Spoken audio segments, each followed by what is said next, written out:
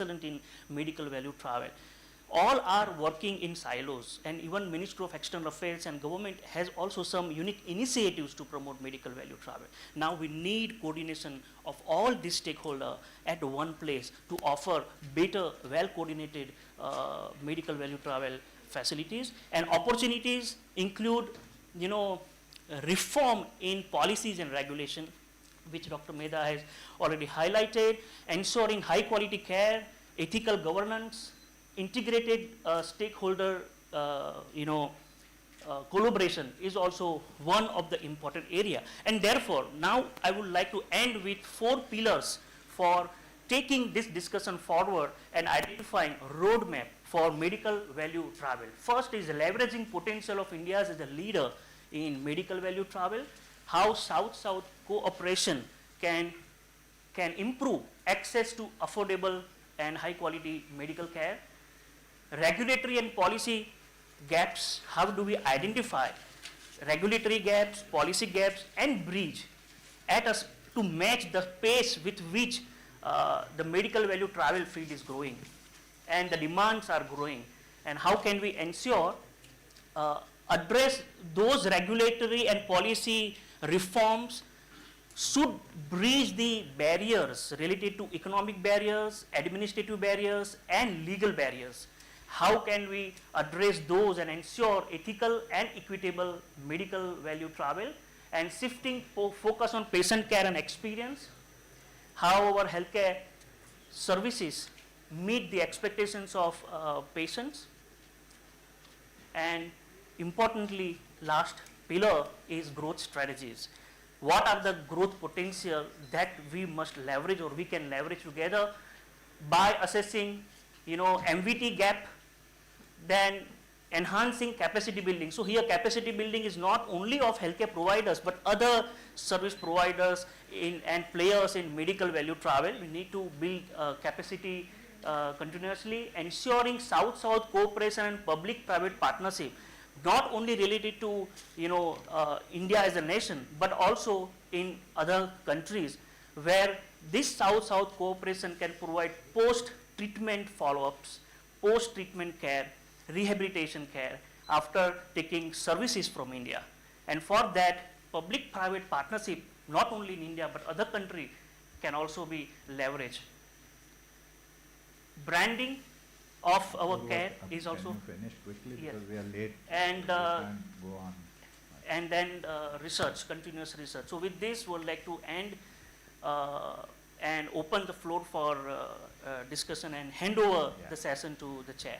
Thank you very much, Medha and Apurva. It was very interesting and detailed sort of review of what is the status of medical value travel in India, and summary of the research they have done from secondary sources. I think this is a good starting point. Now we have almost 45 to 50 minutes. I think we started late, so we will get about 8 minutes per person. So my suggestion is, there were some questions distributed, but instead of going by questions, I would first start by asking you, our main purpose is how can we all come together to contribute to this increasing work in the area of medical value travel. And some of you may have experiences of this from the past, and you also see what are the challenges, what needs to be done. And my request is, keep an open mind, think very broadly, and don't be constrained by the present conditions. I would even say that we should think of something like PLI. If production link incentive could be for cell phones, then production link incentive could be also for medical value travel. If you bring $1, we'll give you 25 cents incentive. Because it's the same, whether you make a cell phone and send it abroad and sell it, or whether somebody comes and gets operation of cancer or somebody done here. Always countries subsidize their exports, equivalent of exports. So we can also think of such sort of facilitation, because finally what we are doing, but how can we leverage our collective strength and request government of what kind of support are required. So with that, let me quickly pass on the mic. Maybe we can start from here.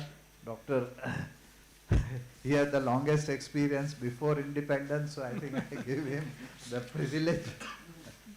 Before independence, I was only a toddler, but it was fine. So I think a great initiative, first of all, but I will say, if we want to do anything, we have to focus on the person who is coming for the treatment. And let's remember that the entire exercise of bringing NABH in the country was linked to a parliamentary question regarding the care and the safety of the patients who are coming for treatment in this country. That was the beginning of the creation of NABH. And over a period of time, of course, I think the focus has in fact rightly gone, like what was said, that we need to provide the quality treatment not only to the patients who are coming from outside, but also from the people inside the country. Because in an institution, it is very difficult to provide two kinds of care, that one you will do on Monday, I will do very good care for this person, and on Tuesday I will be very casual. So generally the care has to improve, and therefore the care to the, however, I would say that the focus on international patients need to be there very specifically, because number one, we must consider they are vulnerable. We must consider that every patient who is coming from outside the country is vulnerable, sometimes because of language, sometimes because of culture, sometimes because of many things. He does not have the kind of local support like the local people have. So, first thing is that I don't think we have made efforts to see that how the pre-care, the patient, when he comes sometimes to this place, he finds that the treatment for which he has come is actually not applicable, etc. So a lot of things can be done, as we have thought about on telemedicine. So you need to develop probably a lot of guidelines for individual hospitals, and then we can look at some guidelines for the policymakers. So for the individual hospitals, if we can come across some kind of guidelines, it can help in streamlining how do I take care of my international patients. Number one, in classifying, they are my vulnerable patients. So even to connect with the doctor who is referring this patient, or the agency which is referring this patient, and who will receive this patient back, I think a database of these people, and even connecting with them, let's say in Africa or something, to showcase our powers, whether in cardiology, etc., will go a long way in giving a confidence to the referring doctor that my patient is coming back to me. I don't think it's a great idea that you are going to provide a post-care services in that country. You cannot do it. So therefore you need to connect, like what is one is a local sense, that we want to take a referring doctor and send the patient back to him. Same way we need to develop a kind of a database. Second is that we need to have a database of all patients who are coming in this country, and we have some mechanisms at least to take, and taking their feedback. And nowadays we need to do it through a mechanism which is called as the patient reported experience measures and patient reported outcome measures.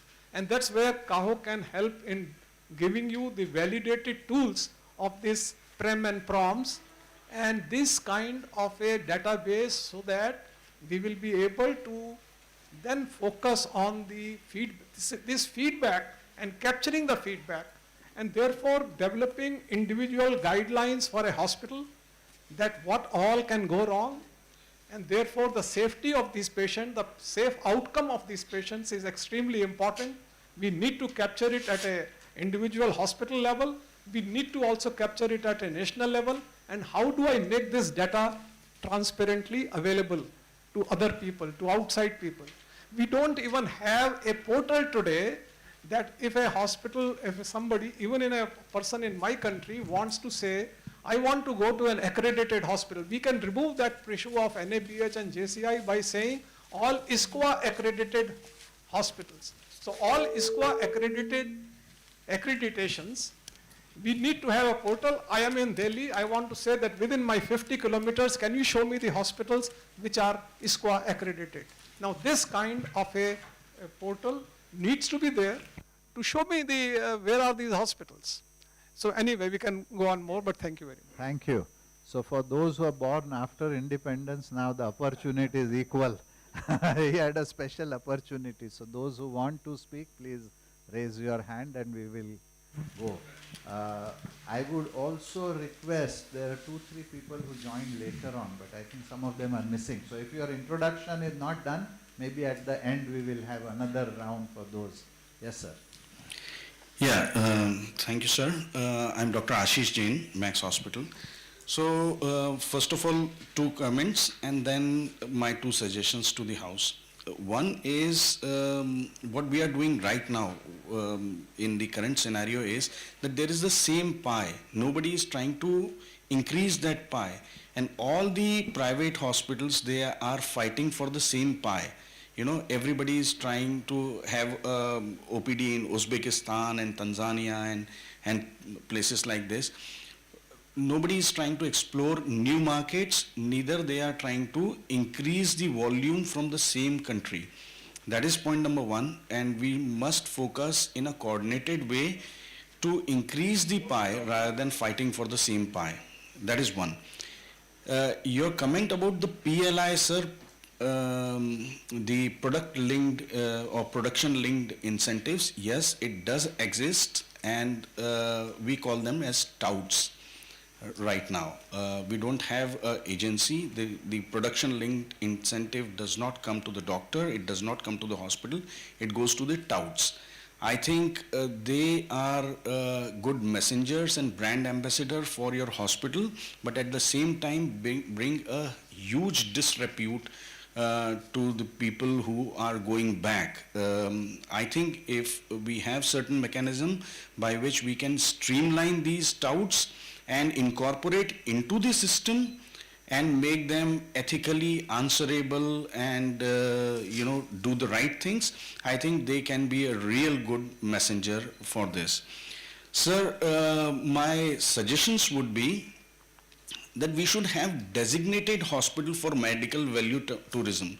You know, like we have accredited hospital, we should have some hospitals which can go for MVT and the rest of the others cannot go for the MVT. I think there has to be one body that gives the accreditation so that the patients who are coming in from abroad, they don't know whether a Max hospital is a good hospital and then the another hospital which is next door, which only caters to the spillover of the Max hospital. You know, there are a couple of hospitals in and around Max hospital. They are only thriving because of the touts and the spillover of the Max hospital. I think we should not allow them to enter into this medical value tourism space, and there should be some basic standards for which a government body or a body like CAHO can accredit them, and only they should be allowed to treat these patients if they have certain credentials in that specialty. Last point, sir, last one statement, that we should partner with the hospitals and doctors abroad, and maybe we can do the PLI to those doctors, those who are referring, and they will receive back. I will not take this further because that was already taken away by the previous speaker, sir. Thank you very much. I think interesting ideas are coming up. Sir, we start with you and then madam. Hello everyone. It's indeed a golden opportunity for me to just express my concerns over this one. Being from a medical facilitator perspective, and working in this field for almost like a decade now, so I just wanted to put some of my opinion on this one. As she was giving the presentation, it was mentioned like 3.5% is only the thing what India is catering to international patients. I think if we go as per the Asia Pacific region, obviously the percentage might be a bit more, around 10% or something like that, I don't know. But if you see the quality of Indian medical facilities, I personally believe it's excellent. And going to another 15 to 20% growth in the next 5 years or something like that can be easily achievable with a collective approach, I should say. Collective approach in the sense,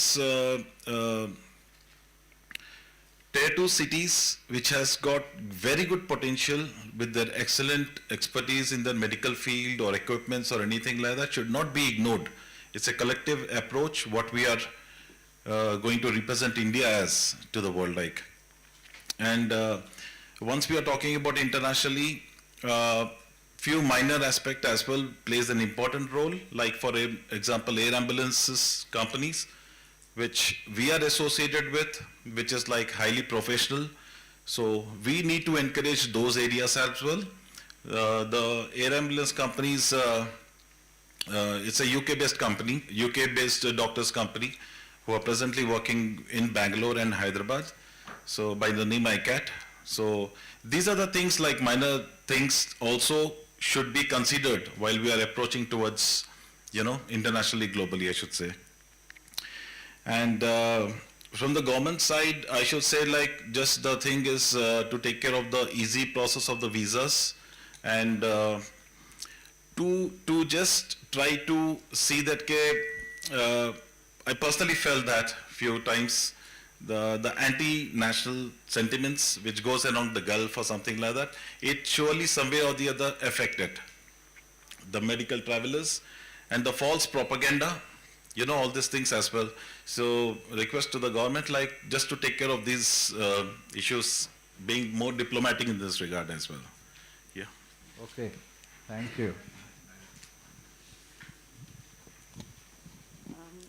So my thoughts come from my background as being a public health professional and from a government background, So with all due respect to the private partners here,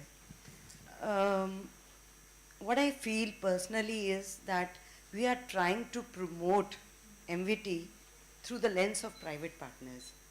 I mean, Apollo is doing their own thing, Max is doing their own thing, XYZ is doing their own thing. We are not trying to promote India. We are not trying to promote India as the right destination for medical value tourism. And that is what we need to do. See, there are multiple things which we need to keep in mind.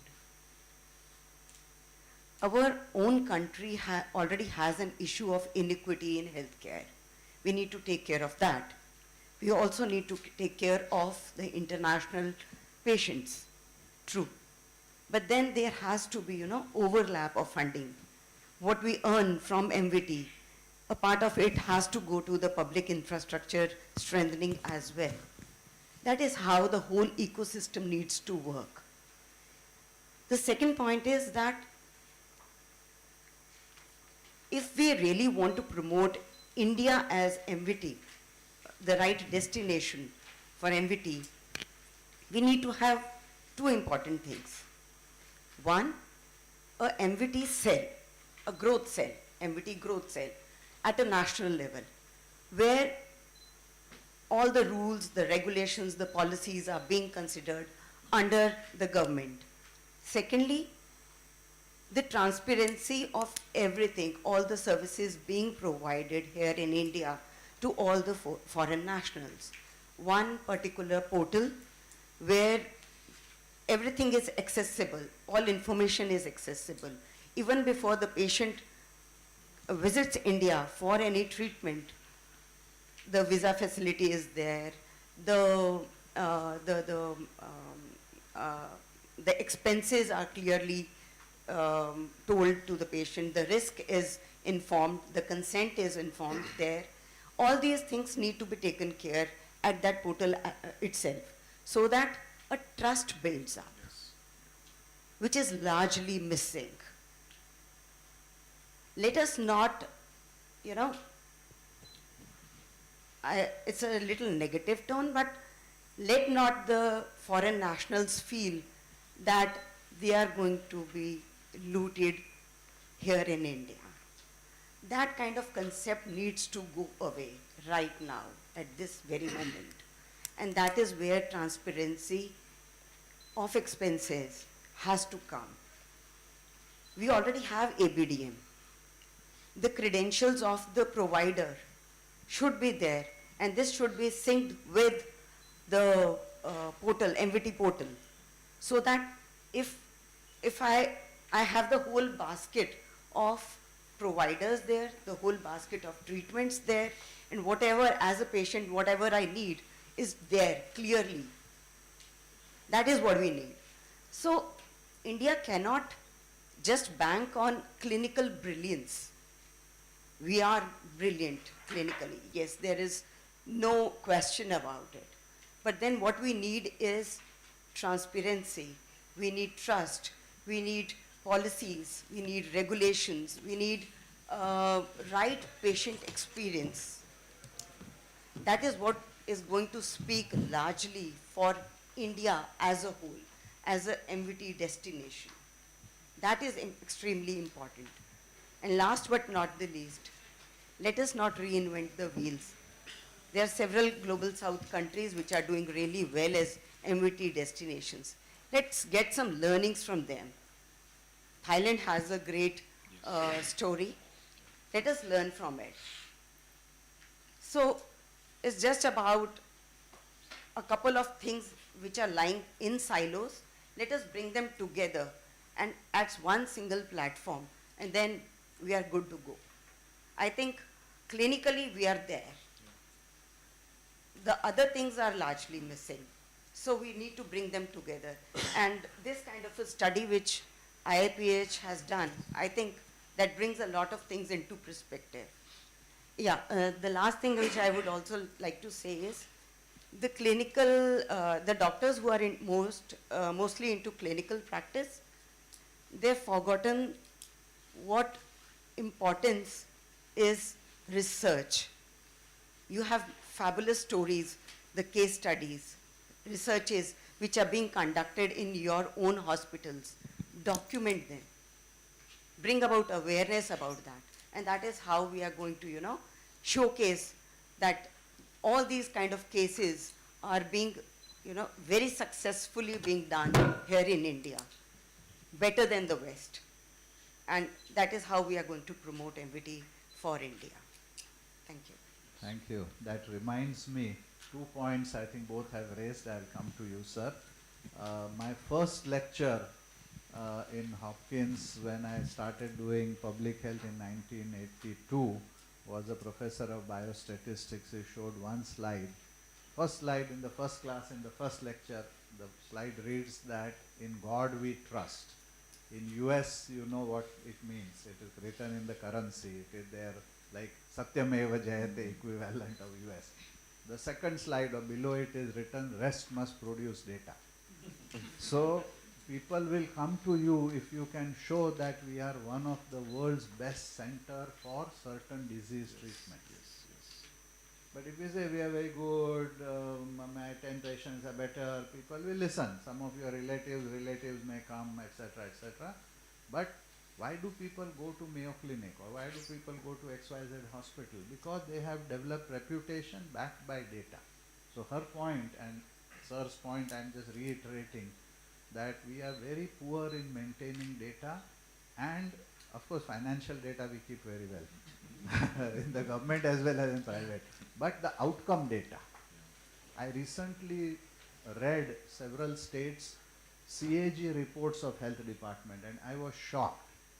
There is no outcome data, and this is CAG, Comptroller and Auditor General audit of the.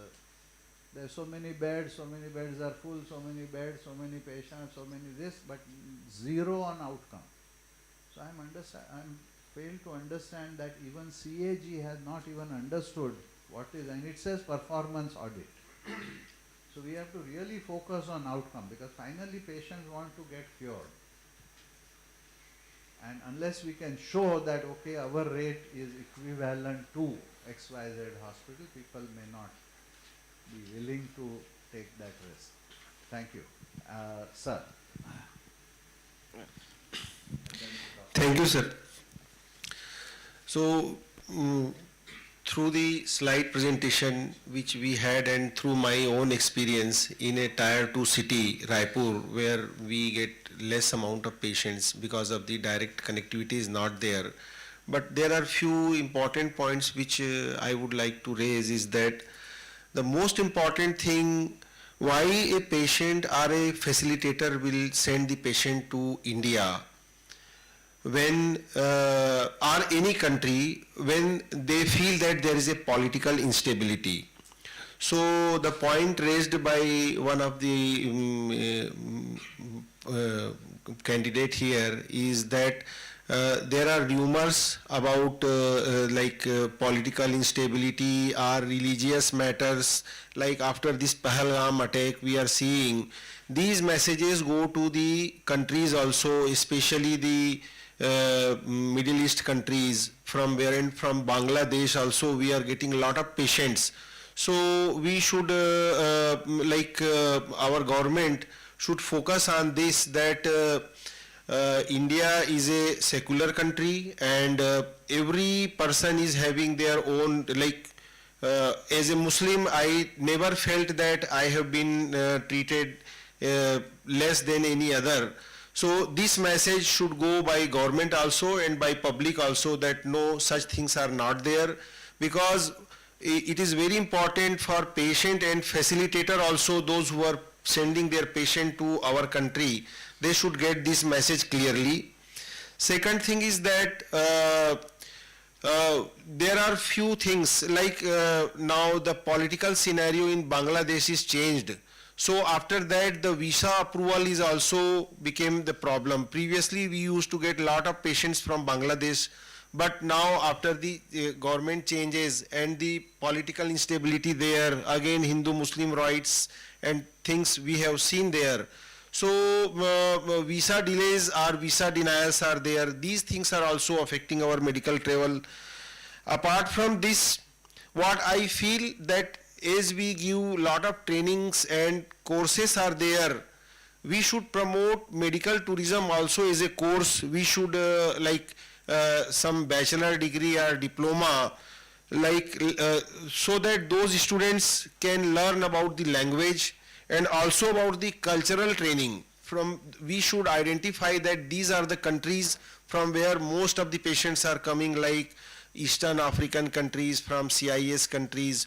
So we should promote such bachelor degree or diploma degree in our curriculum, so that students can learn those things and can have career in those aspects. Then the standardization of protocol. One of the important thing is that when patient inquire 2-3 hospitals, like one patient inquired from Delhi, and for breast cancer, it was a little bit advanced breast cancer, and there the protocol was given for surgery, and when the patient contacted to other hospital, they said that no, it is a advanced breast cancer and we have to give chemotherapy first. So then patient becomes misguided and misdirected, that what to do now. One center is telling that we have to undergo surgery, another is telling that. So standardization of protocol is very important, especially when we are coming up with the fields like oncology, cardiology, where the cardiac surgeon may say that cardiac surgery is needed, cardiologists say that no, stent is the best option. So in such cases there should be clear-cut standardization, that what is what and what to do, so that there will not be confusion in patient.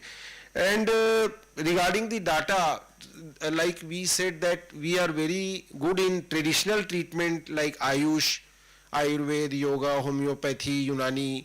So we should promote the, like what Madam also said about the data. So we should have like clinical trials in those subjects also, so that there will be like scientific evidence that these treatments, especially yoga and this Ayurveda, they are really helpful. So if such clinical trials will be promoted in those institutes also, we will have scientific evidence and we will have like better opportunity to get such patients. Sure. Thank you very much. Thank you. Dr. Parth? I would request speakers to make short and concise comments, because now we have 15 minutes left and there are some other speakers also want to talk. Thank you, sir, Maybe for from this the second opportunity. line. And I echo very much the sentiments which the previous speakers have already mentioned. I won't repeat those things, but one of the main thing which Madam also highlighted was that we promote India as a center rather than we as an individual hospitals go into different countries and see to it. So there comes the lead of Government of India as well as the state governments to have kind of a shared facilities for doing OPDs into the countries that we target, so that hospitals like us or maybe an hospital of Indore or Lucknow or Chandigarh, they need not do all the things which the previous hospitals have already done. And if India or a state is being promoted as a whole for the systems and the quality, then it definitely brings trust into the citizens of the country to come to India for taking the treatment. Second point which I want to make along with this is that when we talk about India as a destination, we are a very geographically and a culturally diverse country. So when we talk about ecosystem of medical value travel in New Delhi, it's very different that we have in Ahmedabad, Indore or any other L city. So to have a matured infrastructure in having shared accommodation facilities between hospitals, to have kind of a good F&B service, a logistic service, a translator service, all these things to manage for an individual hospital in this part of the country is like a humongous task. So if the hospitals along with the government get together and make a shared kind of a pool of these services, it can definitely build an ecosystem in these cities as well. And these cities, along with obviously all the metro cities, also can promote India as a destination globally, and very rightly said that backed by research and data, we can actually show the prowess of the clinical care that we give. Again, a point which was shown in the PPT as well for the digital platform. Yes, we must be having a presence of that, but are our hospitals aware of that? Are the hospitals who actually are willing to go for medical value travel are into that portal? Is that portal being promoted into those countries? Are we getting queries from those portals? These questions are largely still unanswered into this space. And when we talk about medical value travel, so we are talking about taking treatment, preventive space which is Ayush, and as well as travel into our country as we are very geographically diverse. So how do we collaborate between the sectors which is health as well as travel and make this lucrative for people from other countries to come into India? Why Thailand is being promoted as a country? It does a wonderful job when we go to hospital like Bumrung Grad, that patients are coming for health checks, patients are coming for their treatments. Along with that, they are seamlessly facilitated for the travel as well. Another thing which is important is standardization of the rates across the hospitals. I know for a fact that an hospital would charge 2,000 to 3,000 for knee replacement, can go up to 8,000.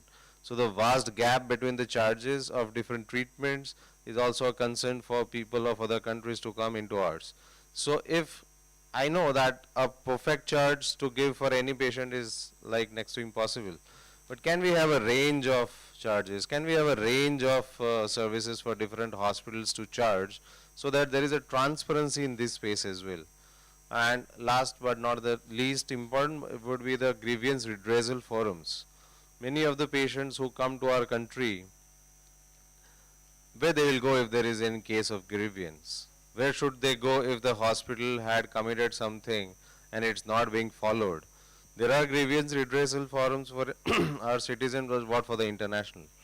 So we need to bring a kind of a credibility and the trust into this sector, and then only people from other country can actually trust our country as a medical value travel. And I would just like to end this by saying that as a whole sector, we need to see that we are treating a patient rather than treating the disease. We are very much focusing on just treating the disease and letting the patient go off.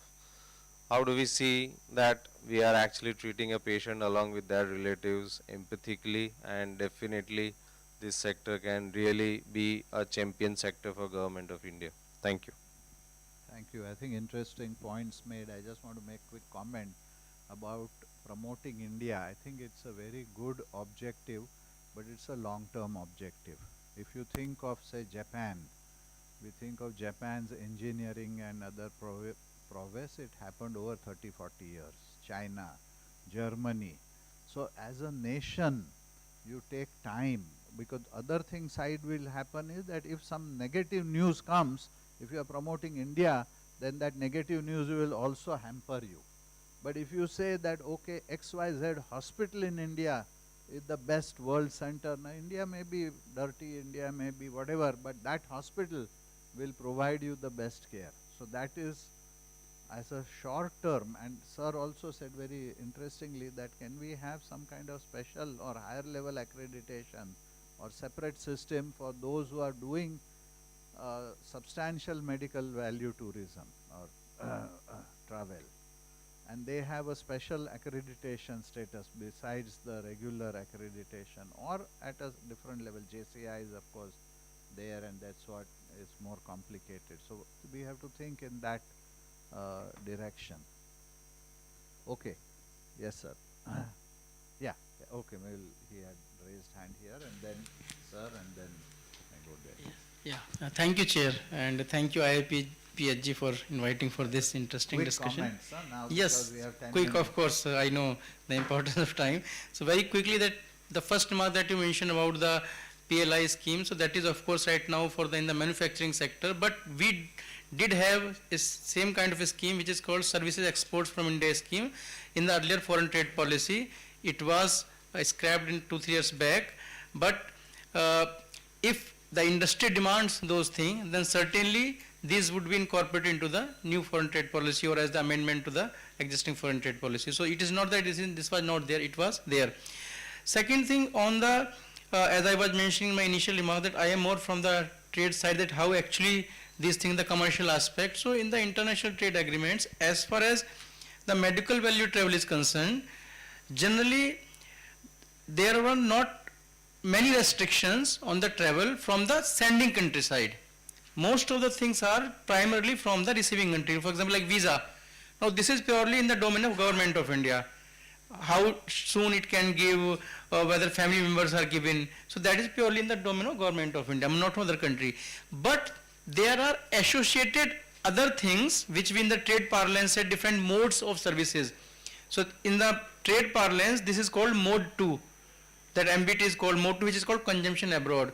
But there are 3 other modes of services delivery, which is one is the mode 1, which is the cross-border like telemedicine services. Then mode 3, commercial presence, the FDI in other countries, and mode 4 is the movement of the natural persons like your doctors, nurses. So the restrictions are on these 3 modes which could affect our medical value travel. And I quickly explain how. For example, mode 1, cross-border delivery of services. Now if the patient is coming, it is getting treated here, it is going back, then it requires certain kind of follow-up consultation. Now what is the option? Either the patient will come back again, which is quite expensive proposition, or there could be consultation through online mode. Now if that qualifications are not recognized, there are different barriers in other countries, then that would become difficult. So that would be a challenge for the MBT, because if they know that they have to go back again for the follow-up consultation, then obviously they would not prefer to come. Mode 3, now like Max Hospital you are mentioning, so if the hospitals here, they are not allowed to set up a certain like the representative office or other office which can solicit business, which can advertise about themselves, that what are the kind of services, at what cost these are being provided, then it would be difficult for them to attract the patient. So there comes this commercial presence. And mode 4, again our doctors and nurses, if they are working there in their hospitals, in their clinics, they can be the best source of our publicity, what are the kind of treatment provided. They can refer the patient to India, and I think Dr. Ashish Jain was also mentioning this thing. But if there are restrictions on our doctors, our nurses working in other countries, that would become problem. Now, the second point, important point that I mentioned here is regarding the industry experience or country experience. Some countries have done phenomenally well in this direction, and Turkey is a prime example. There both industry and the government are doing the hands in hands, and I was speaking earlier round table also.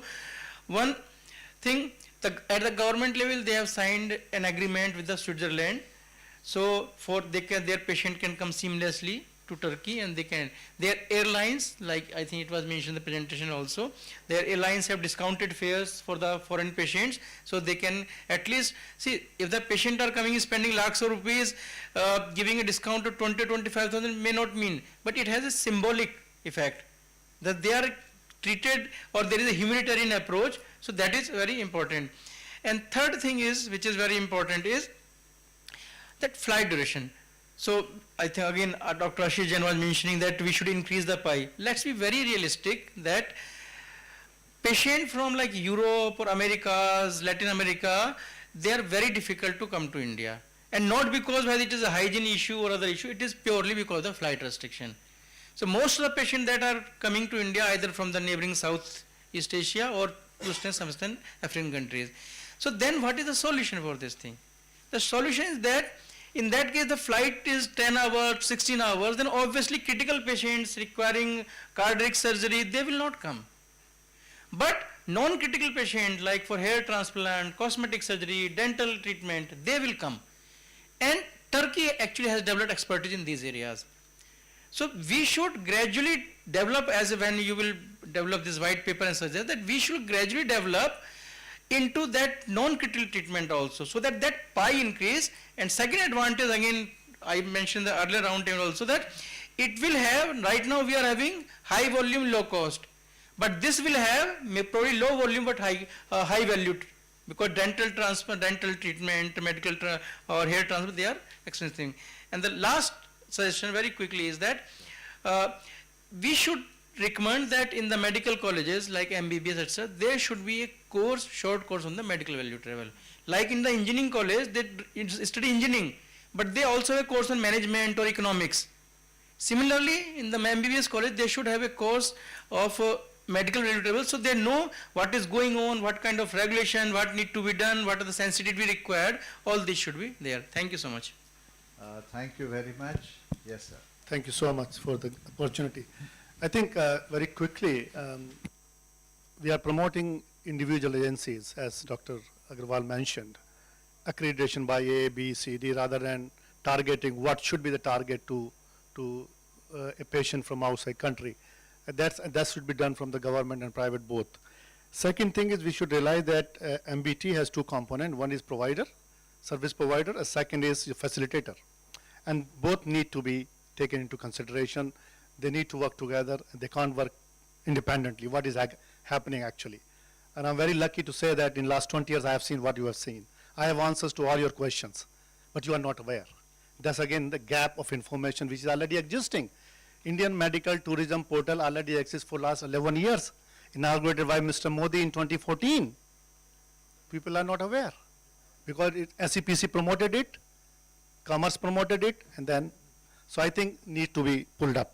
But summarizing that both the component of the service provider and facilitator, now Ministry of Ayush has constituted a specific group with the aim that they want to promote Ayush treatment in India, not only for just Indian people, but also bringing patients from outside, and people are coming from outside.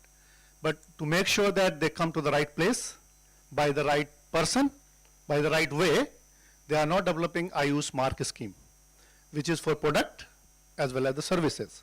So under the services, what is being done is now they would recognize Ayush hospitals for providing Ayush treatment if they are accredited by any accreditation body accredited by ISQA, what Dr. Agarwal mentioned, not by just NABH or JCI. There are a hell of other accreditation agencies which are international, equivalent, and credible. So it increases the bandwidth. Second thing is about facilitators, MBTF. And this reminds me of Ministry of Commerce received a complaint from Iran and Iraq that their patients are being cheated. At the airport, they want to go to Max, they are waiting to Dr. Rana Hospital or something else, and there's something started at Commerce to develop some criteria, but nothing happened much. So now the Commerce, this Ayush Ministry is working on to recognize, to accredit medical value travel facilitators based on a criteria, which we are developing at the moment. I am part of it. So we are writing the accreditation criteria for MBTF So at least in Ayush, it will be assured that any patient coming to these, they have good system, credibility, and also, because in MBT, it's about, like he mentioned, is the pre-arrival information and facilitation, arrival information, and then treatment, and then post-departure. This whole care continuum is included. It's not just coming. And most critically, when patients come for critical surgeries, they need to be staying here because they need to get follow-up. They can't go back to their own countries. What happened? They discharge from the hospital. Where they go? In a guest house which do not have any hygienic condition, and they get infection. Who will be blamed? The hospital, the doctor. So all these things are going to be part of MBTF accreditation program, that they need to cover all these aspects and things. So I think the government has started doing these things. We at different level also need to be put our efforts, and then we need to work together. That's missing, I guess. We need to work together, collaborate, and get the information which already exists. We need to do research on that as well.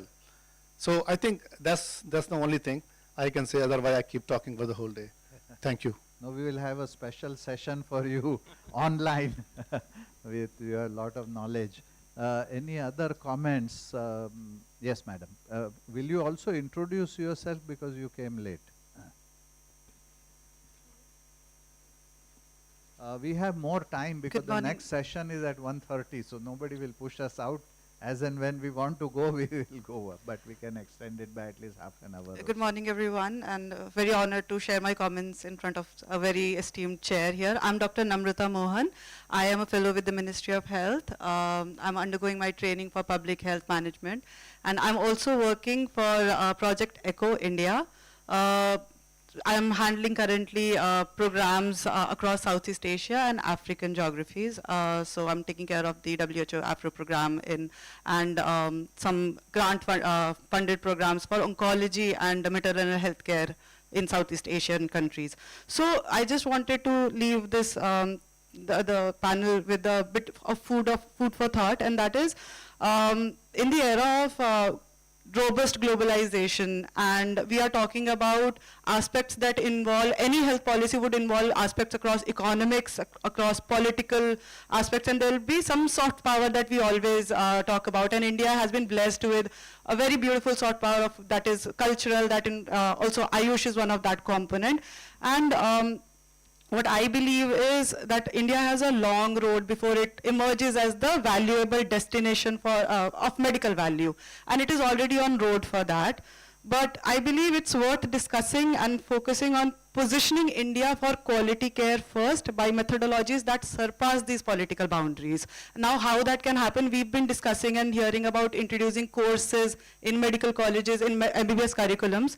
So how about, in fact, discussing about, Ministry of External Affairs, Arogya Maitri is a step in the right direction. We are promoting telemedicine.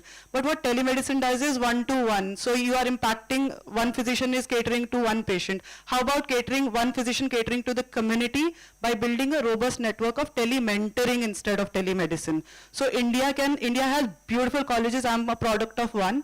And I stand on shoulders of tall giants where the knowledge speaks for itself. So India has that knowledge pool. How about moving that knowledge instead of moving the people? Because in times of political instabilities and economic challenges, visas and also the perceptions are there, which are posing a challenge as of now for people to choose India as a destination that they would like to. And of course, somebody discussed about the flight times and all of that. So when we establish these telementoring hubs, Indian government can set up these nodal centers where the Indian doctors are able to pass on that knowledge. We have robotic surgeries, and we are talking in times of very robust digitizations. So infrastructure exists, knowledge exists, we just have to move that knowledge now and not people. So that was my comments and thoughts. Thank you so much. Thank you. Any other before? Yes, madam.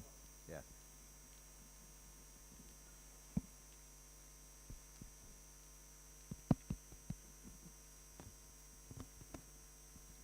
Yeah, so I'll probably speak from my lived experience and experience visiting hospitals in India. Incidentally, last year was a very strange year. We had about 7 hospital admissions in my immediate family. So while I'm a doctor, I experienced it from a patient's family member perspective. And when we say medical tourism, it's something that we're looking forward to going. And I can definitely say that Indian hospitals are very stressful and very difficult to navigate. And it's a paradox because while we have some of the best infrastructure, and these are all accredited hospitals that I'm mentioning, which I experience, so you can imagine what happens in other non-accredited and smaller facilities. And while we have the best clinical staff, and not only doctors, some of the best nurses come from India, we globally have them exported, but the main issue is that our healthcare system is very much designed around the doctor or the convenience of the doctor or the convenience of the hospital administration. Neither in our medical training nor in the actual delivery of care is the patient at the center of care. And when you're experiencing care, then it becomes very apparent when you have a patient with multiple comorbidities and care is like, the doctor will come, oh, I just see diabetes. I do not know if his blood pressure is low. I do not know. You go and talk to the nursing staff and it's quite apparent that they themselves are not coordinated or part of a team which the doctor is working. So the patient experience really puts forth the fact that we need improvement in clinical care coordination, improvement in the way we are communicating with patients and families, and what is the actual experience when they're going, and I'm talking only the hospital experience right now, right from registration till the time we finally walk home. But in medical tourism, it's also the chaos from reaching India to reaching the hospital and the post-op follow-up care. So if we can think from the patient's perspective and design all these processes that we are saying, I'm pretty sure we have all the ingredients here to really position India as a leader for medical value tourism. So thank you. Let me ask you a question which is prompted by her experience. In the product segment, there is something called export-oriented unit. There was a scheme where you can only set up a factory and you have to export 100%, and they are getting special.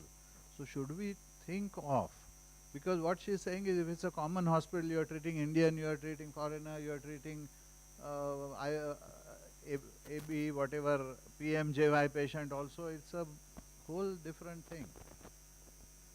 So, no, let me finish the question.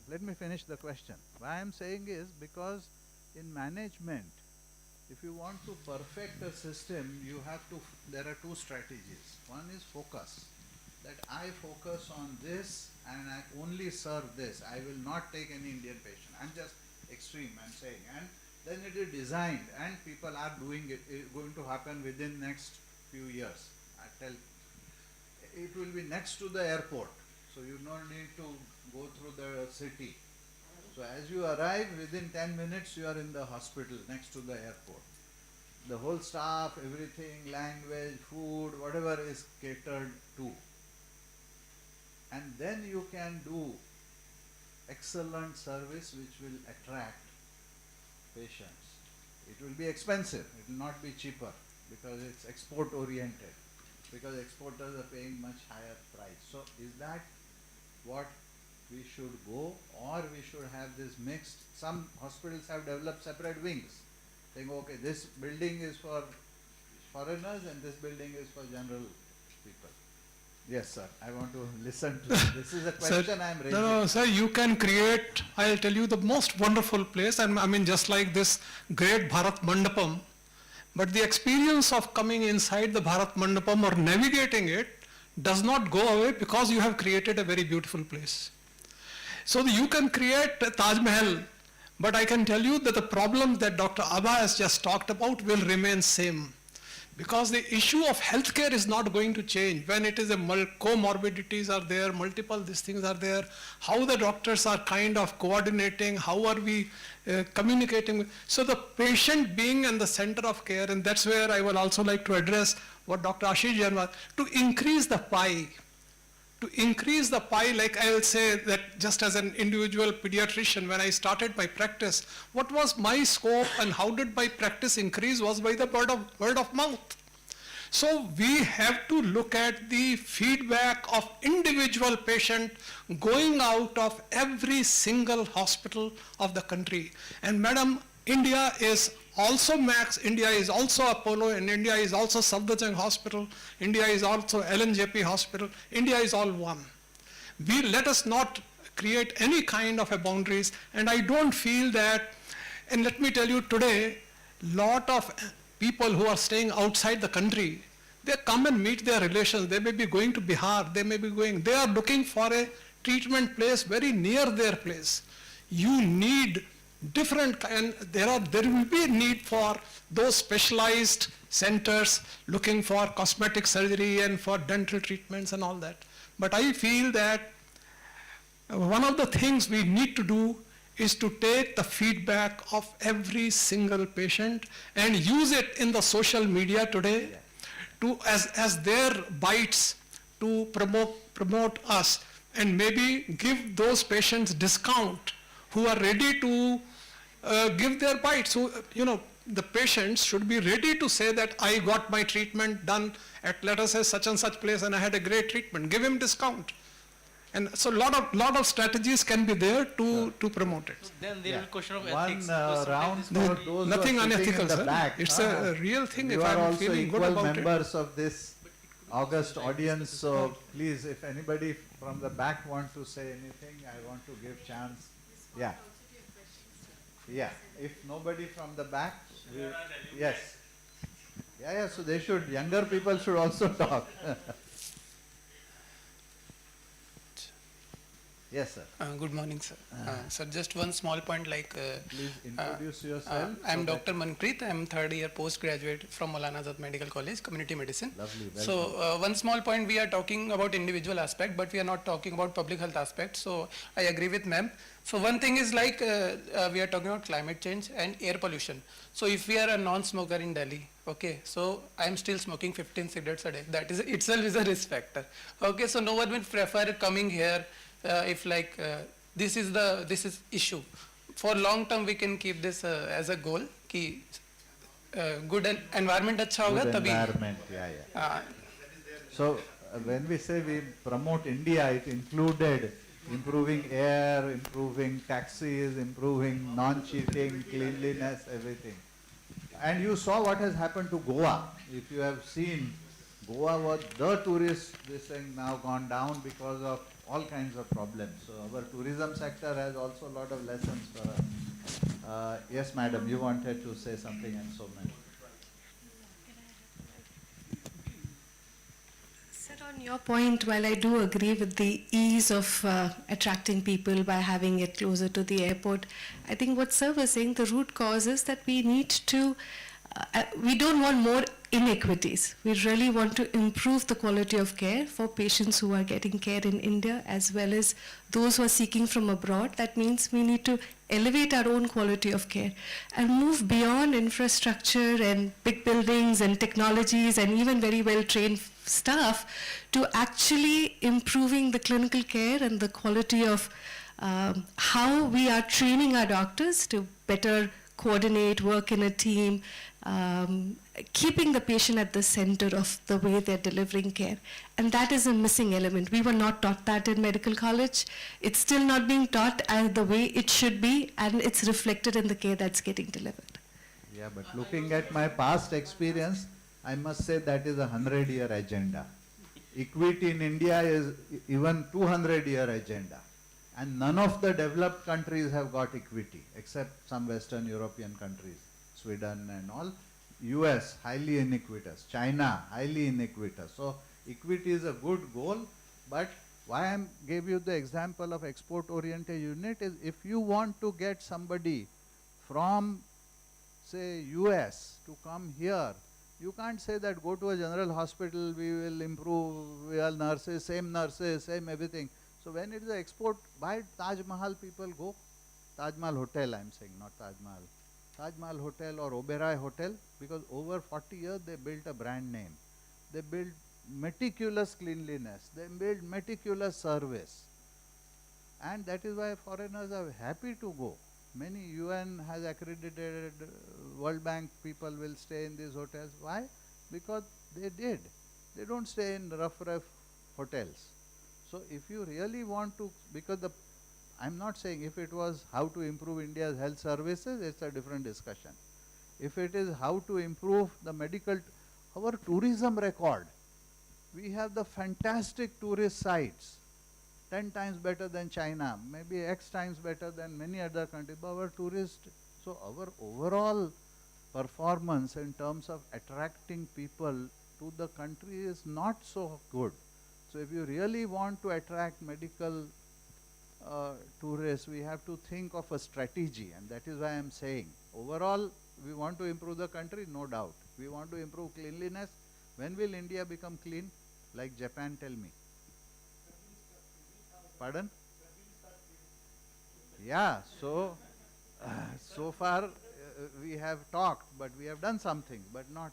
So my sense is, other is we can't have our taxi walas charge proper rent, our meters are not working, rickshaw walas say I'll not have meter, and we are in the capital of the state capitals. Gandhinagar, no rickshaw wala takes by meter. Now how can you have this kind of a country? That's why I'm saying that if in that kind of a country, if you want to promote medical value tourism, then you have to focus. And point was right that you can't have emergency, cardiac arrest हो गया, इसको इधर नहीं ला सकते हैं, या cardiac major problem, stroke. But some of the things which are waiting, we can bring them here, we can have a good treatment. And the other thing is, if you really want to have good care, you have to pay your nurses well. Why foreign care is not only the doctors who are good, the nurses paid almost half as the doctors. Here the nurses paid 1/100th or 1/10th of what doctors get paid. So you get what you pay for. So to overall improve, your cleaners get, how much do they pay? How do we pay? So if you have an export oriented unit, then you can say that my cleaner will get 50,000 rupees a month because I can afford it. And then you will have that level of cleaning. Yeah, Yep. go ahead, sir. Yeah, and then madam. I'll come back, sorry. So maybe my next point will add value to what you are already saying, sir, that we can have the export oriented unit. But taking her experience as a practitioner for last 15 years, I can, in Delhi, I can tell you that, if you have a single organ system problem which needs to be rectified, cataract surgeries, knee transplant, kidney transplant, hair transplant, dental thing, joint problem, if you have one single thing, it will be super organized, no matter what hospital is this, what is the scale of the operations, no problem. It will be super organized. Because the patients are in sort of a run-of-a-mill kind of a thing. They are on the conveyor belt. They come in, they are welcomed, then this is the next station, and everybody, all the staffs are trained. The problem comes when there are multiple organ systems are involved. The problem comes when, there are plenty of comorbidities, and problem comes when you don't have one single organ system that needs to be taken care of. You see the chaos because the chaos is in the body of the patient. There is a lot of chaos there, and therefore the chaos outside. And plus, yes, I totally agree and take your point as a practitioner. We are not patient oriented, we are more of doctor oriented. Today I am sitting here, so my OPD is closed. Now all those patients, those who have taken an appointment, thank you very much, you can try your luck next time. Yes, that is the problem, that is the constraint in the overall system. If we were sort of a socialist system of healthcare, probably we would have taken care of the patient as well. But if we have single organ system for which the patients are coming, probably we can have export oriented units like what sir is proposing. And one, if you allow me, sir, one small little comment from what you had said about the research and data publication. Unfortunately, we are living in this day and age wherein we have a lot of stories, we have a lot of case studies and everything. But instead of taking help from the academic section and publishing them to the New England Journal, what we are doing is taking help of the marketing team and publishing them to the Times of India. So that not always it works. Yeah. Thank you. Madam and then Somen. So, I think that is where I really wanted कि larger audience के लिए available होना चाहिए वो data, वो case studies, you know. And while we all are talking about patient experience, we forget that health, while the provider is providing all the services, complications can happen. We are talking about grievance management, grievance redressals, but how are we going to protect our own provider? That is also important, you know. I mean, I recently had experience with one of my friends who said that there was a patient from Israel who was visiting him. He's a dental surgeon, and he had everything in place. The consent form was there, risk management was told to the patient. Everything was, you know, the patient was told about everything. And even after that, when the patient left for Israel, he called the doctor back, telling him that one of the XY other doctors has told me that the treatment provided to me is not correct, and this has happened, etc., and I'm going to sue you now. Now, how are we going to protect our provider as well? So that is also important. This is one last point from me. Yeah. Sure. Thank you. Thank you. I think interesting point of international litigation. Somen. Thank you, sir. So, we have heard several perspectives from, planned procedures to complex procedures in patients coming in chaos to long-term to short-term. So I can see that there is probably, I was thinking that Deepak will talk about it because it was his idea while we were traveling to office.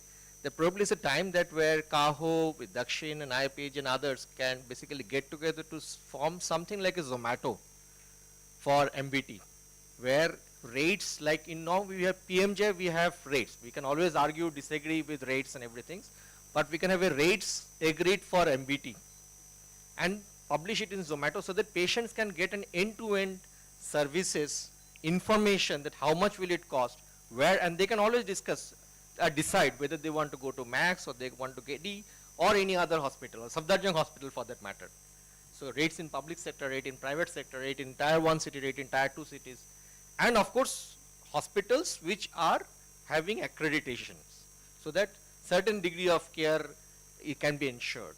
So that is probably something that, we should think about working now on to do it at a short term. Thank you. Yeah.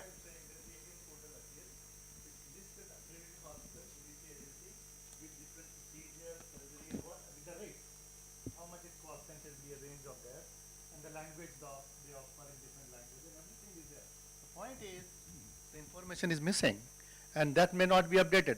To be very honest, Doc, it took more than 3 years to get about 100 hospitals listed. Despite ministry changing, give the data, we want to put it, take this, we want to put it. Hospitals are not willing to do that. I don't know current scenario, even that data may be dead by now. So I think we need to, like you say, we need not to reinvent and all these things, but what you're saying, suggesting is a good point, is actually leverage on and keep it updated all the time and flow the information to whosoever needs it. Otherwise, let me argue from the hospital side that why the hospital is not giving you data, because they don't see any value in what ministry is doing. If it was export oriented unit, their survival depends on export only or imported patients only. They will bend backwards and give you data. They'll but give they're all hospital engaging in a medical value travel. All. Yeah, but their revenue out of that is like 3%, 5%, I don't know what percent it is. So, that is why if it was 90%, they would have done it. If it was 80%, it would have done it. Or there are some other worries that, oh, this information will go to the income tax department, then they will have a raid, etc. What I am saying is the practitioner or the business people are really very calculative. So don't think that they don't give information because it's so simple that, oh, information. The other thing is, how do you fix a rate of a procedure? Different hospitals, different staff, different salaries, different location, different buildings. It's not a product being made. So, pardon? They're not fixing. Hospital fix the rates. No, And that's patient why decide where to I'll go. give you an example. The student of my college met with an blunt abdominal injury. Some of you are doctors, so you will know. I had to call the 3 hospitals. I said, how much private? How much will you charge? They said, we can't tell you. They're all my friends, my classmates. They said, oh, after opening I can tell you kitna kharcha hoga. I said, I have to tell their father in Orissa that if you go to private, none of them told me. I said, give me a ball, and I am a doctor, I am their friend. What is this practice going on? Blunt abdominal injury, you can't give a rate? I said, ballpark de do. 3 lakh se 5 lakh ke beech. No, sir, sorry. So, as a friend, as a doctor, as a colleague, you are not able to give rates for a student being hurt in an accident, and you expect that we will have some kind, I don't know.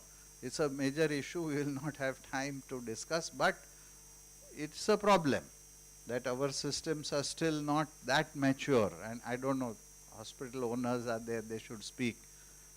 If some radiologists and all have set some rates, but I don't know if there is. Insurances are trying to set rates, so it's a major debate, discussion, and yeah.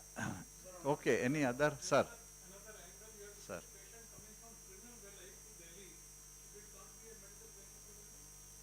Yeah, I always say this interest rate in the India is the tourism, medical tourism. Yeah, I've been sure. saying it for last 12 years. So that's where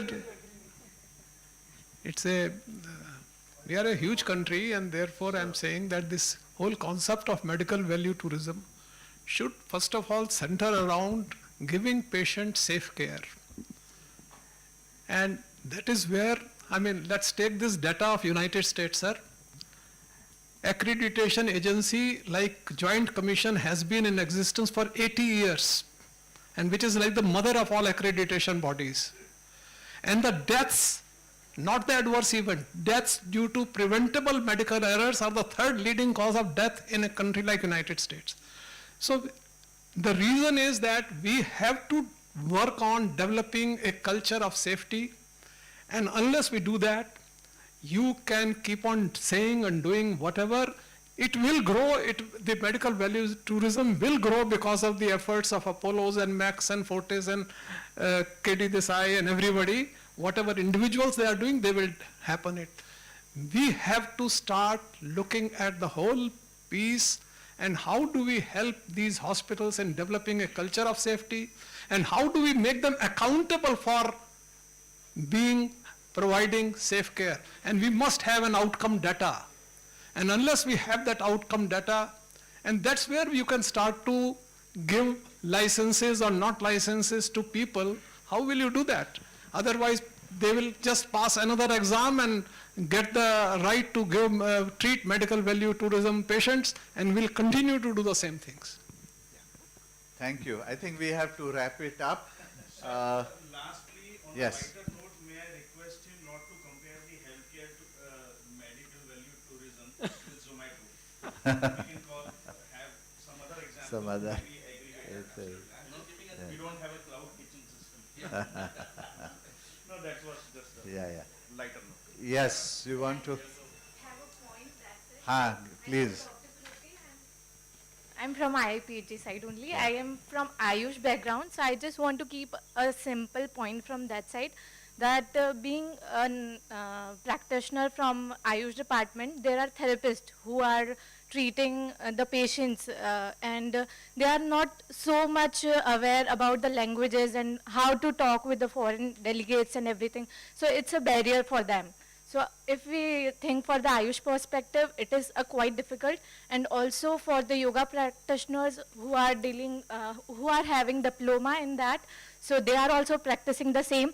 And like us, those who have done the 5.5 year of degree, we are also having the same things. So it is kind of lacking from our end, that how we can just manage the quality of care and and the quality of yoga delivering to the patient. It is the main point we can think about it. From Ayush perspective, I am speaking about. Yeah, Yeah. lovely. I think that Thank was you. not so much covered, but yeah, it's a very important point.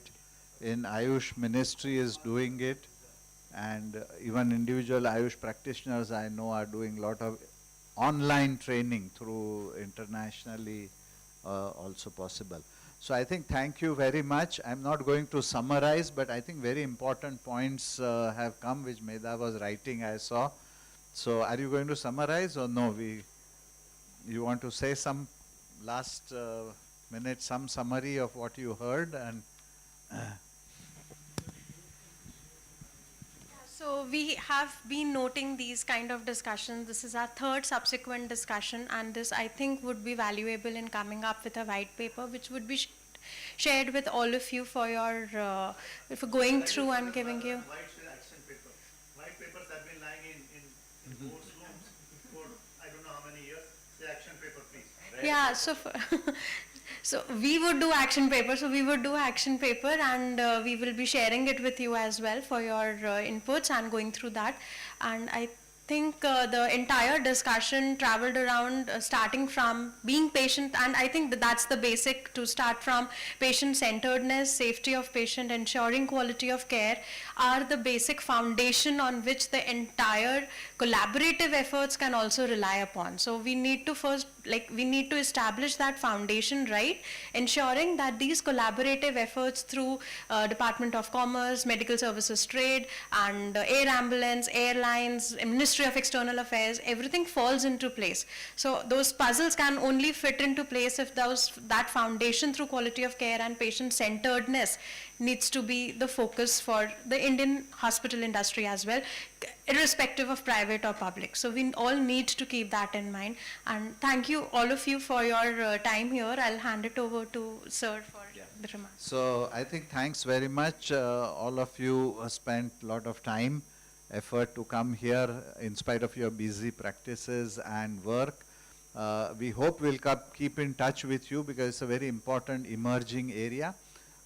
2 points I wanted to make. One is that it's not only that it will get more foreign patients, but it will also improve our quality of services. So that is why I also like this idea of common hospitals, not separate. I was not promoting export oriented, I'm just putting as an option. As a management professor for many years, you have to think of many strategies and see what fits best. Secondly, nobody mentioned how can we tap into the Indian diaspora who are medical and paramedical professionals as our ambassadors and for follow-up care. Is that possible? Is there any model? Because many countries, there are retired doctors from India who could do some follow-up. They are accredited in those countries where they are living.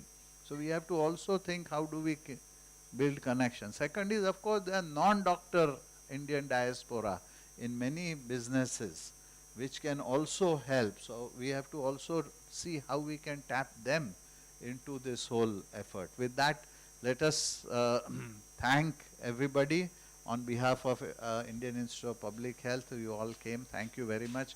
Next is a group photo. Where is the group photo? Here itself? Or? Yeah, thank you.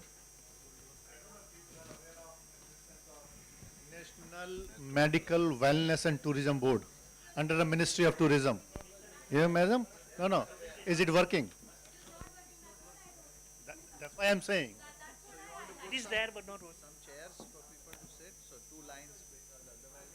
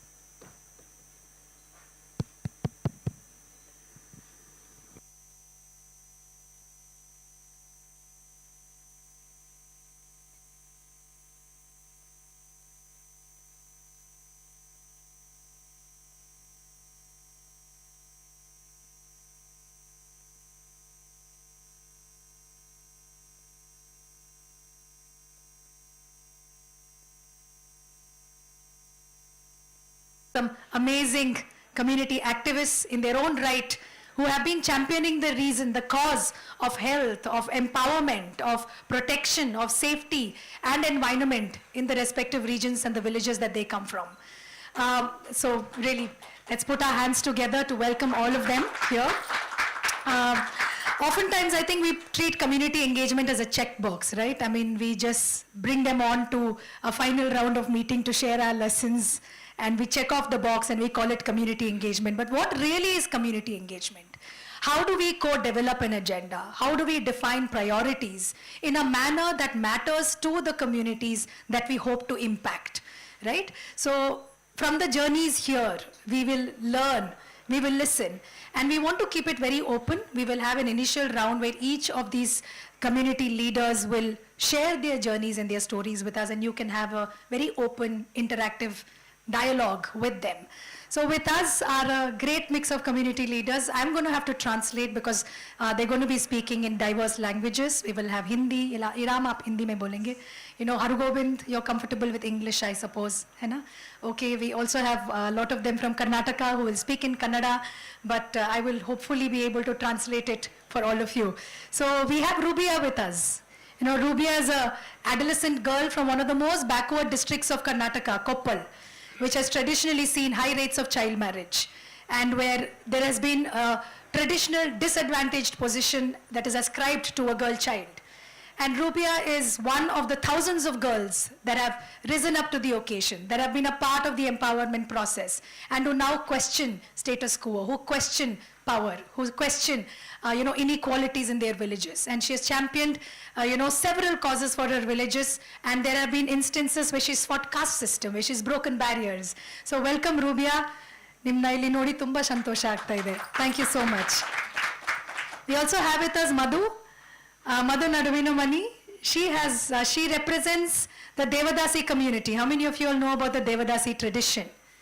If you don't, you must talk to Madhu about it. Right? So Madhu is from the Devadasi community, and she pioneered the rights of the Devadasis from a district called Bagalkot in North Karnataka, which is where we saw high prevalence of HIV, specifically with these communities. And how back then, 25 years ago, when there was so much of social exclusion, when the community was written off, it was leaders like Madhu who rose up to the occasion, who organized themselves, and who created community-based institutions that even today are working independently, for the rights of their women. Madhu, thank you. Thank you so much. We have with us Trimurti. Trimurti is a representative from the LGBTQI community. He works for a federation called Payana that represents sexual minority groups, and actively speaking up for their rights and actively creating platforms that is inclusive, bringing in the issues and the stigma that this community continues to face. Right? Thank you so much, Trimurti Aure, bandidake. We have with us Iram. Many of you must have heard that TB is one of the infectious diseases, and the stigma that is associated with TB is very, very high. Iram comes with a lived experience of having gone through TB herself and come out of her treatment regime successfully, and she's TB free. But it didn't stop with that for Iram. She continued to make a decision to inspire other people, who have TB disease, who go through stigma, who go through rejection, and encourages and inspires many like her and households like her to make TB acceptable, to tell people that it is fully curable and create an enabling environment for persons living with TB. Iram, thank you so much. She's based out of Delhi. We have with us Asha. Asha is a Gram Panchayat president, and she broke many glass ceilings. One of the things we've learned is representation doesn't necessarily translate into power. Though there is a representation, there's a reservation, for women in the Gram Panchayat. Does it really translate into power? Do they get to make decisions? Do they get to question? Do they get to allocate resources in a manner that they think that the women and the girls of their villages require? So Asha is a Gram Panchayat president from Kundapura Taluk in coastal Karnataka. Really doing phenomenal work, very quietly, but really breaking the glass ceiling and setting an example for a lot of women like herself from her region. Thank you, Asha Aure bandidake. Last but not the least, we have Hargobindo. Hargobindo represents the Bodo community. How many of you all know about the Bodos of Assam? the Bodoland Territorial Region. He is now a part of the BTR Council as a BTR Fellow, working actively to sort of see how we could erase the history that has been marked with conflict, marked with pain, marked with trauma. That's the community that he comes from, and he's actively championing the cause of the Bodos through his role as a BTC Fellow, the Bodoland Territorial Council Fellow. So I will end here, and I will open up the space for all of them to speak. I will go first with Madhu ಅವರೇ. ನೆನ್ನೆ ಮಾತಾಡ್ಕೊಂಡ್ವಿ ನಾವು. ನಿಮ್ಮ ಈ ಒಂದು ಲೀಡರ್ಶಿಪ್ಪಿಗೆ ನೀವು ಇವತ್ತು ಬೆಳೆದಿದ್ದೀರಾ, but ಅದು ಕಷ್ಟದ ಒಂದು ಜರ್ನಿ ಆಗಿತ್ತು. ಹಾಗಾಗಿ ಕೆಲವು ನಿಮಿಷದಲ್ಲಿ ಕಷ್ಟ ಎಲ್ಲವನ್ನ ನಮಗೆ ಒಂದು 5-6 ನಿಮಿಷದಲ್ಲಿ ಹೇಳಿಕೆ ಕಷ್ಟ ಅನ್ಸ್ಬೋದು. ಬಟ್ ನಿಮ್ಮೊಂದು ಜರ್ನಿಯನ್ನು ಶೇರ್ ಮಾಡ್ಕೊಳ್ಳಿ ನಮ್ಮೆಲ್ಲರ ಜೊತೆ. ಹೇಗೆ ದೇವದಾಸಿ ಮಹಿಳೆಯಾಗಿ ನೀವು ಹೇಗೆ ಆ ಒಂದು ಟ್ರೆಡಿಷನಿಂದ ಆಚೆ ಬಂದು ನಿಮ್ಮ ಥರ ತುಂಬ ಮಹಿಳೆಯರಿಗೆ ಬೆಂಬಲ ಕೊಟ್ಟು ಒಂದು ಕಮ್ಯುನಿಟಿ ಸಂಸ್ಥೆಯನ್ನು ಎಸ್ಟಾಬ್ಲಿಷ್ ಮಾಡಿ ಒಂದು ಲೀಡರ್ ಆಗಿ ನಿಮ್ಮ ಜೊತೆ ಕೆಲವು ಲೀಡರ್ಸನ್ನು ಬೆಳೆಸಿದ್ದು, ಆ ಜರ್ನಿಯ ಬಗ್ಗೆ ಸ್ವಲ್ಪ ಹೇಳ್ಕೊಳ್ತೀರಾ please? Madhu will speak in Kannada. I will try and translate for you all. I asked her to share her journey as a leader. ಎಲ್ರಿಗೂ ನಮಸ್ಕಾರ. ನಾನು ಒಬ್ಬಳು ದೇವದಾಸಿ ಹೆಣ್ಮಗಳ. ದೇವದಾಸಿ ಅಂದರೆ ಉತ್ತರ ಕರ್ನಾಟಕ ಪದ್ಧತಿ ದೇವದಾಸಿ ಅಂತೇಳಿ ನಮ್ಮದು 14 ಜಿಲ್ಲೆಯಲ್ಲಿ ಬರ್ತೈತಿ. ನಮ್ಮ ಉತ್ತರ ಕರ್ನಾಟಕದಲ್ಲಿ ಅದರೊಳಗೆ ಉತ್ತರ ಕರ್ನಾಟಕ ಅಂಥೇಳಿ. ನನಗೆ ಗೊತ್ತಿಲ್ಲದ ನಾನು 14 ವರ್ಷದಾಗ ನಾನು ದೇವದಾಸಿ ಬಿಟ್ಟಿದ್ರು. ದೇವದಾಸಿ ಬಿಟ್ರೆ ಅವಕ್ಕೆ ಹೆಣ್ಮಗಳು ಮದುವೆ ಆದಂಗನ ನಮ್ಮ ಒಂದು ಪದ್ಧತಿ ಪ್ರಕಾರ. ನಮ್ಗೆ ಗೊತ್ತಿಲ್ಲ ದೇವದಾಸಿ ಬಿಟ್ಟಾಗ ನಾವು ಅದೇನು ಮಾಡ್ಯಾರೋ ಅಂತೇಳಿ ನಾವು 14 ವರ್ಷ ಇದ್ದಾಗ ದೇವದಾಸಿ ಬಿಟ್ರು ನಮಗೆ ಅವಾಗ ಸುಮಾರು ಒಂದು 30-35 ವರ್ಷದ ಹಿಂದಿನ ಸುದ್ದಿದೆ ಎಲ್ಲ ವಿಷಯವು. ಆಮೇಲೆ ನಮಗೆ ದೇವದಾಸಿ ಬಿಟ್ರೆ ನಾ ಮದುವೆ ಆಗ್ಬೇಕಂದ್ರೆ ಇಲ್ಲ ನೀ ಮದುವೆ ಆಗೋಂಗಿಲ್ಲ, ನೀನು ಈ ದೇವದಾಸಿ ಬಿಟ್ಟದು ನೀನು ಈ ಸೆಕ್ಸ್ ವರ್ಕ್ ಮಾಡಬೇಕು, ನೀನು ಇಲ್ಲಂದ್ರೆ ನಿನಗೆ ಬೇರೆ ಶಾಪ್ ಹತ್ತೈತಿ ಮೇ ಎಲ್ಲ ನಮ್ಮ ಒಂದು ಸಂಪ್ರದಾಯ ಈ ಕೆಟ್ಟ ಸಂಪ್ರದಾಯಕ್ಕೆ ನಾವು ಬಲಿ ಆದ್ರೂ ಕೂಡ ನಿಮಗೆ ಬೇರೆ ಬೇರೆ ಒಂದು ಸಮಸ್ಯೆ ಬರ್ತೈತಿ, ಹಂಗಾಗಕ್ಕೆ ಬರೋದಿಲ್ಲ, ನಿಮ್ಮನಿಗೆ ನೀನು ಈ ದಂಧೆಗೆ ಮಾಡಬೇಕು ಅಂತೇಳಿ ನಮ್ಮ ಒಂದು ಲೋಕಲ್ ಭಾಷೆದಾಗ ಇದನ್ನು ಮಾಡಕ್ಕೆ ಹಚ್ತಾರೆ ನಮಗೆ. ಆ ಟೈಮ್ದಾಗ ನಮ್ಗೆ ಏನು ಮಾಡ್ಬೇಕಂತೇಳಿ ಗೊತ್ತಾಗಂಗಿಲ್ಲ. ನಾವು ಅನಿವಾರ್ಯ ಕಾರಣಕ್ಕಾಗಿ ದೇವದಾಸಿ ಪದ್ಧತಿ ಅಂದ್ರೆ ಕೊಳ್ಳಲ್ಲಿ ಮುತ್ತು ಹಾಕ್ತಾರ. ಈ ಥರ 5 ಮುತ್ತು ಇರ್ತಾವ, 3 ಬಿಳಿ ಇರ್ತಾವ, 2 ಕೆಂಪು ಮುತ್ತು ಇರ್ತಾವ. She's talking about the Devadasi tradition. She says that she was dedicated to be a Devadasi when she was 14 years old. In a sense, when you are dedicated to the goddess Yellamma, you are not allowed to marry, and you ultimately end up becoming a sex worker, most of the times against your own wishes. So Madhu was saying that she was dedicated to be a Devadasi. When she refused to get into sex work, where she said, I didn't want to do it, she was pushed into it, saying if she wouldn't get into sex work, she would be cursed. She would have to face a lot of trials in her family. And she's showing you the beads that are a symbol that she's a Devadasi. So the tradition of dedicating a Devadasi is by tying these white and red beads around young girls, sometimes even as young as just 2 and 3 years old. ಆ ಟೈಮ್ದಾಗ ನಮಗೆ ಏನು ಮಾಡ್ಬೇಕಂತ ಗೊತ್ತಾಗಂಗಿಲ್ಲ. ಭಾಳಷ್ಟು ಜನ ಈ HIV ಸಾಯಕತ್ತಿ ಬಿಟ್ರು. ಆ ಟೈಮ್ದಾಗ HIV ಸಾಯಕತ್ತಂತಲೇ ಈ ಅದರಿಂದ ಸಾಯ್ತಾರು ಹೆಂಗೆ ನಮಗೇನು ಅವಾಗ ಅನುಭವ ಇದ್ರಿಕಿಲ್ಲ. ಯಾರೋ ಗಂಡು ಮಕ್ಕಳು ಬಂದ್ರೆ ಅವ್ರಿಗೆ ಯಾವ ರೀತಿ ನಾವು ಈ ಗರ್ವಲ್ಲಿ ಯಾರು ಇರ್ತಾರೋ ಅವ್ರ ರೀತಿ ಅವ್ರು ಏನು ಮಾಡ್ತಾರೋ ಅದನ್ನೆಲ್ಲ ಮಾಡುವಂಥ ಪರಿಸ್ಥಿತಿ ಇತ್ತು. ಆ ಟೈಮ್ದಾಗ ನಮ್ಮದೇ ಆದಂಥ ಏನಾರು ಒಂದು ಮಾಡ್ಕೋಬೇಕಂತೇಳಿ ಒಂದು ಭಾಳಷ್ಟು ಹಿಂಸೆ ಆಕಿತ್ತು ನಮಗೆ. ನಮ್ಮ ಜೋಡಿದ ಪಾರ್ಟ್ನರ್ ಎಲ್ಲ ಬಡಿದಿರ್ಬೋದ, ಇಲ್ಲ ನಮ್ಮ ಕಡೆ ದುಡ್ಡು ಕಸ್ಕೊಂಡು ಹೋಗೋದ, ಏನೇನು ಸಮಸ್ಯೆಗಳು ಭಾಳಷ್ಟು ಇರ್ತದೋ ಈ ಸೆಕ್ಸ್ ವರ್ಕ್ ಮಾಡೋದ ನಂತರ. ಆ ಟೈಮ್ದಾಗ ಏನು ಮಾಡಬೇಕು ಅನ್ನೋದು ಗೊತ್ತಿರಲಿಲ್ಲ. ಅವಾಗ ನಾವು ಒಂದು ಸಂಘಟನೆ ಮಾಡ್ಕೋಬೇಕಂತೇಳಿ ಅವಾಗ ಒಂದು ನಮ್ಮಲ್ಲಿ ಭಾವನೆ ಬಂತ. Thank you, Madhu. So Madhu was saying that when she became a sex worker, she found that a lot of women were dying of HIV.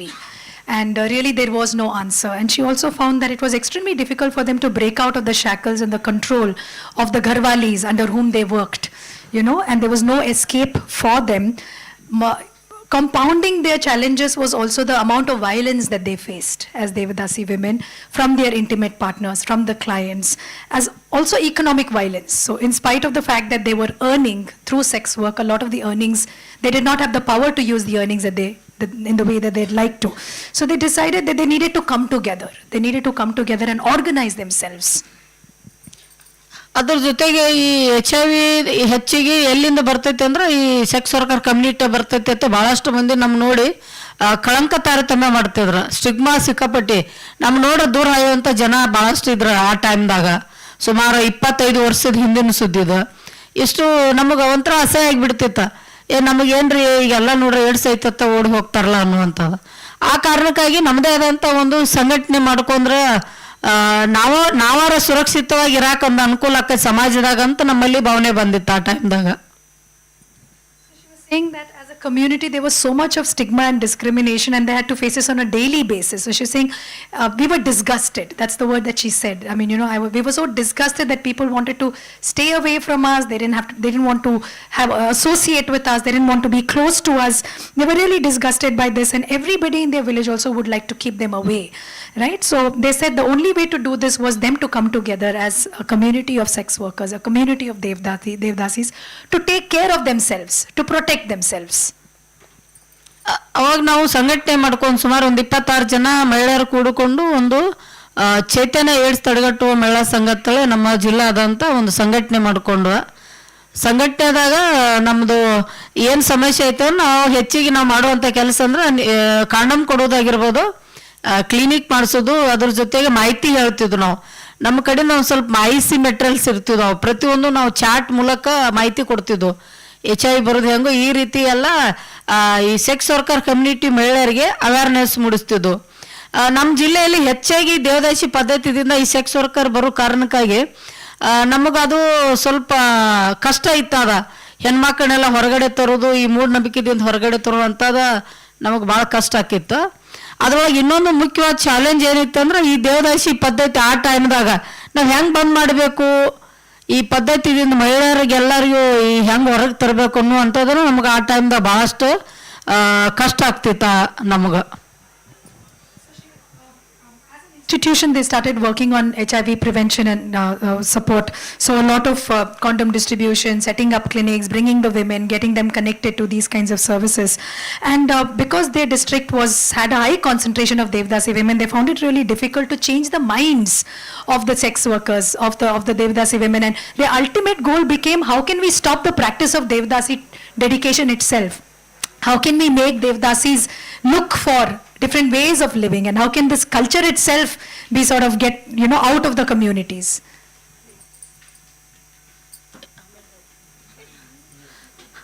ಅದು ಇದ್ರ ಜೊತೆಗೇನ ನಮಗೆ ಅವಾಗ ಗೊತ್ತಾಯ್ತ ಮಹಿಳೆಯರಿಗೆ ಯಾವ ಸಮಸ್ಯೆಗಳು ಬರ್ತಾವ ಅದನ್ನ ಫಸ್ಟ್ ನಾವು ಒಂದು ಲಿಸ್ಟ್ ಮಾಡ್ಕೊಂಡು ಆ ಮಹಿಳೆಯರಿಗೆ ಏನು ಅವಶ್ಯ ಐತಿ, ನಾವು ಯಾವ ರೀತಿ ಕೆಲಸ ಮಾಡ್ಬೇಕಂತ ನಮ್ಮದೇ ಅಂತ ಒಂದು ಪ್ಲಾನಿಂಗ್ ಮಾಡ್ಕೊಂಡ್ವ. ಪ್ಲಾನಿಂಗ್ ಜೊತೆಗೇನ ಆ ಟೈಮ್ದಾಗ ನಮ್ದು 26 ಜನ ಮಹಿಳೆಯರ ಸಂಘಕ್ಕೆ ಸದಸ್ಯರಿದ್ರ. ಇವತ್ತಿಗೂ ನಮ್ಮಲ್ಲಿ 7,500 ತನಕ ಮಹಿಳೆಯರು ನಾವು ನೋಂದಣಿ ಮಾಡಿಕೊಂಡು ಸಂಸ್ಥೆಗೆ ಪ್ರತಿಯೊಂದು ಅವರಿಗೆ HIV ಬಗ್ಗೆ ಅವೇರ್ನೆಸ್ ಜೊತೆಗೆ ಆರ್ಥಿಕ ಅಭಿವೃದ್ಧಿ ಹೆಂಗೆ ಮಾಡಬೇಕು ಅನ್ನೋದ್ರ ಬಗ್ಗೆ ನಾವು ಮಾಡಿಕೊಂಡು ಇಲ್ಲಿವರೆಗೆ ಕೆಲಸ ಮಾಡ್ಕೊಂಡು ಬಂದಿದ್ದೇವೆ. Great, thank you so much. Madhu was saying that institution that started with 26 Devdasis has grown to have 7,500 members in their community institution, and they not just work on HIV, but they also work a lot on financial inclusion. So they have their own cooperative society where they lend loans to the women of their communities, because she was saying that there are multiple issues that the women face, not just health. And the requirement of finances is also another major issue that the community members face, and how as a community, as an institution, they've been able to foster this kind of support system. Thank you so much, Madhu. Please put your hands together for Madhu. And we also have with us Rekha, who's also worked very closely with Madhu. Rekha Gadi. Yes, she's also from the Devdasi community, another leader from Chaitanya. Thank you. I'll now move to Orgobindo. Orgobindo, I think there's a lot that you have to share with us, because one thing is very few know about the history of Bodoland and the history of conflict and violence that the Bodo community has faced, and also the resilience. More than being victims, I think there's been a resilience and a movement to bounce back so strongly from the BTC region. Please talk to us about your journey and what you represent as a community. Thank you. Thank you, Malika. Along with me, I have my senior, Uttamda. So he has also come Thank from you, all the way Uttamji. from BTR. Thanks for coming. And thanks for giving us this opportunity to speak about our people, our place. Uh, yeah. You might have heard of this word Boro. Boro is a community, but then when we say Boro, Boro has its own more families of other tribal communities like Dimasas. You might have heard of Dimasas. You might have heard of Tivas. You might have heard of Rabhas. So together we belong to a group of community called Boro Kacharis. So this is the larger family of Boro, historically speaking. So and in Assam, in Northeast, history have been started. History has been written just after when Ahom arrived. No, if people are there from Northeast and Assam, they would know that we had a ruler, we had a dynasty called Ahoms who came to Assam and Northeast around 1220s, who are basically from kind of other Southeastern part of the country, Thai area. They came from Yunnan province and they ruled Assam and the Brahmaputra valleys and all for a long period of time. Then what happened to these people who were living there, the Boro Kacharis, the Chutias, another community? Obviously, since it was a time of kings and it was time of taking up more spaces, more areas. So conflict happened. So everywhere it was happening, which is very evident, no issue. So people got displaced, and displaced, and then also when the Ahom started ruling, then obviously some kind of social and political assimilation started happening. So it's the basic of any society it grows is, and that social assimilation has slowly started, that led to the diminishing of this group of tribal communities. I mean, the Boro group of tribal Boro peoples and Boro Kachari people in large. And somewhere people felt that maybe a social fabric of the social institutions or the values and principles those were there among the group of people started getting diminishing. That remained during the Ahom periods and that continued after the British period also. It might be so happen that when people are not allowed to express themselves, people want to come out from those situations and they want to do something.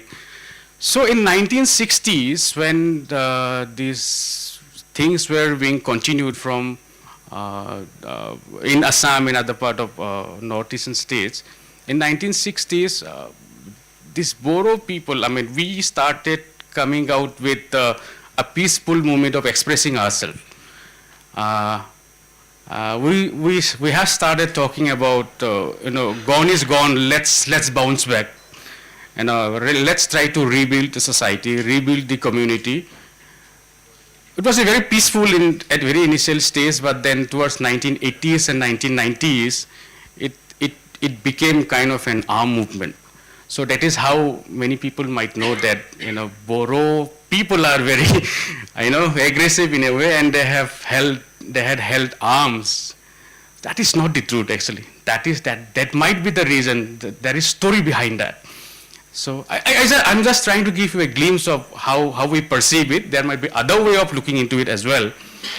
However, as Mallika has said, we wanted to bounce back, and then we kind of did three times accord with the government of India and government of Assam. In 1993, in 2003, and now in 2020, all of these peace accords had its own salient features. But then the present peace accord that had been signed in 2020 itself says that it's a peace accord. We have termed it as peace accord. And of course, it has been given some kind of arrangement from 2003 itself to organize people in the Bodoland. Bodoland means there are 5 districts now, into some kind of a council government. It's a council government now. If you go to BTR, Bodoland Territorial Region, you will find that it's like a state or something. It's mini state. It's not also an union territory. So it's an arrangement under 6th schedule of India, Constitution of India. And with the leadership of present chief, Sri Pramod Boro sir, we are trying to change our entire way of looking into the region. From being only Boro thought, and I mean, initially people were thinking of coming up their own problem, but we realized that no, we had been hit by the situation before, we cannot hit people who are living along with us. So Boro land now, as per se, is a home to around 1.5 million population of Boro, but then we are around 33 lakh population in their BTR. So which also encompasses other 26 communities other than Boros. So now we are moving ahead with an idea of a harmonious community, a harmonious society, so that an inclusive development can happen where people can express themselves and can inspire each other and see the development in a very holistic way. So that is what we are looking forward to this point in time. So, yeah. Excellent. Thank you so much, Hargobindo. I think two things that stands out from his story is also the way in which the cultural context of communities take the center stage in sort of, unifying the people of a place. And the second major shift is, it's not just about the Bodos, it is also about other communities who have been traditionally occupying this geography, and we need to be together when we think about development. So I think we can study a lot about the autonomous councils of the Northeast. You must go back and read about it. It is really interesting. And how, as programmers and as practitioners, do we, when we work in regions like this, do we understand this cultural background and put that into very intentionally into the way we think about engaging with the communities of that region? Thank you so much. I'll move to Rubia.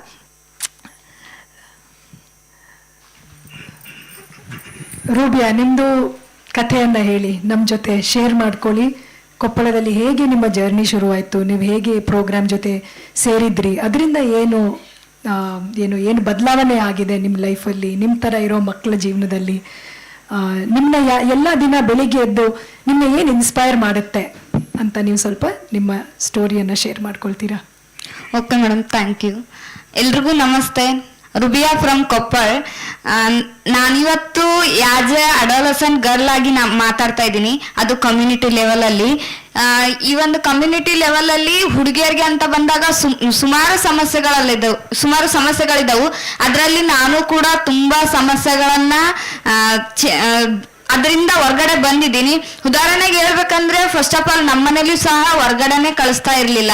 ಹೆಣ್ಮಗಳು ಬೇಡ, ಹೊರಗಡೆ ಹೋಗ್ಬಾರ್ದು ಅನ್ನೋ ಒಂದು mind set ಮನೆಯಲ್ಲಿ ಕೂಡ ಇತ್ತು. ಜೊತೆಗೆ ಲಿಂಗ ತಾರತಮ್ಯಗಳು ಜಾಸ್ತಿ ಮಾಡ್ತಾರ, ಚೈಲ್ಡ್ ಮ್ಯಾರೇಜ್, ಚೈಲ್ಡ್ ಪ್ರೆಗ್ನೆನ್ಸಿ. ಅದೇ ರೀತಿ ಹೆಣ್ಮಕ್ಳು ಹೊರಗಡೆ ಹೋದ್ರೆ ಎಲ್ಲಿ ಹಾಳಾಗ್ಬಿಡ್ತಾರೋ ಅನ್ನೋ ಒಂದು ಕಾನ್ಸೆಪ್ಟ್ ಇಟ್ಕೊಂಡು ಯಾವುದೇ ಪೇರೆಂಟ್ಸ್ ಹೊರಗಡೆನೆ ಕಳಿಸ್ತಾ ಇರ್ಲಿಲ್ಲ. ನನಗೂ ಕೂಡ ಹಂಗೆ ಮಾಡಿದ್ರು. ಆದ್ರೆ ನಾನೇನ್ ಮಾಡಿದ್ದೆ, ಒಂದು NGO ಸಂಸ್ಥೆ ಸ್ಫೂರ್ತಿನಲ್ಲಿ ನಾನು ತುಂಬಾ ಕಮ್ಯುನಿಕೇಶನ್ ಆಗಿರ್ಬೋದು, ಬೇರೆ ಬೇರೆ ರೀತಿಯಲ್ಲಿ ತುಂಬಾ ಕಲಿತೆ. ಅದರಿಂದ ನಾನು ಕೂಡ ಹೊರಗಡೆ ಬಂದೆ. ನಾನು ಇವತ್ತು ಸ್ಫೂರ್ತಿಯಿಂದ ಕಮ್ಯುನಿಕೇಶನ್ನು ಕಲೀಲಿಲ್ಲ ಅಂದ್ರೆ ಇವತ್ತು ನಾನು ಎಜುಕೇಶನ್ ಪಡಿತಿದ್ನ ಅಂತಂದೇಳಿ ನನ್ಗೆ ಗೊತ್ತಿಲ್ಲ. ಈಗ ಪ್ರೆಸೆಂಟ್ ನಾನು MSW ಓದ್ತಾ ಇದ್ದೀನಿ. ಹಳ್ಳಿ ಮಟ್ಟದಲ್ಲಿ ಅಂತಂದ್ರೆ ಆಲ್ಮೋಸ್ಟ್ ಹುಡುಗಿಯರು ಓದಕ್ಕೆ ಆಗಲ್ಲ, ತುಂಬಾ ಕಷ್ಟ ಆಗುತ್ತೆ. ನಾನು ಕೂಡ ಇವತ್ತಿಗೆ ಯಾರನ್ನ ಮದ್ವೆ ಆಗ್ಬಿಟ್ಟು ಚೈಲ್ಡ್ ಮ್ಯಾರೇಜ್ ಆಗ್ಬಿಟ್ಟು ಇವಾಗ 4 ಮಕ್ಕಳನ್ನ ಎತ್ಕೊಂಡು ಎಲ್ಲ ರೀತಿ ಇರ್ತಾ ಇದ್ದೆ. ಬಟ್ ಆ ಸಮಸ್ಯೆಗಳನ್ನ ಹೆಂಗ್ ಎದುರಿಸ್ಬೇಕು ಅಂತಂದೇಳಿ ನಾವೆಲ್ಲರೂ ಕೂಡ ಟೀಮ್ ಆಗಿದ್ದು ನಾವು ಸಮಸ್ಯೆಗಳನ್ನ ಎದುರಿಸ್ಕೊಂಡ್ವಿ. ಜೊತೆಗೆ ಹಳ್ಳಿ ಮಟ್ಟದಲ್ಲಿ ಅಂತ ಬಂದಾಗ ತುಂಬಾ ತಾರತಮ್ಯ, ನೀನ್ ಗಂಡು ನೀ ಹೆಣ್ಣು ಅಂತಂದೇಳಿ. ಅದೇ ರೀತಿ ನಮ್ಮ ಕಮ್ಯುನಿಟಿ ಲೆವೆಲ್ ಅಲ್ಲಿ ಒಂದು ಚರ್ಚೆ ಆಯ್ತು, ಗಣೇಶನ ಹಬ್ಬ ಎಲ್ಲರೂ ಮಾಡ್ತಾರ, ನಾವು ಹುಡುಗಿರಾಗಿ ನಾವು ಕೂಡ ಗಣೇಶನ ಹಬ್ಬ ಮಾಡ್ತೀವಿ ಅಂತಂದೇಳಿ ಕಮ್ಯುನಿಟಿಗೆ ಹೇಳಿದ್ರೆ, ಇಲ್ಲ ನೀವು ಹುಡುಗಿರು ನೀವೇನ್ ಮಾಡ್ತೀರಿ, ನಿಮ್ ಕೈಲಿ ಆಗಲ್ಲ ಅಂತ ಹೇಳಿದ್ರು. ಅದೇ ಕಮ್ಯುನಿಟಿಯಿಂದಾನೇ ನಾವು ದುಡ್ಡು ಇಸ್ಕೊಂಡು ಸೇಮ್ ಹುಡುಗರು ಹೆಂಗ್ ಮಾಡ್ತಾರೆ ಅದೇ ರೀತಿನೇ ಗಣೇಶನ ಹಬ್ಬನ ನಾವು ಕೂಡ ಮಾಡಿ ಒಳಿಗೆಲ್ಲ ಹೋಗಿ ಗಣೇಶನ ನಾವು ಬಿಟ್ಟು ಬಂದ್ವಿ. ಮತ್ತೆ DJ ಹಚ್ಕೊಂಡು ನಾವು ಕೂಡ ಡಾನ್ಸ್ ಮಾಡಿದ್ವಿ. ಯಾರು ಬೇಡ ಹುಡುಗಿಯರು ನಿಮ್ ಕೈಲಿ ಆಗಲ್ಲ ಅಂತ ಹೇಳಿದ್ರು, ಅವ್ರೇ ಲಾಸ್ಟಿಗೆ ಅಯ್ಯೋ ನೆಕ್ಸ್ಟ್ ಇಯರ್ ನಾವು ನಿಮಗೆ ಸಪೋರ್ಟ್ ಮಾಡ್ತೀವಿ, ನೀವು ಗಣೇಶನ ಹಬ್ಬ ಮಾಡಿ ಅಂತಂದೇಳಿ ಎಲ್ಲ ಪ್ರೋತ್ಸಾಹ ಕೊಟ್ರು. ಹಾಗಾಗಿ Yeah, maybe I can translate very quickly.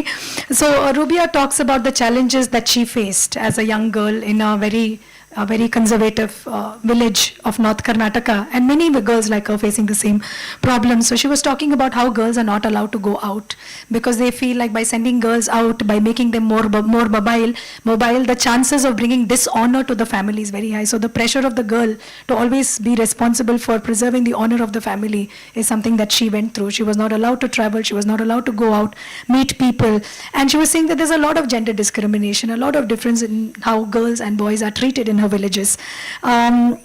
She spoke that if not for her association with the program, if not for having been going through that empowerment process of understanding what her rights are, how to communicate, how to talk, how to question, she would have been like most of the other girls in her village, married now with 4 children. But she's now currently pursuing a master's in social work, and she felt like this is something that is a dream for most girls in her village. And she was stating specific example about how certain village festivals, you may all have heard about the Ganesh festival, which is very popular in our communities, in our societies, which is generally led by boys. The boys are the ones who go collect money, who put up this pandal, do all the dancing, they do all the fun, they have the masti, they are very closely involved in the puja, and then they go and leave the Ganesha back into the water. And this was something that the girls wanted to do. They decided, why just the boys? Let me do this in our village. And they organized. A lot of people, a lot of the community members made fun of them, pulled them down, discouraged them, mocked at them, but she said, no, we were able to do it, and we did it so successfully that people in the village were so inspired, and they said that completely a girl-driven festival is something we have not seen before, and we would like to come and support you for next year. So she was stating that one example. Yes. ಹಳ್ಳಿ ಮಟ್ಟದಲ್ಲಿ ಹುಡುಗಿಯರಂದ್ರೆ ಬರೀ ಮನೆಗಷ್ಟೇ ಸೀಮಿತ, ಮನೇಲಿ ಇರಬೇಕು ಹೋಗ್ಬೇಕು ಅನ್ನೋದು ಅಷ್ಟೇ ಇತ್ತು. ನಮಗೂ ಕೂಡ ಬಾಯ್ಸ್ ಎಲ್ಲ ಟೂರ್ನಿಮೆಂಟ್ ಮಾಡ್ತಾರೆ, ಸ್ಪೋರ್ಟ್ಸ್ ಎಲ್ಲ ಮಾಡ್ತಾರೆ, ಆ ಥರ ನಮಗೂ ಮಾಡ್ರಿ ಅಂತಂದೇಳಿ ನಾವು GP ಲೆವೆಲಲ್ಲಿ ಗ್ರಾಮ ಪಂಚಾಯತಿ ಪ್ರೆಸಿಡೆಂಟ್ಗಾಗಿರ್ಬೋದು, PD ಅವ್ರಿಗಾದ್ರೂ ಕೇಳಿದ್ರೆ ನಿಮ್ಮ ಮನೇಲಿ ಕಳಿಸ್ತಾರ, ನೀವೆಲ್ಲ ಗ್ರೌಂಡಿಗೆ ಬಂದು ಆಡ್ತೀರಾ ಅಂತಂದೆಲ್ಲ ಕೇಳ್ತಾ ಇದ್ರು. ನಾವು ಅದನ್ನೇ ಚಾಲೆಂಜ್ ಆಗಿ ತಗೊಂಡು IGCD NGCD ಅದ್ರೊಳಗೆ ಇಂಟರ್ನ್ಯಾಷನಲ್ ಗರ್ಲ್ ಚೈಲ್ಡ್ ಡೇನ ನಮಗೋಸ್ಕರ ಅದು ಒಂದು ದಿನಾಚರಣೆ ಮಾಡ್ರಿ ಅಂತಂದೇಳಿ ಎಷ್ಟು ಒತ್ತಾಯ ಮಾಡಿದ್ರು ಕೂಡ ನಮ್ಮ GP ಲೆವೆಲ್ ಅಲ್ಲಿ ಮಾಡ್ತಾನೆ ಇರ್ಲಿಲ್ಲ. ನಾವೆಲ್ಲ ಹುಡುಗಿಯರು ಏನ್ ಮಾಡ್ಬಿಟ್ವಿ, ಒಂದು ಲೆಟರ್ ರೆಡಿ ಮಾಡ್ಬಿಟ್ಟು ಈ ತರ ನಾವು ಕಾರ್ಯಕ್ರಮ ಮಾಡ್ತಾ ಇದೀವಿ, ಅದರಲ್ಲಿ ಹುಡುಗಿಯರಿಗೆ ಟೂರ್ನಿಮೆಂಟ್ ನಡೆಸ್ತಾ ಇದೀವಿ, ನೀವು ಅದಕ್ಕೆ ಆರ್ಥಿಕವಾಗಿ ಸಪೋರ್ಟ್ ಮಾಡ್ಬೇಕು ಅಂತ ಹೇಳಿದ್ವಿ. ನಾವೆಲ್ಲ ಬರೀ ಹುಡುಗಿಯರೇ ಸೇರ್ಬಿಟ್ಟು 1 ಲಕ್ಷನ ಅಂದ್ರೆ ಸಮುದಾಯದ ಲೆವೆಲ್ ಅಲ್ಲಿ 1 ಲಕ್ಷ ಕಲೆಕ್ಟ್ ಮಾಡ್ಬಿಟ್ಟು ಹುಡುಗಿಯರೆಲ್ಲ ಸೇರಿ ಡಾನ್ಸ್ ಪ್ರೋಗ್ರಾಮು, ಟೂರ್ನಿಮೆಂಟು ಇದೆಲ್ಲ ಕಾರ್ಯಕ್ರಮನ ನಾವೇ ಮಾಡಿದ್ವಿ. ಅದು ತುಂಬಾ ಖುಷಿ ಐತಿ. ಜೊತೆಗೆ ನಮ್ ಕೊಪ್ಪಳದಲ್ಲಿ ನಮ್ದು ಕಾಲೇಜ್ ಇದೆ, ಕೊಪ್ಪಳ ಕಳ್ಸಕ್ಕೆ ರೆಡಿ ಇರ್ಲಿಲ್ಲ ನಮ್ಮ ಪೇರೆಂಟ್ಸ್.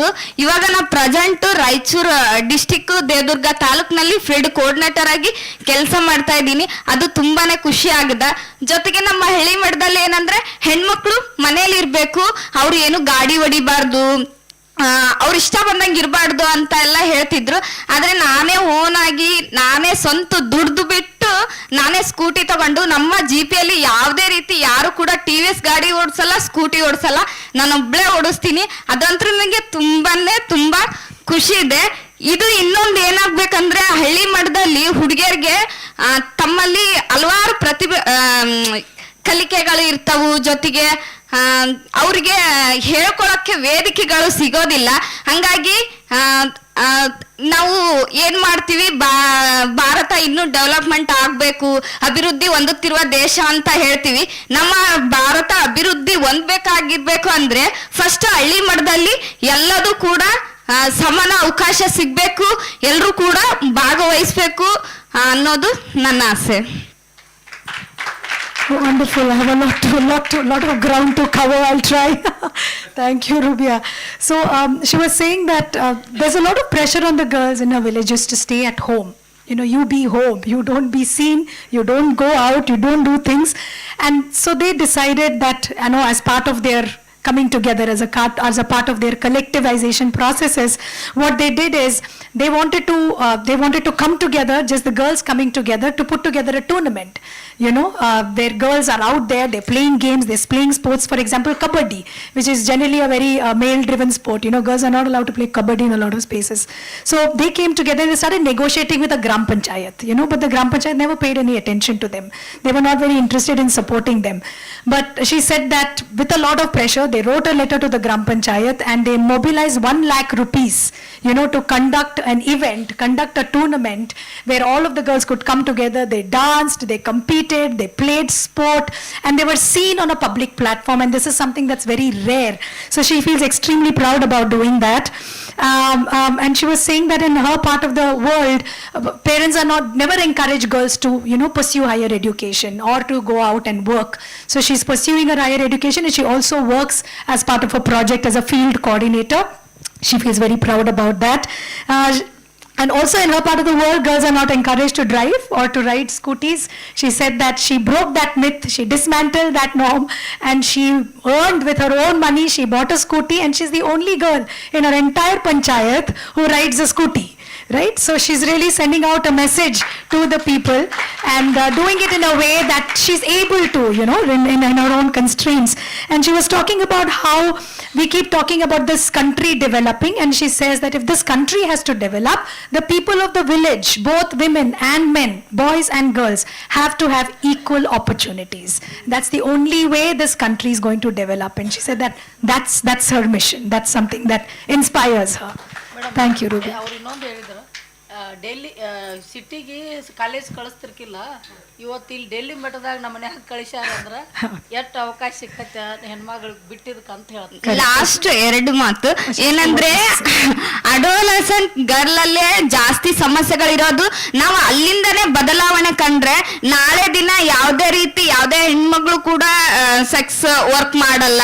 ನೆಕ್ಸ್ಟ್ ಅವರು ದೇವದಾಸಿ ಪದ್ಧತಿ ಇರಲ್ಲ, ಜೊತೆಗೆ ಅವ್ರ ಬಾಲ್ಯ ವಿವಾಹ ಆಗಲ್ಲ, ಅವ್ರ ಮಕ್ಕಳಿಗೆ ಆಗಲ್ಲ. ಈಗಿರೋ ಪೀಳಿಗೆ ಅಲ್ಲನ ಅದನ್ನ ನಾವು ಚೇಂಜಸ್ ಮಾಡ್ಕೊಂತ ಹೋದ್ರೆ ನಾವು ಬದಲಾವಣೆ ಕಾಣ್ತೀವಿ. ಹುಡುಗಿಯರನ್ನ ಇನ್ನೂ ಕೂಡ ನಾವು ಸ್ಟ್ರಾಂಗ್ ಮಾಡ್ಬೇಕು.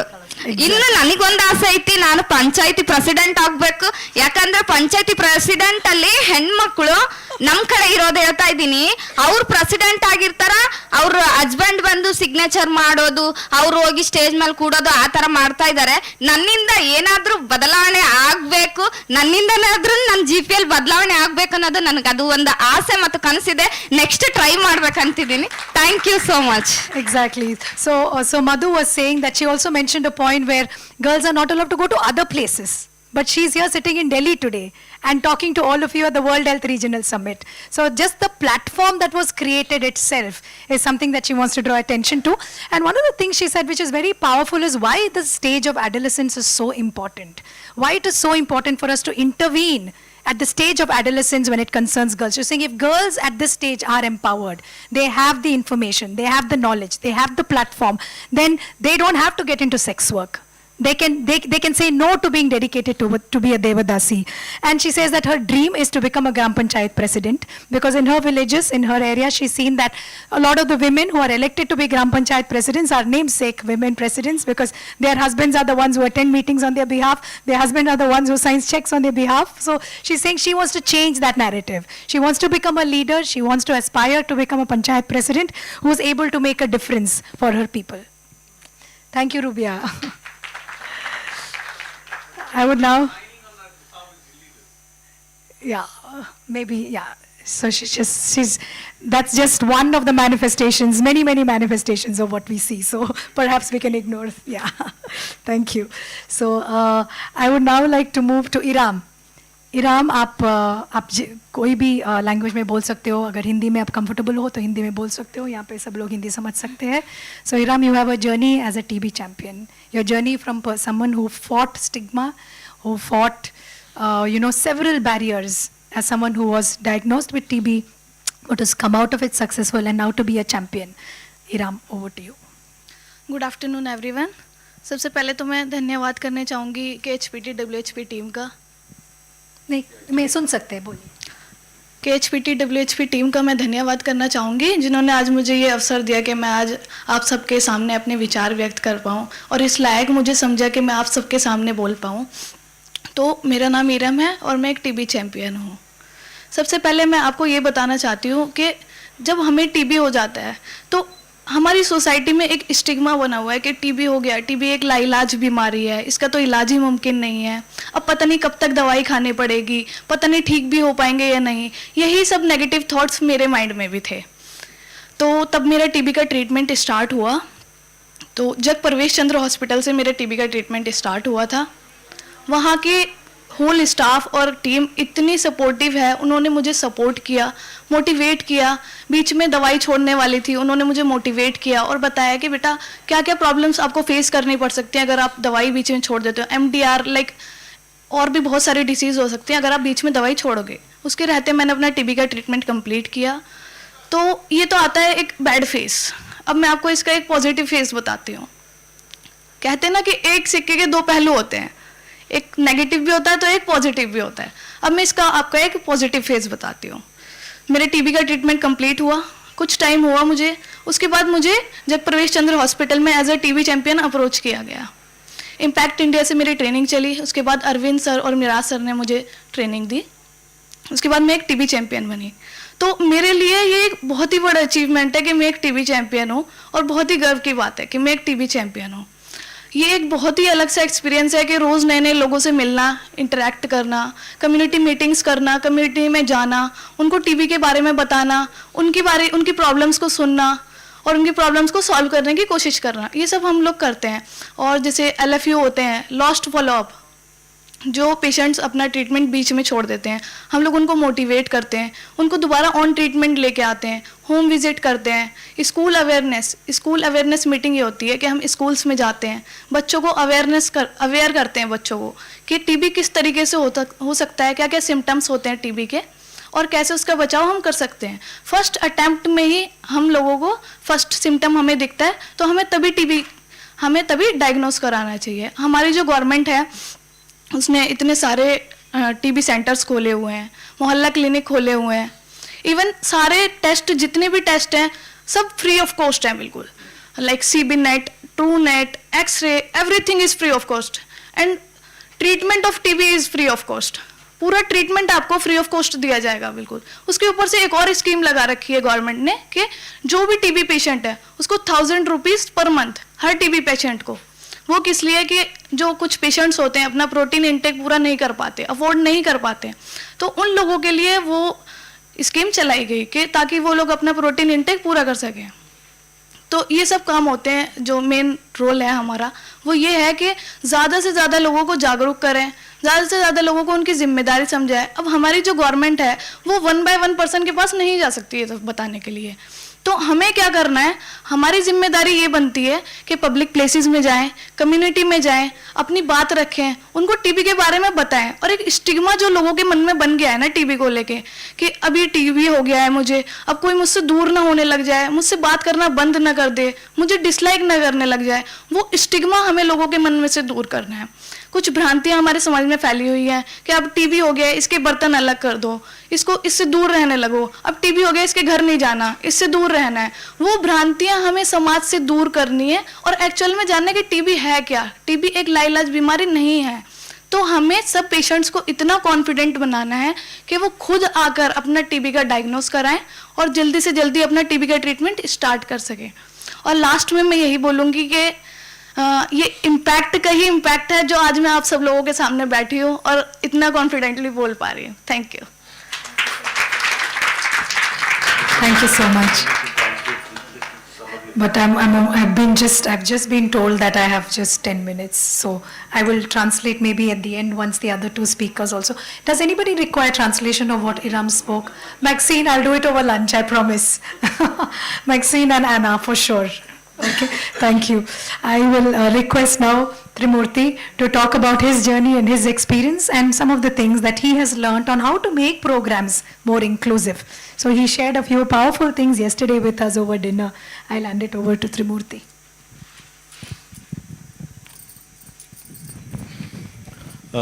ಎಲ್ರಿಗೂ ನಮಸ್ಕಾರ. ಈಗಾಗಲೇ ನನ್ನ ಇಂಟ್ರಡಕ್ಷನ್ ಆಗಿದೆ. ನಾನು ಮುಖ್ಯವಾಗಿ ಇಲ್ಲಿ LGBTQI ಕಮ್ಯುನಿಟಿನ ನಾನು ರೆಪ್ರೆಸೆಂಟೇಟ್ ಮಾಡ್ತಾ ಇದ್ದೀನಿ. ದೇಶದಲ್ಲಿ ನಮಗೆ ಈಗ ಸರ್ಕಾರ ಅಥವಾ ದೇಶದಲ್ಲಿ ಗುರುತಿಸ್ತಾ ಇರೋದು 3ನೇ ಲಿಂಗ ಅಂತ, 3rd ಜೆಂಡರ್ ಅಂತ. ಅದಕ್ಕೆ ಅನ್ಕೋತೀನಿ ಫಸ್ಟ್ ಜೆಂಡರ್, ಸೆಕೆಂಡ್ ಜೆಂಡರ್ ಅವ್ರು ಮುಗಿದ ಮೇಲೆ 3rd ಜೆಂಡರ್ ಅವ್ರಿಗೆ ಅವಕಾಶ ಸಿಕ್ಕಿದೆ ಅಂತ. ಇನ್ನೊಂದು ನಮ್ಮ ಬಗ್ಗೆ ನಾವು ಹೇಳ್ಕೋಬೇಕು ಅಂತಂದರೆ ಬಾಲ್ಯದಲ್ಲಿ ತುಂಬ ಅದು ಯಾರಿಗೂ ಅದನ್ನು ಅರ್ಥ ಮಾಡ್ಕೊಳ್ಳೋರು ಓಪನ್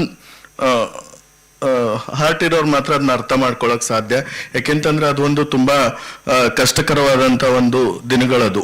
ನಾನು ನನ್ನ ಪ್ರೈಮರಿನಲ್ಲಿ ಓದ್ತಿರ್ಬೇಕಾದ್ರೆ 6th ಕ್ಲಾಸ್ವರೆಗೂ ನನಗೇನು ಪ್ರಾಬ್ಲಮ್ಮೇ ಆಗಲಿಲ್ಲ.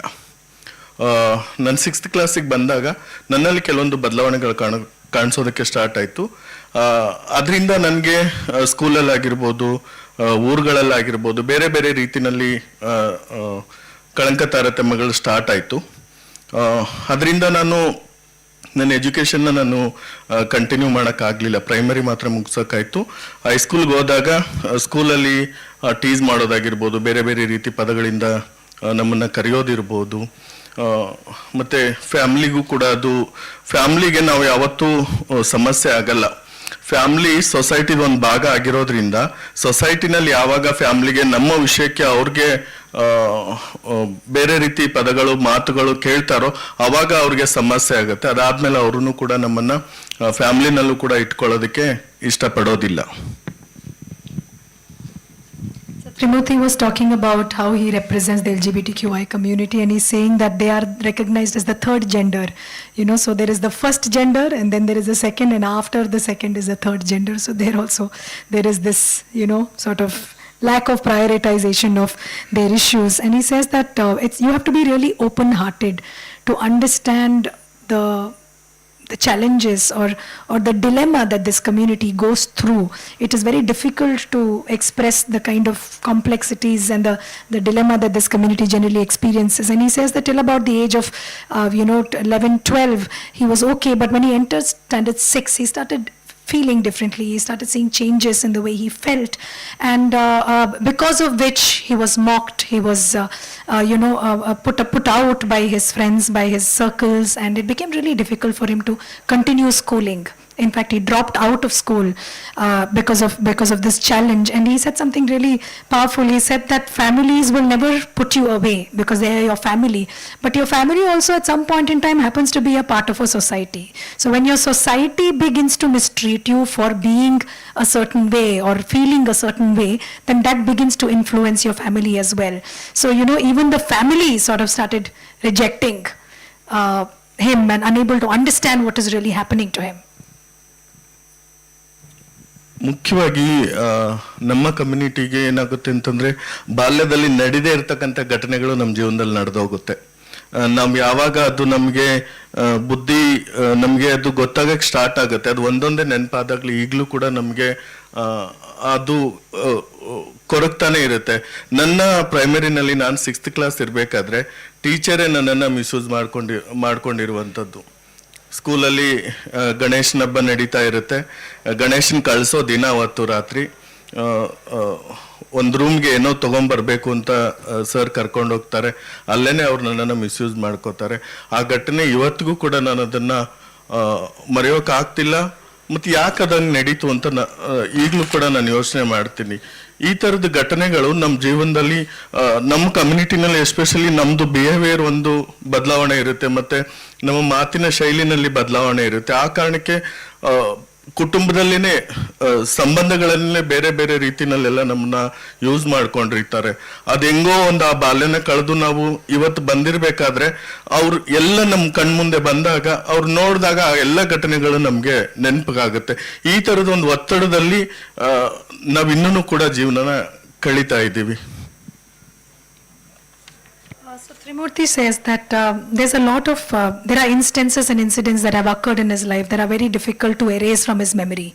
So he was talking about how in grade 6 he was abused by his own class teacher, and he was taken to a different classroom and he was abused, he was mistreated. And and this is the story of not just him but a lot of people in his community. Right? They have been through so much of abuse. They have been through instances where their rights have been grossly violated, and this is something that whether it is from the family or the communities that they're a part of, and they feel so used by everybody. So, and he says that when these people come and stand in front of me now, it's so hard for me to erase the memory of what I went through and been through and how they were perpetrators of this kind of violence against me. And this is the story of every other person in his community. ಆ ಥರದ್ದೊಂದು mentally ನಾವು disturb ಆಗ್ತೀವಿ. ನಮಗೆ ಇವತ್ತೇನು ಅಂತಂದ್ರೆ ಸೊಸೈಟಿನಲ್ಲಿ ಇರ್ತಕ್ಕಂಥ ಒಂದು ಹೆಣ್ಣು ಗಂಡು ಅಂತಕ್ಕಂಥದ್ದು ಏನು ಸೊಸೈಟಿದು ಒಂದು ಸ್ಟ್ರಕ್ಚರ್ ಇದೆ, ಆ ಸ್ಟ್ರಕ್ಚರ್ ಇಂದನೇ ಇವತ್ತು ನಾವು ಈ ಥರದ್ದೊಂದು ಪರಿಸ್ಥಿತಿಗೆ ಬಂದು ನಿಂತ್ಕೊಂಡಿರೋದು. ನಿಮ್ಮ ಮುಂದೆ ಕೂತಿರೋ ನಾನಿವತ್ತು ನೀವೆಲ್ಲರೂ ಹೇಳ್ತೀರಾ ನೀನೊಂದು ಗಂಡಸು ಅಂತ. ಯಾಕೆಂತಂದ್ರೆ ನಾನು ಹಾಕಿರೋದು ಸೊಸೈಟಿ ಯಾವ ಗಂಡಸು ಯಾವ ಅವತಾರದಲ್ಲಿ ಇರಬೇಕು ಅಂತ ನೀವುಗಳೇನು ಕಂಡೀಷನ್ಸ್ಗಳನ್ನ ಮಾಡಿ ಇಟ್ಕೊಂಡಿದ್ದೀರೋ ಆ ರೀತಿನಲ್ಲಿ ನಾನು ಇರೋದಕ್ಕೆ ಇವತ್ತು ನೀವೆಲ್ಲ ನೋಡಿದ್ರೆ ನನ್ನನ್ನು ಹೊರಗಡೆಯಿಂದ ನಾನು ಗಂಡಸು ಅಂತಾನೆ ನೀವು ಹೇಳ್ತೀರಾ. ಬಟ್ ನಾನು ಓಪನ್ ಆಗಿ ನನ್ನನ್ನು ನಾನು ಅರ್ಥ ಮಾಡಿಸ್ಬೇಕು ಅಂತಂದ್ರೆ ಇಲ್ಲಿ ನಿನ್ ಮುಂದೆ ಕೂತಿರೋದು ಒಂದು ಗಂಡಸು ಅಲ್ಲ, ಒಂದು ಹೆಂಗಸು. ದೇಹ ಮಾತ್ರ ನಿಮ್ಗೆ ನೋಡೋದಕ್ಕೆ ಗಂಡಸು ತರ ಕಾಣುತ್ತೆ, ಒಳಗಡೆ ಮನಸ್ಸು ಬಂದು ಹೆಂಗಸಾಗಿದೆ. ಯಾಕೆ ಈ ರೀತಿ ನಾನು ಇದ್ದೀನಿ ಅಂತಂದ್ರೆ ಅದಕ್ಕೆ ಇವತ್ತು ಈ ಸಮಾಜನೇ ಕಾರಣ. ಇವತ್ತು ನಾನು ಬದಲಾಗ್ಬೋದು, ನನ್ನ ಹಿಂದೆ ಇರ್ತಕ್ಕಂಥವ್ರಿಗೆ ಸಮಾಜ ಬೇರೆ ಯಾವ ರೀತಿನೆಲ್ಲ ಅವ್ರನ್ನೆಲ್ಲ ನೀವುಗಳು ಟ್ರೀಟ್ ಮಾಡ್ಬೋದು ಅನ್ನೋ ಒಂದು ಭಯದಕ್ಕೋಸ್ಕರ, ನಮ್ಮ ಕುಟುಂಬದ ರಕ್ಷಣೆಗೋಸ್ಕರ ನಾನು ಇವತ್ತು ಈ ವೇಷದಲ್ಲಿ ಇದ್ದೀನಿ. ನಮ್ಮ ಇಡೀ ಸಮುದಾಯ, ಟ್ರಾನ್ಸ್ಜೆಂಡರ್ ಸಮುದಾಯ ಆಗಿರ್ಬೋದು, ಯಾರು ಫೀಮೇಲ್ ಅಟೈರಲ್ಲಿ ಇರೋ ಸಮುದಾಯ ಆಗಿರ್ಬೋದು, ಮೇಲ್ ಅಟೈರಲ್ಲಿ ಇರೋ ಸಮುದಾಯ ಆಗಿರ್ಬೋದು, ನಮ್ಮನ್ನ ನೀವು ಡ್ರೆಸ್ಗಳ ಮೇಲೆ ನೀವು ಗುರುತಿಸ್ಬೇಡಿ. ನಾನು ಗಡ್ಡ ಬಿಟ್ಟಿದ್ದೀನಿ, ನಾನು ಮೀಸೆ ಬಿಟ್ಟಿದ್ದೀನಿ, ನಾನು ಪ್ಯಾಂಟ್ ಹಾಕಿದ್ದೀನಿ, ನಾನು ಶರ್ಟ್ ಹಾಕಿದ್ದೀನಿ, ಅದು ಮ್ಯಾಟ್ರ್ ಅಲ್ವೇ ಅಲ್ಲ. ನೀವು ಅದನ್ನು ಗುರುತಿಸ್ಕೊಳ್ಳಿ. ನಿಮ್ದು ಅದೇನು ಸ್ಟ್ರಕ್ಚರ್ ಇದೆ ಅದನ್ನ ನಾವು ಯಾವತ್ತೂ ಒಪ್ಕೊಳ್ಳೋದೇ ಇಲ್ಲ. ಆ ಗಂಡು ಹೆಣ್ಣು ಅನ್ನೋಂಥದ್ದನ್ನ ಮಾನಸಿಕವಾಗಿ ನಾನು ಏನಿದ್ದೀನಿ ಅದನ್ನ ನೀವು ಅಕ್ಸೆಪ್ಟ್ ಮಾಡಬೇಕು ಅನ್ನೋದು ನಂದೊಂದು request. Thank you so much, Trimurti. Just going to quickly share that society always structures, as men or as women. I may be looking like a man outside, but inside I'm a woman. We need to close.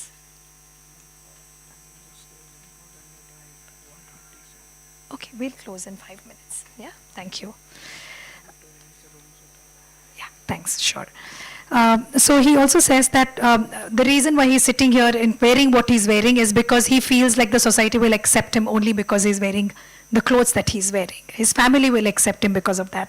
So he does this to protect his family and to protect himself.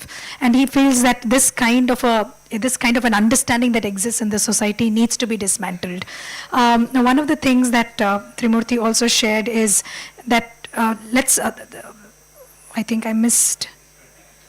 Yeah, it's not to judge him or to not judge anybody based on what he wears or based on the beard or the mustache that he has, but by who he is inside, who the person is inside, and that is really the lens with which he's hoping that this society will look at him and people from his community. Thank you so much. Time ಆಯ್ತಪ್ಪ ಬೇಗ.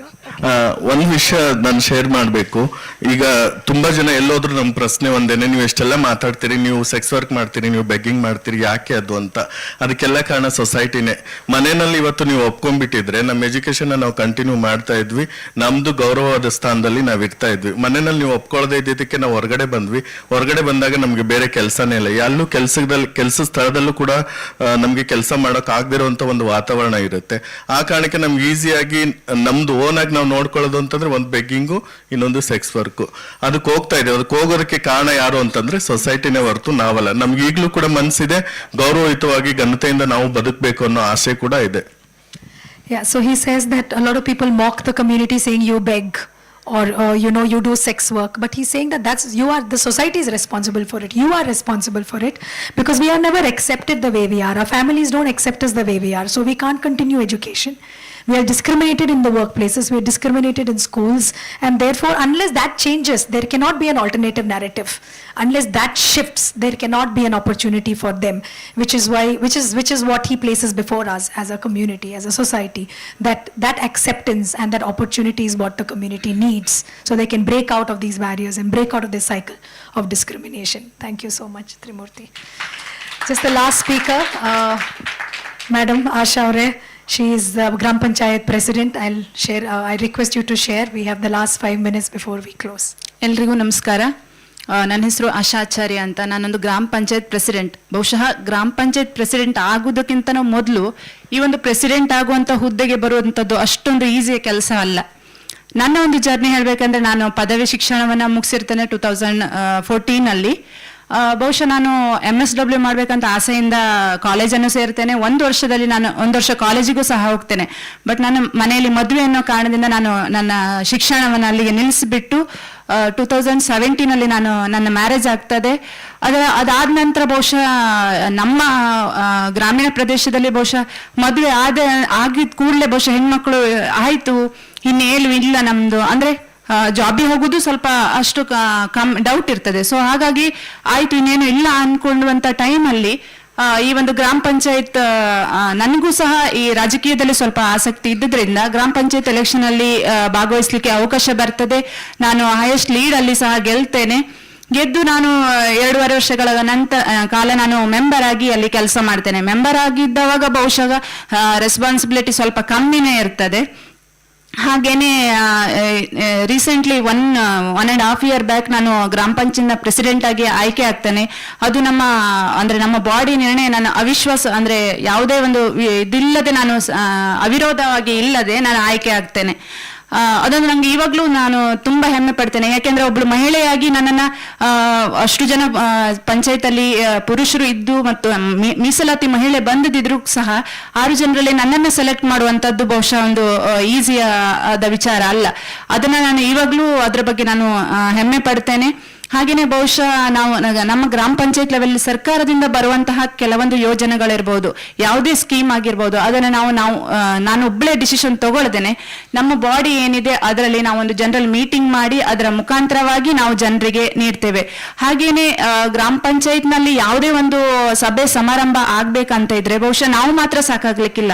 ಯಾಕೆಂದ್ರೆ ಜನರು ತುಂಬಾ ಅಲ್ಲಿ ಇರ್ಬೇಕಾಗ್ತದೆ. ಜನರನ್ನ ಕರೆತರುವುದೇ ಇತ್ತೀಚಿನ ದಿನಗಳಲ್ಲಿ ಬಹುಶಃ ನಮ್ಗೊಂದು ಚಾಲೆಂಜಸ್ ಆಗಿ ಕಾಣ್ತಾ ಇದೆ.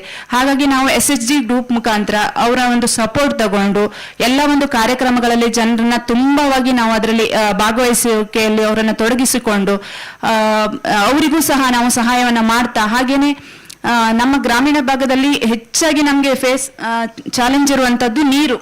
ನಮ್ಮ ಕಡೆ ಎಲ್ಲ ನೀರು ತುಂಬಾ ಕಮ್ಮಿ ಇರ್ತದೆ. ಹಾಗಾಗಿ ನಮ್ಗೆ ಡೈಲಿ ಒಂದು 50-100 ಕಾಲ್ ಬರ್ತವೆ, ಮೇಡಮ್ ಅಲ್ಲಿ ನೀರಿಲ್ಲ ಇಲ್ಲಿ ನೀರಿಲ್ಲ. ಹಾಗಾಗಿ ನಾವು ಸಹ ನಮ್ಮ ಪಂಚಾಯತ್ನ ಸ್ಟಾಫ್ನ ಸಹಾಯದೊಂದಿಗೆ ಅದರ ಸಮಸ್ಯೆ PDO ಮತ್ತೆ ಉಳಿದ ಮೆಂಬರ್ಗಳ ಸಹಾಯದೊಂದಿಗೆ ಅಲ್ಲಲ್ಲಿ ಪ್ರಾಬ್ಲಮ್ಗಳನ್ನ ಫೇಸ್ ಮಾಡುವಂಥದ್ದು ತುಂಬಾ ಕಷ್ಟ ಆಗುತ್ತೆ. ಕೆಲವೊಂದು ಟೈಮ್ ನೈಟ್ ನಿದ್ದೆನೂ ಸಹ ಮಾಡುವುದಿಲ್ಲ, ಅಷ್ಟು ನಮಗೆ ಹಿಂಸೆ ಆಗ್ತದೆ. ಹಿಂಸೆ ಅಂತ ಹೇಳಲಿಕ್ಕೆ ಆಗುದಿಲ್ಲ, ಬಹುಶಃ ನಮ್ಮ ರೆಸ್ಪಾನ್ಸಿಬಿಲಿಟಿ ಅದು. ಹಾಗಾಗಿ ಗ್ರಾಮ ಪಂಚಾಯತಿ ಒಂದು ಮಹಿಳಾ ಅಧ್ಯಕ್ಷೆಯಾಗಿ ಬಹುಶಃ translate We can close because of lack of time. Thank you so much, Asha. She was talking about how in 2014 she completed her education. She was made to drop out of her higher education because she was asked to be married. She had a lot of political aspirations. She feels proud that in her village, despite being married, when it's kind of written off and there's no other opportunity for women, it's treated like once you're married, there's nothing that you can do. But Asha challenged that and she stood for Gram Panchayat elections and she won unopposed, and she won as an unreserved candidate. And she feels like that's a great opportunity and a great sort of platform for her to work for the well-being of her people and her communities. And she says that she's, as a leader, as a Gram Panchayat leader, one of the things that she tries is how can they make collective decisions, not just an autonomous decisions as an individual, but bringing the body together and looking at how they can address the needs of the communities of that region. And one major issue she spoke about was lack of water. And she says they get about 50 to 100 calls every day. Sometimes she doesn't even sleep trying to think about how they can solve for this in her space, in her region, in her village. So Asha avare time illa. One thing I want to say ಅಂದ್ರೆ ಬಹುಶಃ ನಾನು ಗ್ರಾಮ ಪಂಚಾಯತ್ ಅಧ್ಯಕ್ಷ ಆಗಿದೆ, ಬಹುಶಃ age ಮಾತ್ರ ನಂದು 31 ಆಗಿದೆ. ಎಲೆಕ್ಷನ್ ಅಥವಾ ಈ ರಾಜಕೀಯ ಅನ್ನುವಂಥದ್ದು ಬಹುಶಃ ದಿನಕ್ಕೆ ಅಥವಾ ಪ್ರತಿ ಸೆಕೆಂಡ್ಗೆ ನಮಗೆ ಕಲಿಯುವಂಥದ್ದು ತುಂಬಾ ಇರ್ತದೆ. ಈ period of 5 years period of ಏನೂ ಅಲ್ಲ ನಮ್ದು, ಇನ್ನು ತುಂಬಾ ಕಲೀಲಿಕ್ಕೆ ಇರ್ತದೆ. ಬಹುಶಃ ನಂತರ ಅಂತಲ್ಲ, ನಾನೇನು ಸಾಧನೆ ಮಾಡಿಲ್ಲ. ಬಹುಶಃ ಇಲ್ಲಿಗೆ ಬರುವುದಕ್ಕೂ ಜಸ್ಟ್ ಒಂದು ಏನಾದ್ರೂ ಒಂದು ಕಾರಣದಿಂದನೇ ಇಲ್ಲಿಗೆ ಬಂದಿದ್ದೇನೆ ಬಿಟ್ರೆ ಸುಮ್ಮನೆ ಯಾರು ಇಲ್ಲಿಗೆ ಬಂದಿಲ್ಲ, ಅದೊಂದು ತಲೆಯಲ್ಲಿದೆ.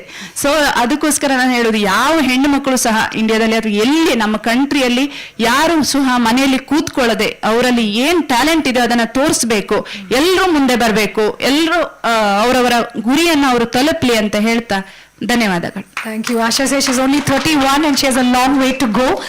And she says that she's here for a reason and her request is that every woman must not sit at home. She must step out and do something with her life, and she believes that that's the future that she's aspiring for. Thank you. I would like to request Merlin ma'am. Merlin ma'am, can you please hand over quick tokens and mementos to all of our wonderful grassroots leaders? I'm sorry there was no opportunity for all of you to interact with them because it was a really, really short session, but I hope you've gained. I hope you'll take back with you on how to think about community engagement and how to stop speaking on behalf of the communities we are serving. Bring them onto the table and co-create. Don't think of an agenda that is funder-driven. Think of an agenda that is people-driven, people-led, when you call yourself practitioners in this sector. Thank you so much. Enjoy your lunch.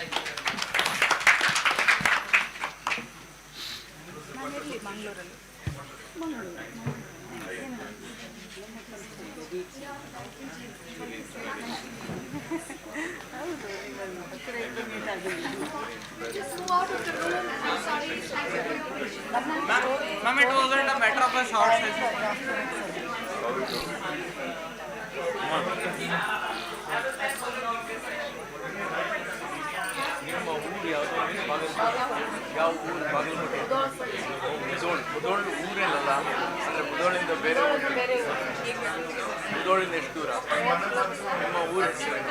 Just request everybody to please empty this room, please, because there's a next panel and they need to set up the room for the next panel. Thank you so much. Appreciate it. That climate change is not a separate sector, but a lens that we apply to existing development goals, such as public health.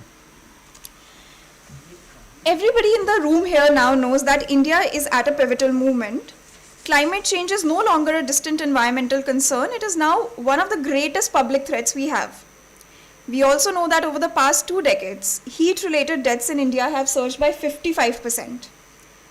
India is suffering from the most severe water crisis in its history, with almost 600 million people experiencing high to extreme water stress.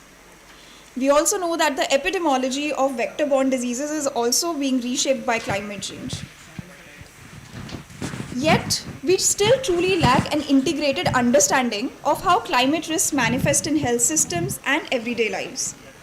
And this gap extends to our data, public awareness, policy, and governance models. At the same time, we've seen promising models emerge across India that can serve as powerful blueprints for resilience of people and health systems against climate and health impacts. However, scaling these solutions as well as nudging policy requires bold collaboration, and we have to move the conversation from acknowledging the need to really delving into what can make these collaborations possible. Therefore, the roundtable discussion we are going to have today will focus more deeply both on the what and the how of the climate and public health problem. Through this discussion, we aim to illuminate the evidence to understand where climate is already impacting health outcomes and where do the blind spots remain. We will also understand community-led and tech-enabled efforts that are working and understand how to strengthen resilience in health systems, governance, as well as cross-sector collaboration. Today, we have structured the conversations in 5 parts. First part of the conversation will be focusing more on data and evidence, whereas the second part will move to community practice, spotlighting some of the solutions we've been seeing in the sector already, then moving on to the specific impacts of climate change on health system resilience, moving on to policy frameworks, and finally to areas where we see collaboration. While we do have our panelists and our roundtable participants join here, please also feel free to add in at any point that you all in the audience also feel like chiming in. Before we start our discussion, may I just request the roundtable participants to briefly introduce themselves?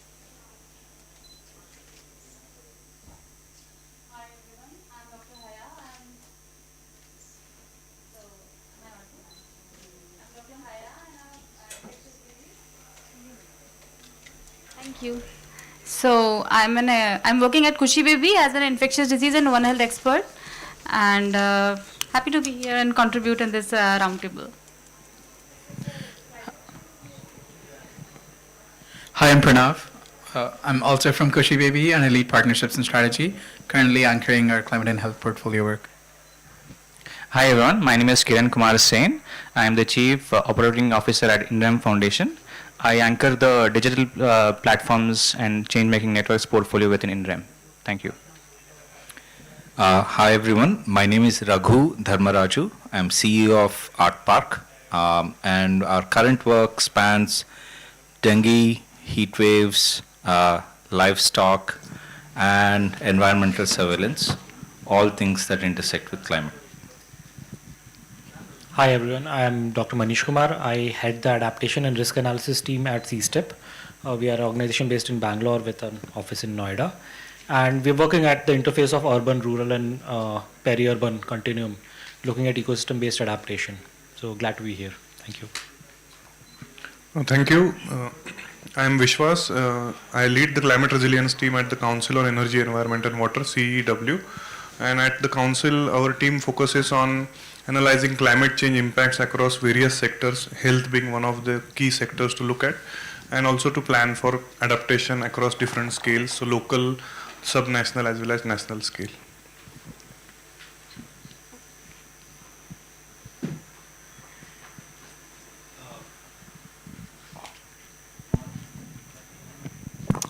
Hi, can you hear me? Hi, I'm Neeraj Jain. I work for PATH, working in the climate and health space, especially around technologies for adaptation as well as climate resilience.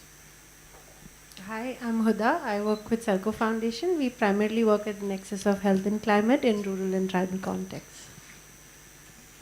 Bijal Brahmbhatt from Mahila Housing Trust, and we primarily work with women, urban development issues, climate change, and governance. Thank you, everyone. So we'll start the first part of our discussion, which I said will focus more on data and evidence, understanding where is it that climate and health data is as of now, and where are the blind spots. So the first question that I have for the participants here is, based on your work and observations, what does the current evidence tell us about how climate is impacting health outcomes across different regions and populations in India? And where do you see the most critical gaps in knowledge, data, and understanding? I think I'll extend the first part of it to Dr. Manish, because CSTEP has been working in domains like energy, health, and environment with a strong focus on evidence and data modeling as well. So Dr. Manish, from your perspective, what does the current landscape of public data around climate and health indicators look like? Which data sets are accessible? And which data, and where is data restricted or missing? I think this is the classical dilemma of there is data and there is no data sort of a thing. So I think we have to break it down into maybe three levels. So one is the climate data, which we normally see, which is the temperature, rainfall, humidity, and so on and so forth. And then the health data, which then you want to further split into physical health data and mental health data.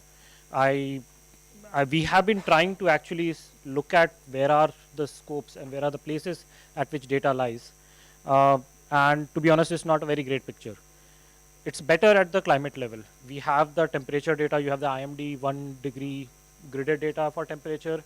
You have the weather stations that have been installed at multiple places, available to people through, let's say, a platform like MOSDAC, in which you can register and access data for stations, but the data quality is not great. You have the IMD from which you have to purchase the data, which is a sad reality in India, where a publicly funded body has kept data at a as a purchasable level. Then you have a plethora of satellite gridded sort of data sets, which are land surface temperature, air temperature, some places wet bulb.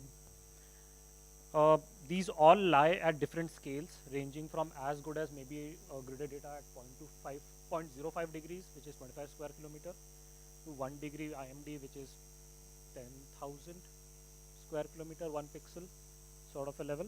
And what it gives is a picture of how the temperature as well as the heat, temperature as a proxy of heat, has changed across the time frame. What are the long-term trends, and what are the spatial variability in that? Then you have the finer resolution weather station data, which kind of gives you much better spatial variability of the temperature, but is probably for 10 or 15 years old only. It doesn't exist beyond that at a granular level.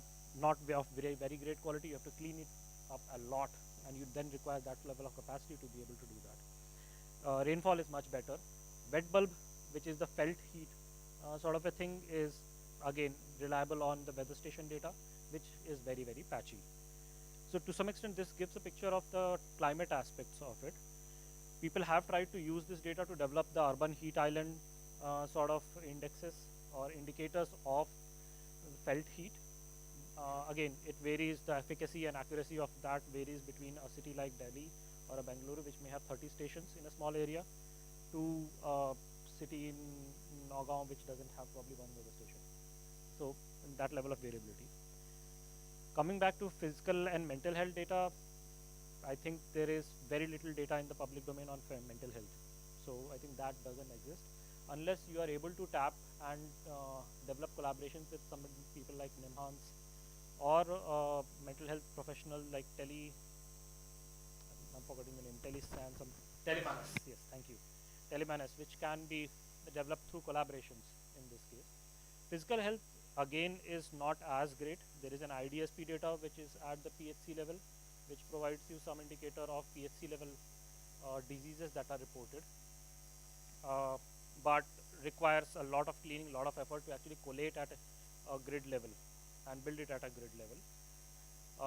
Apart from that, health data in India is very decentralized. It doesn't exist, it's private. There are concerns as well around data privacy.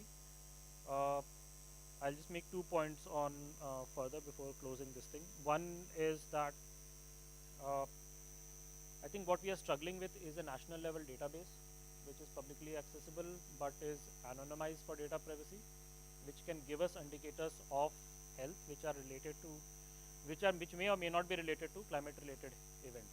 In this case, another problem that we have been speaking to people has been that doctors are not equipped to report a death or a morbidity with heat stroke specifically. They report it as a morbidity, which could be because of a heart attack or so, but not related to heat. So it doesn't get recorded as a climate influenced event. That needs to change through awareness and capacity building. Second bit is around looking at that we make it, there is a lot of data that is sitting in the private domain, which can be of quite interesting use. Insurance data is one of the largest data set that is there in India. It sits with IRADA to some extent, and whether that can be anonymized and made available, because that is a gridded granular data on diseases which can be linked to waterborne diseases, can be linked to climate sensitive infectious diseases. Heat stroke related is comorbidity, so let's say how it plays out. Second is this watch Fitbit sort of a thing. Very interesting domain altogether. Also personalized health data. This is very personalized, but it gives you a very nice idea of mental health. Again, data privacy is one aspect, but if you make it anonymized with enough safeguards in place, this is also mindful of data that is sitting inside. So I'll close here. Thank you. Thank you, Dr. Manish. I think while you spoke about the need for nationalized databases as well, I'll go to Dr. Vishwas and also maybe talk about data at a more regional and hyper-local level. So Dr. Vishwas, given your leadership of the National Heat Resilience Program, what kind of evidence do you see emerging from city-level heat action plans, and where are the biggest data blind spots? Yeah, first of all, thank you for this opportunity for having me on the panel. So just a little bit brief about the National Heat Resilience Program. I mean, Bijalben is here, many other stakeholders are here who have been doing excellent work in the space of heat action plans. We developed Thane City Heat Action Plan in 2024, and that was a part of our initiative that happened in Thane itself. But when we looked at the availability of climatic data, and most of which Manish talked about, some of the data that is reanalysis data available at 12 kilometer grade, some of the land surface temperature data that can be automated to quantify the urban heat islands, etc. We thought, why only Thane? Why can't we take it up to a national scale and do this automation bit on climate data and remote sensing data in order to bring some faster pace in the process of developing city level heat action plans. So that's all about National Urban Heat Resilience Program that we launched last year, where we are currently supporting nearly 300 heat wave prone cities in India to develop their heat action plans. But it's not that we develop it in CW and push it on them, but there is this 80-20 model of 80% climatic data, satellite data, ecosystem level data that can be automated, quantified at the level of a ward and a city, and then with that data we integrate socioeconomic data, health status data, etc. Data on vulnerable population that comes from the ward level from the cities. So there is of course that bottom up and top down integration of the two approaches, and that's how we have been able to deal with the data scarcity, because I mean, when in India we talk about AI, we talk about high-tech solutions for various other domains, then why social development or why development sector is lagging behind in that space of tech development? Why can't we try out some innovations? Why can't we try out some technologies that can provide us these solutions? So in that process, like, you know, we found out that, okay, in some cases maybe so far with the IMD data, as he mentioned, we have been able to reach to the level of a city.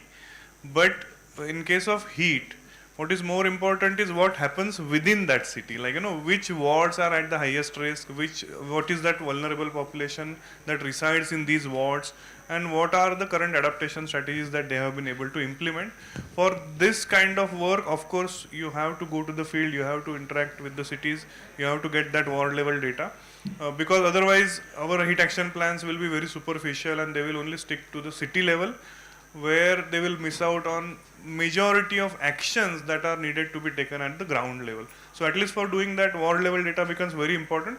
And also, if we look at the National Disaster Management Authority's guidelines, all the cities are supposed to be, first of all, have a heat action plan and update that plan on annual basis. So also whatever actions they have been able to take on the ground, all of that information should be updated by the cities into the plan.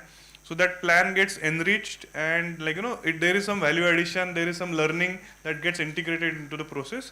And of course, if a city decides that, okay, like, you know, these are the 2 highest risk wards in my city, I want to do a socioeconomic survey, I want to do a household level survey. So just one example from Thane, after having identified that 2 wards were at the highest risk of heat, Thane suggested us to do a household level survey to understand what is the cooling facility that is available within the houses, as well as how much of livelihood is getting impacted by heat. So we had a 25 questionnaire that was done for, say, 5% sample of slum and non-slum households within those 2 wards, and the results suggest us that only 40% of houses in Thane have access to air conditioning. When we talk about humid conditions in Thane, dry, like, you know, it's not dry heat, so only evaporative cooling is not going to be sufficient. You need cooler, you need air conditioner, and only 40% of that population has access to that. And then there are, like, you know, various other statistics, like 35% of population is above 65 years of age. So that's your particular category of vulnerable population. So a city can also take that initiative on their own, run these kind of surveys, get the findings out, and actually, like, you know, help build a better strategy to implement the heat action plans. Absolutely, and I think one thing that you touched upon, Dr. Vishwas, is also the potential of technology in this area. So we are glad to have Raghu, Bijal Ben, and even Neeraj, who have worked in this tech resilience for health in some capacity. And we'll also move to this when we talk about some emerging solutions in the area. But before we move on to that, I just want to extend the same question to the audience as well as the other roundtable participants. Again, to understand what is the kind of climate and health data that we see emerging already, and where do we see those blind spots in data? Are there any paths, are there any pathways at which we are seeing that not enough data exists and there's a significant opportunity to work on it?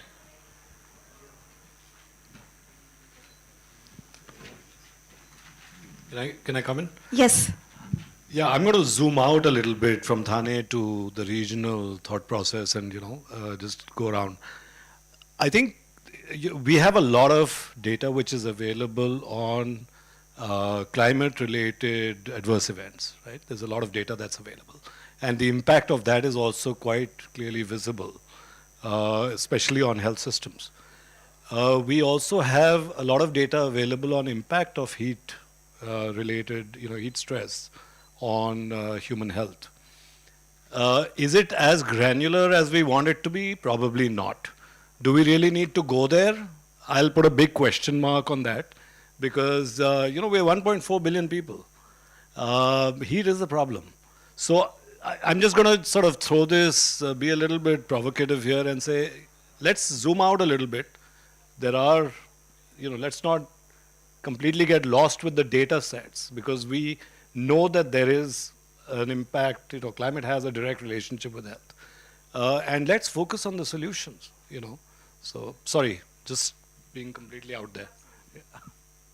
No, I agree with Dr. Neeraj that rather, sorry, that's okay. I mean, I know you always.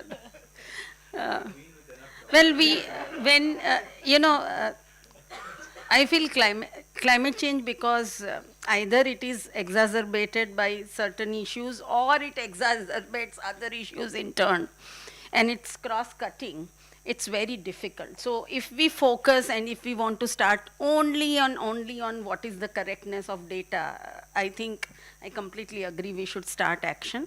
But we have been working on doing climate action plans and heat action plans and also very much on the ground. And I've realized that, there is issues with the Lancet data and stuff which we have managed to fill in with our communities taking the most granular data.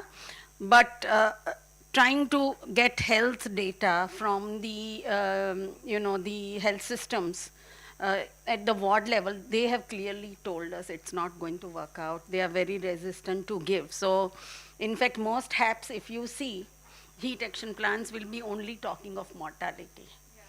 They will not be talking of infectious disease, which is what we have just realized. So, in fact, on the ground, we were doing surveillance systems with our women's groups on vector-borne disease and waterborne and water quality. But we couldn't, we were doing it, we are still doing it now, but we are not able to correlate it with the health action or the climate action plan. So both are happening separately. So I think there are, coming to this ward level, because I think the health system still is very focused on core health. Yeah. And so how people don't really understand how to make it more multidisciplinary, and climate change is a multidisciplinary area, so that's it. Absolutely, and I think I also heard this in the ADB session in the morning where one of the panelists was speaking about how they went to the country director for health and they said that, do you think we should work on building PHCs first, or do you think we should just put a climate lens across everything? So it's interesting to hear these perspectives as well, and I'll be the devil's advocate here for a second. And what we've been hearing a lot from the philanthropy side of things here is that how do we fund something that we don't know enough about, or we don't have enough impact metrics about or data about, right? So once we are discussing the collaboration and the ecosystem aspect of it, would be great to have those insights as well. Before we close the data part of it, I want to just go to Dr. Haya and also understand that with your One Health lens and expertise in disease surveillance, are there gaps in microbial or zoonotic disease tracking linked to climate variability, especially in vulnerable geographies? And as you go, Dr. Haya, it would be great if you could also talk about the One Health approach.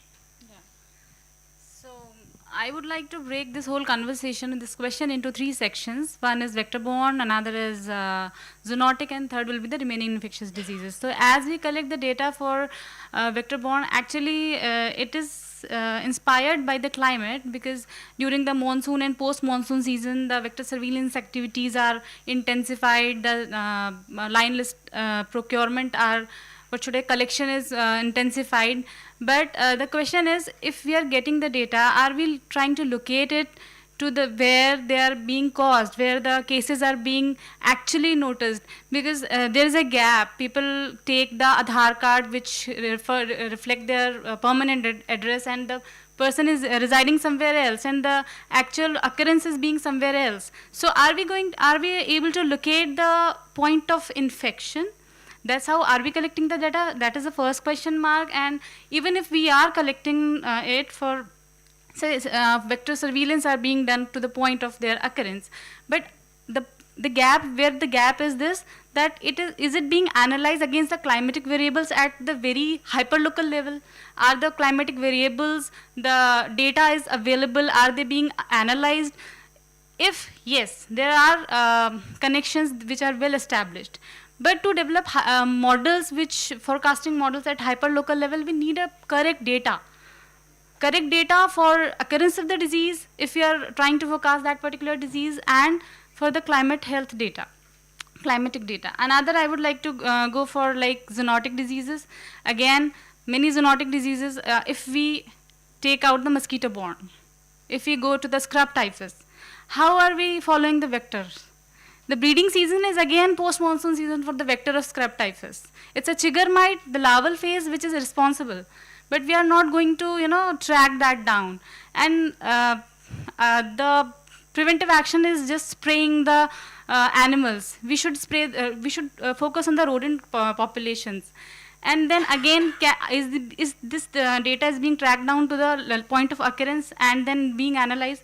Same applies on the infectious disease. If we see the S form and L form, everything is being tracked down IHIP, and they are also located to whatever quality of data they are located at their point of occurrence, whatever the quality of the data, and it is also analyzed against the months. But to a hyperlocal level, are these being analyzed against the climatic factors at that particular time? So again, that is the question where we have to find the linkages, though the relationships are well established. But if we want to devise, tools for forecasting or for estimations and the estimation of threats, we need more hyperlocal accurate data. And that is where the biggest gap exists. Thank you, Dr. Haya. Just one thing I wanted to add. When the philanthropists tell you that where do we have the data, so are we going to wait till we have the data? Everyone knows this is happening. So you could have two approaches. Take that, and you don't have, think tanks usually would want to take data from the very top, very broad level, because doing this data from below is actually very cumbersome. It's a very cumbersome, but it's there. You have to do it. Increasingly, we are trying to have data at a very big, broad level, and then we say it's not correct. Part of the time it may not be correct or will have gaps. It's because it's at a very broad level. And so someone tells me, what do you do? How do you go to an area and say that you have to? I say, I just go to the city, visit 5 slums, and I can see that there is no toilet. I don't need a city level plan to start the action. Once I start the action, then I can move to a city level plan. I think it's a bottom up versus a top down approach. Takes into account regional variability. But yes. I think I'm loud. Just to Neeraj's point, it's also the fact that you have to have the granular data because you want to prioritize as well. You have 1.4 billion people, but there is only this much money that is there. And if they want to spend it here versus here, I think data helps you prioritize and look at hotspots in one way. The second aspect to that is also the climate and health linkages that are coming up are also reliant on a lot of Western studies. There are not enough Indian studies. When we're talking about that 98.3 degree Fahrenheit, whatever was it, the normal temperature is changing across racial boundaries of different geographies. We need to look at that in a bit more granularity. So I think that's where the argument comes in. I'm just old and I'm in a hurry. I'm reaching the end of my career, so I want to make some change, But you are far from that. Yeah. But while we recognize that whatever is there, we should start working on that. While plans like the other stuff should come in. Which is how we move into the next part of it, which is the existing climate and health solutions we've already been seeing. So building on this discussion on evidence, let's turn to what climate health action is happening on the ground in response to these risks. So the question to the roundtable participants is, from your on-ground experience, what local solutions have shown promise in building health resilience to climate change, and what would it take to scale these solutions to more regions and populations? And to just start the discussion, I'll go to Huda. So we all know that Selco has really been a pioneer in terms of kickstarting its program on decentralized renewable energy solutions and applying it to the whole healthcare space, even in vulnerable regions such as the Northeast India. So Huda, we would love to understand what has been the genesis of this program. What inspired Celco to start this? What kind of data did you look at? And how were you able to also work with the government in parallel? How were you able to build that discourse around climate and health systems? Thanks so much for having us and for the question. So we started off with the climate adaptation narrative and the disaster narrative. So we didn't really go into access as much. We sort of said that given the disaster, the rate of disaster, given the fact that our health systems are, supposed to leave no one behind and reach the last mile, there is no other option but to sort of have a distributed approach from a powering perspective, right? And you cannot wait till utilities expand, etc. So we didn't really take a very defensive position. We took a very saying that this is the future, this is the only way resilience can happen. Tomorrow if there's a flood, landslide, cyclone, you need the health center to be working, and so your best option is distributed, and that's the angle which we started the program with. Funnily enough, the program had, three aspects to it. One was, of course, clean energy from a public health perspective and a last mile public health perspective. So primarily CHCs, PHCs, sub-centers, etc. One was, of course, for basic medical devices in general, heating, cooling, water pumping. I mean, all of these are basics at a health center level, which I think in many, many cases are still not in place, But then the other thing that happened was that while this was the narrative about, we need to make sure that health systems are resilient and they're, able to react and respond on time, the entire grant, and this is a program which covers about 25,000 health centers in close to 14 states in India. So it's one of the, about 12% of India's population, significant, where 50% is actually coming from government funds. So this is a program, right, including the, central ministries, state ministries, and of course each state has its own nuance, of working with institutionalizing it. But the entire fund actually got approved under a climate mitigation fund, not as a health fund, even though the outcomes and outputs were all, wait timing of patients, night nurse data, we had, delivery, diagnostic time. Those were so the data that we had to show from the pilots and the early few thousands that we had done was all impacts on health. It was not really on the energy systems, right? You can't say a health center is saving money because in most cases they're not even, paying that money. So I think in general, right? So I think the fact that it came from a mitigation umbrella was significant because of the scale of the program in itself. There are other two parts of the program which generally don't get covered as much. One aspect is the 25,000 health centers of clean energy. The other is really inculcating medtech devices which actually can reduce the transaction cost for patients. So point of care devices, telemedicine device, whatever it may be, which can actually increase the access to the last mile, right? And the third part of it is actually your built infrastructure. So actually, because while we're talking about existing, Meghalaya is building 300 new maternal and child care centers, Mizoram is building, 500 new, waiting rooms for mothers, right? So these are all opportunities where, 90% of the buildings have not been built in 2040, right? So these are all huge opportunities when it comes to the health sector and India. So that's the third component of it. So this is primarily what the programming was. We didn't look at, in fact, when we tried to look at data on access or on health, these were very controversial data points. You couldn't, even if you knew it, you couldn't share it. Even if you would share it, it would be with a very clear strategy in mind, because you don't want to be antagonizing anyone. You want everybody on board, So it's about using the narrative which works best from a future development perspective. And I think taking a much more, development stance to it rather than a climate or this is that's basically the narrative that we took. Thanks so much, Huda. I want to extend the same question to Bijal Ben and understand that from Mahila Housing Trust example, what are some low-cost community-led solutions that you've been working on, and what has been the uptake of some of these solutions? Also, while you're answering, would be helpful to hear what are you thinking about scaling these solutions, because we have heard about how primal solutions like Cool Roof in Jodhpur have shown enormous promise. So would love to hear your thoughts on this, Bijalben. Yeah, we started with, women's groups, which is our forte, and, supporting them to work on habitat improvement, climate change. But then also to work initially with governments, but later on technologies. So for example, one of the solutions that we have been supporting is doing cool roofs in houses where, they cannot afford ACs or coolers, etc.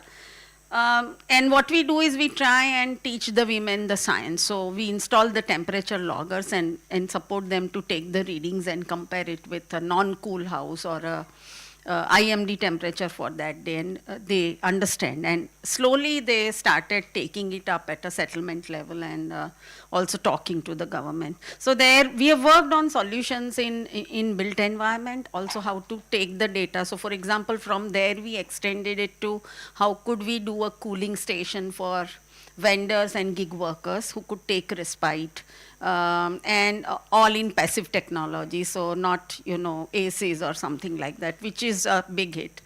And then we moved on to a cool bus stop, which is mostly, used by low-income people to transit from one place to another. And that cool bus stop is really catching up with city governments. We did it in Ahmedabad, but there has already been an ask from cities like Jalgaon and Patan and Delhi too. Baroda recently called us up. So I think that one is becoming extremely popular because it's a little bit of a low-cost solution where we are focusing on misting technologies and energy efficiency. So the first cooling station we did was net zero, but the solar cost was around 3.5 lakh rupees. And so at places where we didn't have the funds and we couldn't go for solar, what we did was we used energy efficient systems which would go on for a certain time and then stop for a certain time, etc. So those kind of things we have tried, and some of them are actually now doing very well. All of these on physical health and well-being. But on the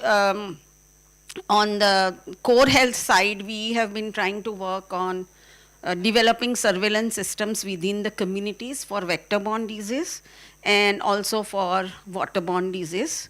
We haven't been able to take it to the government or ward level, which is what we are aiming to do now, because we realize there is no data available from the ward level on these issues, and how can then we take it to the HAPs or climate action plans that we are doing. AI work was in Amalner for flooding. We were doing the surveillance separately and we were doing the AI work separately. Then we realized that then I realized that the health data only talks of mortality. So how can you bring in the vector borne? So everything was happening separately, and suddenly we realized that there is a connection here and we ought to work on it. So our action plans are like all others, actually looking, we have done AI and non-AI, so we understand both. We understand still what is the limitation of AI. So while, the tech people may be going gaga over it, there are several limitations, but we need to work upon it because it's going to be the happening thing for the future. But still there are several gaps there, and you still need to sort of, for example, a health data would be coming at a completely separate level than a built environment or a heat hotspot data, and how do you really integrate it with the HAP is the issue. That's we have realized, and that's where these groups will now come in handy to take that data and feed it. I don't think even the government, because we have been interacting with them, they understand climate change because it's cross-sectoral. And secondly, I don't think there is enough focus on ASHA workers and ANMs and Mohalla Arogya Samitis being trained on these aspects. Otherwise, that would be the most local level surveillance and data collection mechanism, which is already in place. But I think we are not utilizing it. I've just realized, so we have started.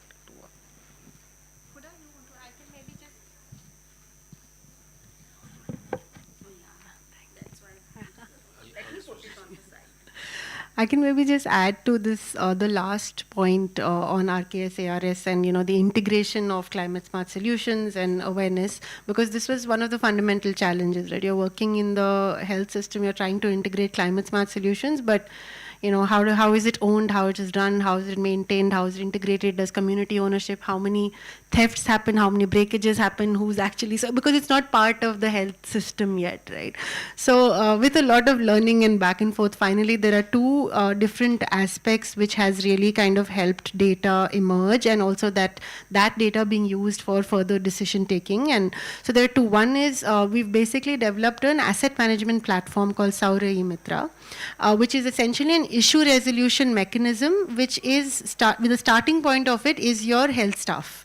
So your health staff, so anything that's not working, that's not, whether it's a cool roof or it's a solar panel or whatever it may be, or they actually sort of put it onto the platform. It's assigned to the next authority, and it's assigned to the vendor if it's within warranty, if it's outside warranty. It's sort of so there's a whole issue resolution mechanism. It's a ticketing mechanism essentially for managing assets within the public health infrastructure. Now, there are 3 states that have approved this, and it's become part of their asset management overall, which means MMDSL, which basically does medtech asset management, they've integrated it with that, which is very critical, because unless and until it becomes part of the health system assets and they are budgeting for it and they know where to unlock different sums of monies, and they have a certain transparency or a viewpoint of what is actually not working, right? So how many issues are pending? Why are they pending? Who's responsible? Who's accountable? Because you have multiple stakeholders here, right? You have people who are supplying the solutions. You have health staff, you have district level, you have state level, you have grassroots NGOs, you have RKS. So you need that accountability and that escalation point. So that's one piece that has really helped to sort of give a dashboard to state level, NHMs and directors and departments to sort of know what is pending where and how many issues are arising and what they need to do with it, right? So therefore it's sort of helping to get further commitment, or it's helping them to say, okay, we need to fix this before we actually, pour in more into this. The second part of it is we've basically integrated remote monitoring systems. That is something with every health center, what they're able to see, not just as the system are working or not without anybody reporting it, but they're also able to see utilization, which is again something which they would not have access to. Like actually it's supposed to be running, but it's not utilized as per what the center is supposed to function. So that's the other viewpoint that now governments or state governments are getting in terms of actual usage of the solutions itself. Yeah. Very interesting. I also want to go to the point on AI that Bijal Ben was speaking about. Kiran, your work on AI-enabled tools for water quality data has empowered communities. In your experience, what are the 2 or 3 factors that determine whether such tech-enabled on-ground initiatives can actually improve health outcomes at scale? Yeah, thank you. So thank you for this opportunity. INREM as an organization works on securing water safe communities across 8 states in India.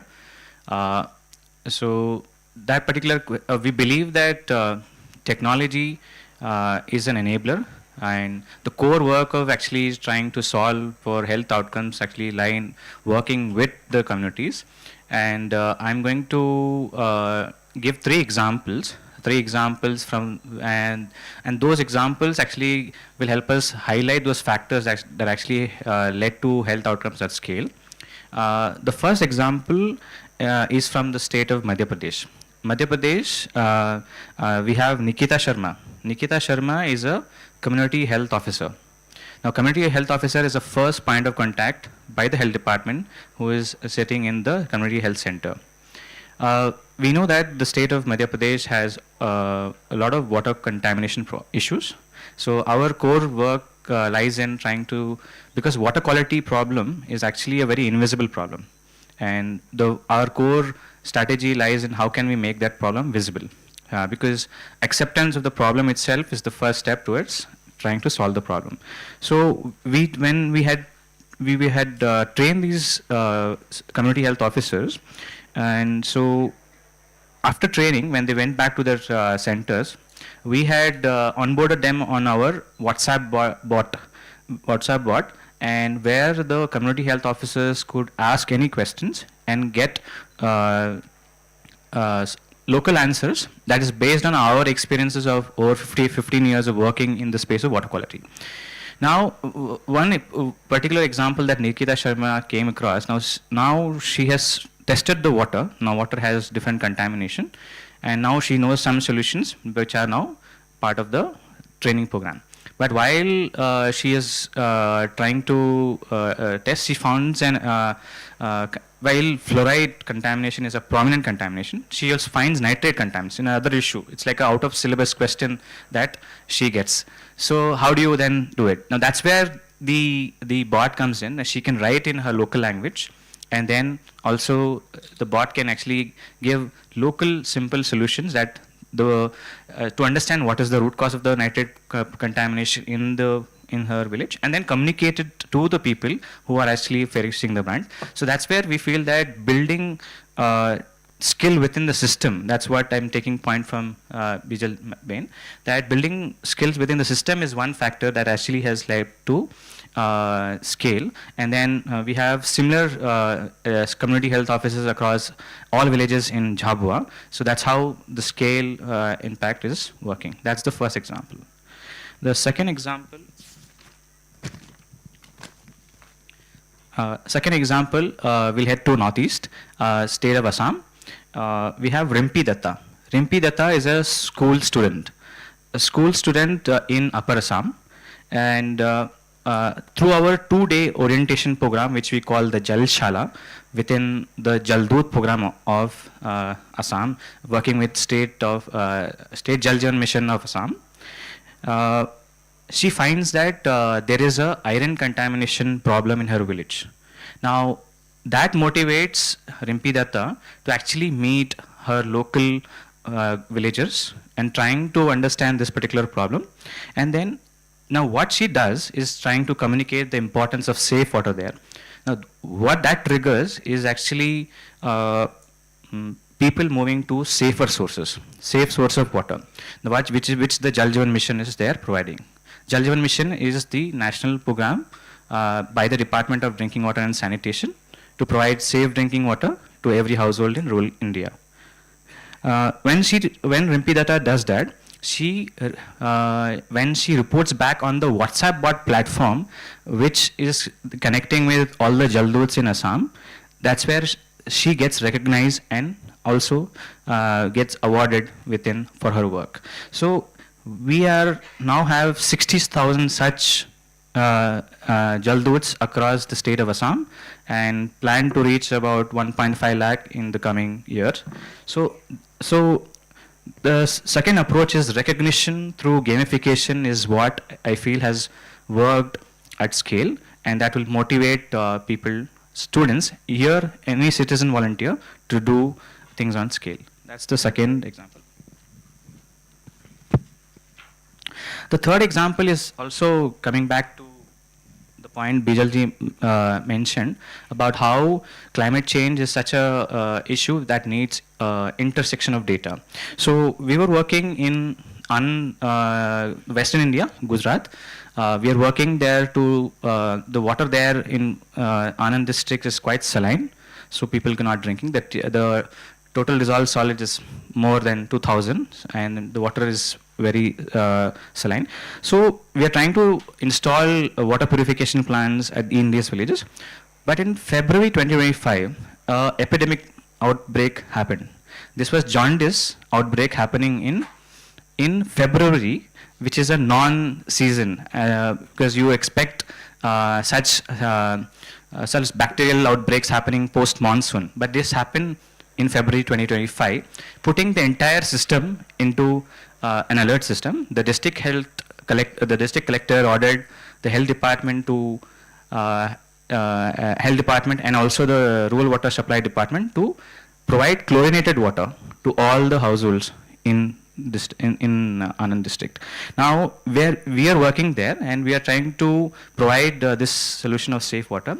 So we, using the local indigenous knowledge of using fertilizer mixer, we actually enabled chlorination to happen and disinfection to happen in those 40 villages, where 348 million liters of water were provided in 3 months till April 2025, where the outbreak had to fall back. So the third point is very important, being vigilant in terms of the new climate sensitive infectious diseases that are actually now causing havoc, and that requires such kind of vigilance. So these three aspects I feel are very important. The first is building trust, building skill within the system. Second is recognition through gamification, and third is being vigilant. Thank you, Kiran. And I think we have excellent examples from the work of Khushi Baby as well on all of these three fronts. I want to also extend the same question to Neeraj, because we know that PATH led the Climate and Health Challenge in India, which kind of recognized these emerging solutions and social enterprises. So Neeraj, what have been some great examples in that regard, and what have been some good best practices also that you have seen across solutions? So some common best practices across these climate and health solutions. Sure. Let me just back up a little bit. You know, about 2 years, I've been with PATH for 9 years. And about 2 years ago, we really started talking about climate and health. And the impression I had was that we were just looking for new sources of money to support our health work. And, you know, there wasn't really that much of an intersection. And we were just kind of force-fitting it so that we get funding. But as we've progressed over the last few years, of course, we found some fantastic solutions. And I think the beginning for us was this climate and health tech solution challenge that we ran.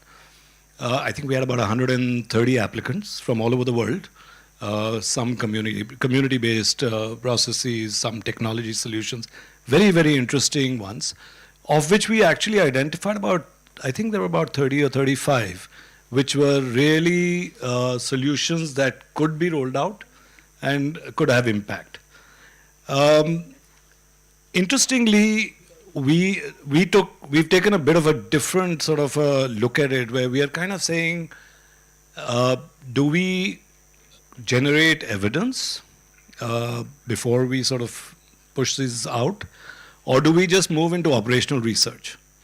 And I think we've taken the second path, where we are saying, okay, let's just roll these out and let's measure the impact and see how it goes. Interestingly, most of the people on this panel we work with. So in a way, we become like an aggregator of solutions, where we're saying, let's find the best solution and let's copy, let's paste, let's see if we can take them to other geographies. How do we expand? And PATH is sort of obsessed about scale and sustainability. And that's why also my last comment, so apologies for that. But, you know, it's like, guys, there's an urgency here. We need to scale solutions quick. So we've actually rolled out a lot of those solutions in small pockets where we've seen huge impact, and we're trying to now scale those up. And those are from painting the roofs of health centers. Of course, solarization is a big one. Maternal child health, delivery units, how can we work on that? We've got a solarized immunization carrier, which we've been supporting. In fact, they've rolled out now in Fiji and Papua New Guinea with our support. We've also taken them to Kenya. So they're rolling out there. Khushi Baby is doing some fantastic work, so we keep pulling stuff from them, using it all over. So there is a lot out there. I think, my push is that we do need funding.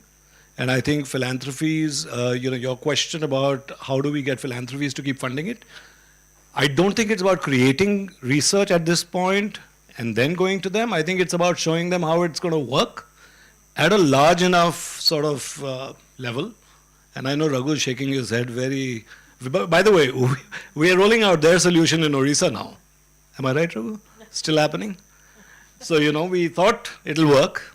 We'll tell you if it does in a few weeks or months. But if it does, now you've got a solution here which can actually start predicting dengue outbreaks, and the government can actually, or the system can actually start responding to that.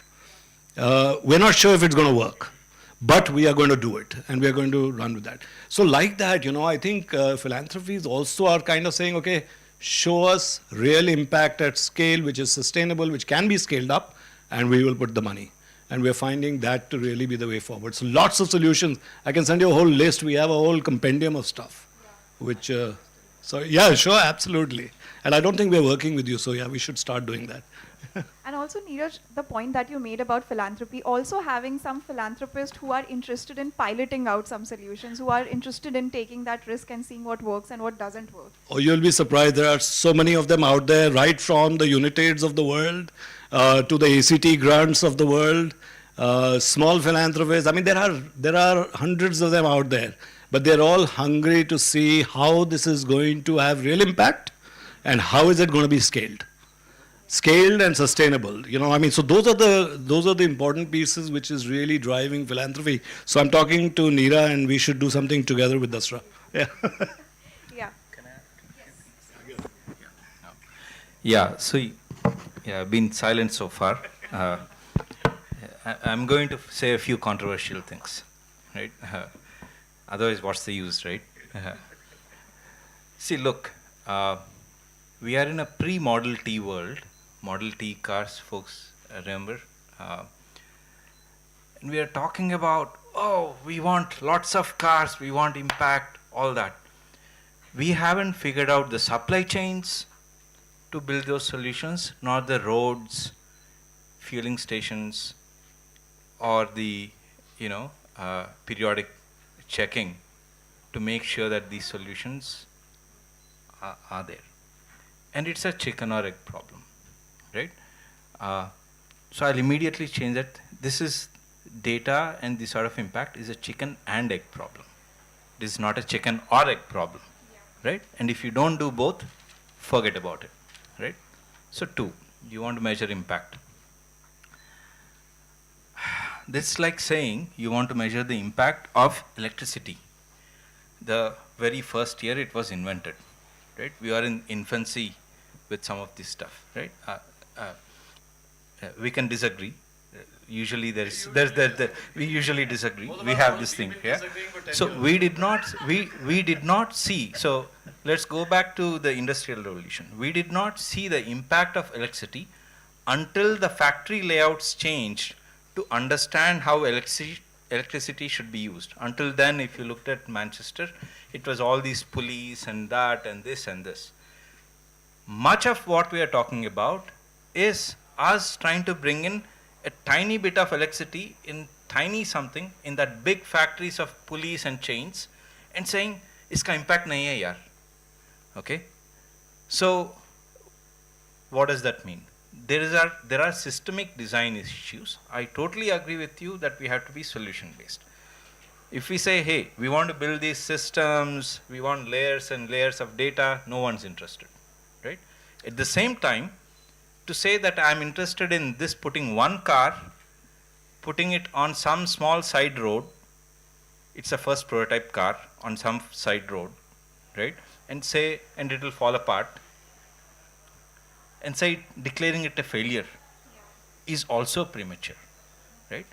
So what's the approach? First, we need a systems design, systems vision we all have to commit to, right? Then from that, we have to find pragmatic starting points to make that systems vision happen. Systems vision might move a little bit that way or this way. This is why our approach has been, let's find pragmatic. So dengue, heat waves, livestock vaccination strategy, environmental surveillance. Why are we in these 4? You put these 4 together, you'll realize you have One Health, right? You have One Health, right? So these are pragmatic starting points to a population scale One Health and climate approach, right? So yes, we should do those individuals, but as we do those, we should also lay the roads, right? And this is where I think, so yes, have a systems vision that hopefully bunch of stakeholders can agree to and hold true for a period of time, because it's not. Because as much as we said dengue, even as I said, will it work in Orissa? We have just run the first lab. Dengue is underreported 10x to 100x. So what the hell does it mean to even predict dengue? So we have to find again pragmatic starting. So what did we do? We said, okay, this is the data we have. These are the interventions available. How can we inform the interventions in a way that is still useful given the data that we have, and over time build a virtuous cycle to improve the data, right? So that's the approach in many cases. Your use case will shift and hence your model will shift. Your models will get better. Maybe what took us to do in 1 year will happen in Odisha, but not plug and play. It will hopefully take us only 3 months or 6 months, right? Even in Karnataka, they don't. The other thing I want to call out is all of these things is not black box AI. So we help IMD improve their climate. We are working with them to improve their heat wave. Sorry, I'm taking some time, right? Because so there is none of these things will be static models. Okay, so what does that mean? I create a model, deploy it, and it's like that forever. One, they change place to place. Two, they change over time, right? So now what about this bit? So on the government side, yes, they should use these models, but you have a whole different mechanism in the back side. It's like, imagine a car is running and you're constantly changing the engine. Can you do that? That's what is required in AI. So every time you order a book on Amazon, your recommendation algorithm changes. Every time the distribution of every time a new book is published, your personal algorithm for the recommendation is changing. So technology is actually not the problem. It can be done. So we have actually enrolled several researchers who are capable on one side, and we actually constantly evaluate them and push to the front which model works. And that actually greatly improves your chance of success in Odisha or somewhere else, right? So sorry I went into this. So just to summarize, systems level thinking, solutions that you can, solution led, but in a way everything comes together. In the process of doing that, get your data layers, horizontals together. Make sure you leverage many researchers, not single winners, right? So these are some things from our work. Absolutely. I think Manish and Huda have some input, so we'll just go to them. Hi. So I'll also throw a word of caution in here with the scaling and other bit. My experience has been that health is the graveyard of maladaptation of technology and other sort of development sector to a larger extent. And I'll use two cases in this. One was the classical technology for irrigation and agriculture, which was the borewell. The borewell came in and the whole of Gangetic belt 2 decades later has the fluoride, iron, arsenic sort of the problems. Nobody foresaw it before that. It was launched on scale and so adapted. The second is classically the Swachh Bharat mission, which promoted household level toilets, which generally had unlined soak pits. And in my house as well, the toilet, soak pit and the hand pump are next to each other. So the soak pit is sitting at maybe 20 feet, the hand pump is tapping from 60 to 80 feet. It's the straight leaching and it's not unlined. So we are seeing the impact of that I don't think we are seeing the impact of that in the health data at all in the floodplains. We are seeing the impact of that, in my understanding, in the Himalayas in springs, where my own research has looked at 70 to 80% contamination of bacterial contamination in springs, which are groundwater sources, and probably one of the first reports of microplastics that we did last year's study, where 70 to 80% of springs had microplastics. These are groundwater resources, does not affected by the surface water open defecation channels at all, but they still got it. So a lot of what we are discussing have to have, apart from the top system level, understanding of the larger processes as well, for which we don't have enough understanding is my saying. We don't understand, one, how the bioclimatic works as well in complex systems, whether that is floodplains or Himalayan mountains. And we don't understand as much how all of this is linked to health, especially in a tropical country like India. Thank you. Thank you, Manish. Over to Huda. Sure.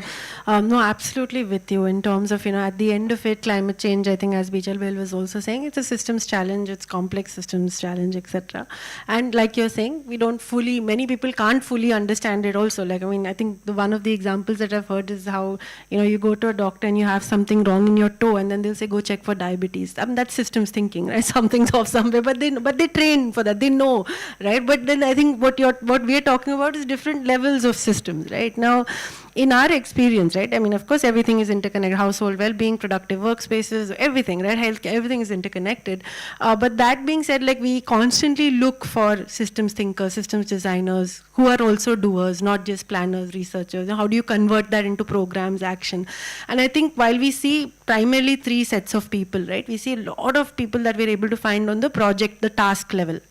They can carry out tasks, they can think project, they can do project, and this is a majority, right? You find very few people who are able to think program, slightly larger, maybe few silos interconnected, and even more fewer systems thinkers and program designers from a systems lens. So finally, if we're saying, but then the education system is preparing people in such silos, where are we going to get the future systems thinkers and doers, right? I think that's a huge gap, because we're saying at the end of it, climate is systems, it's interconnected. Maybe that has to be one of the core focus areas for climate solution.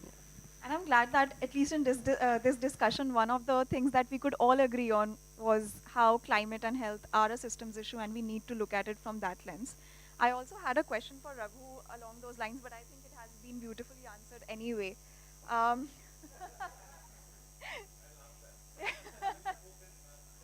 No, we'll make you speak more the next part of it. So before I move into the policy, now you told me to shut up, yeah. Karma. So before we move into the discussions on policy, I want to extend the same questions on emerging climate and health solution to the larger audience in the room. Are there any emerging climate and health solutions we all of you have seen on the ground happening, solutions you believe have the potential for scale?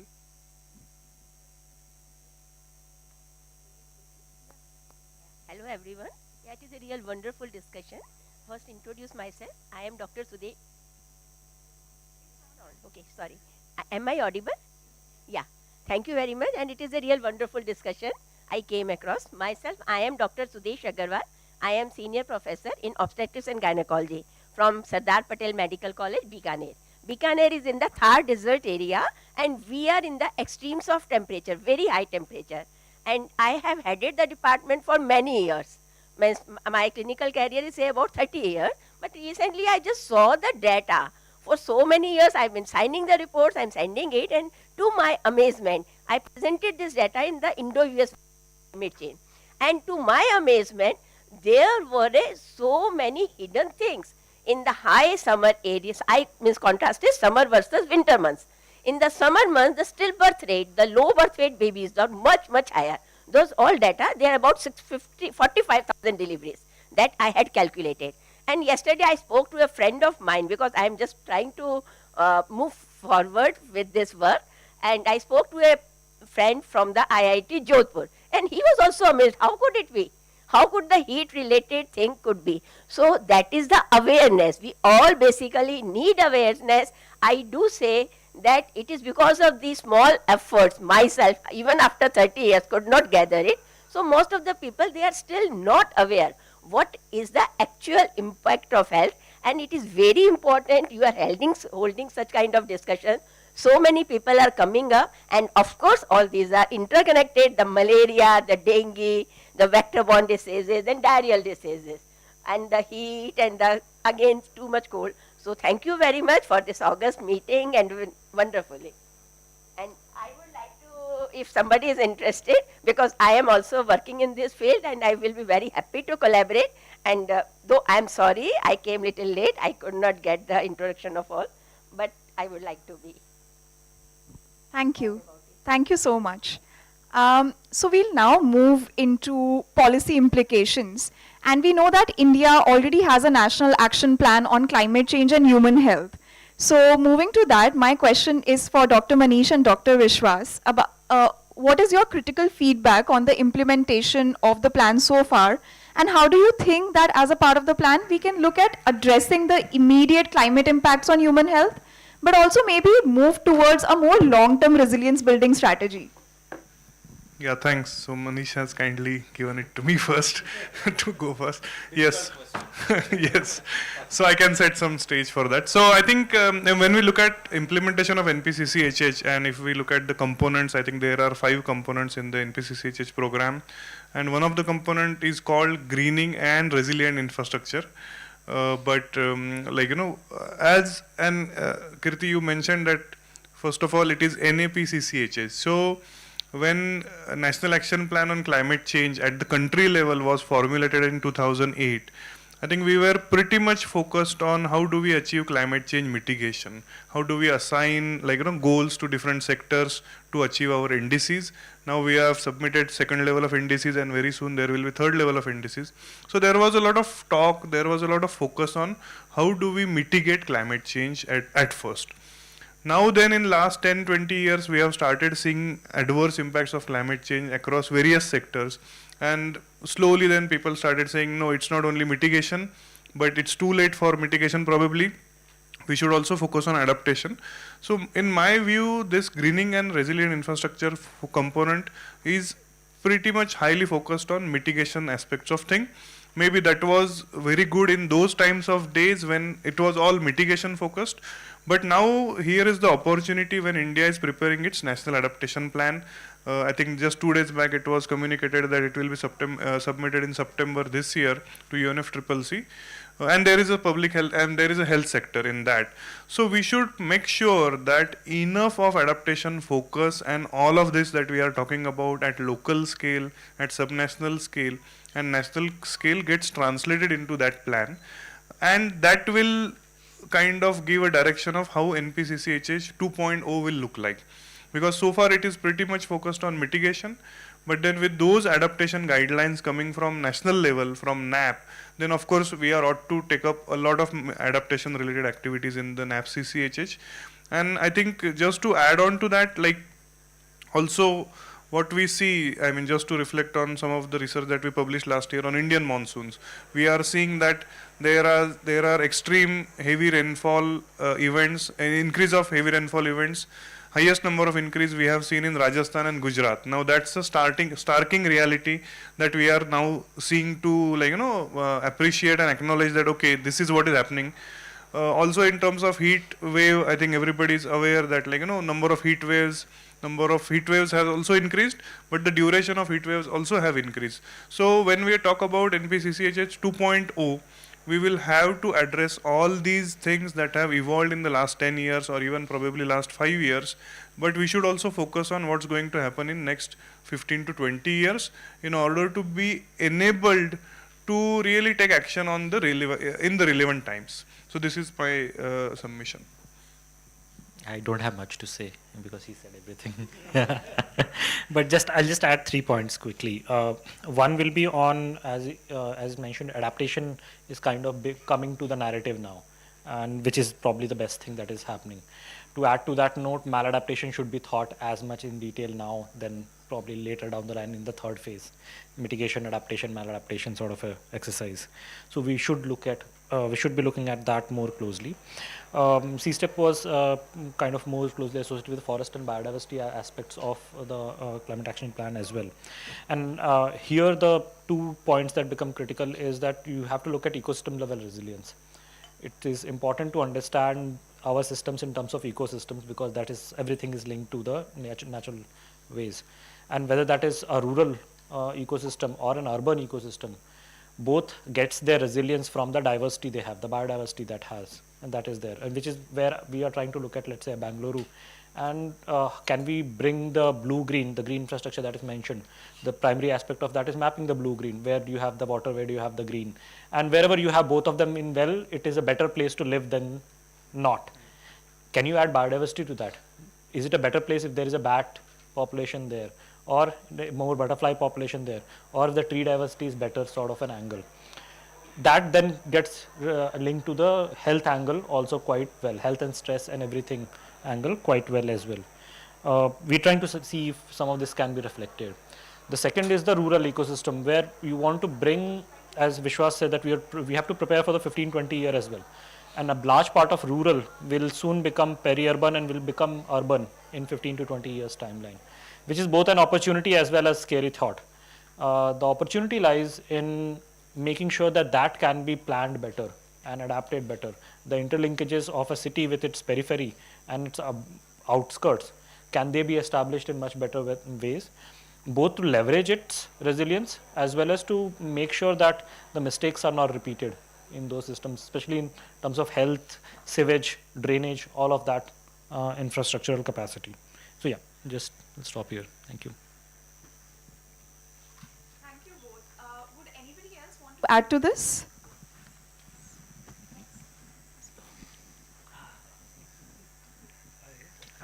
How are you?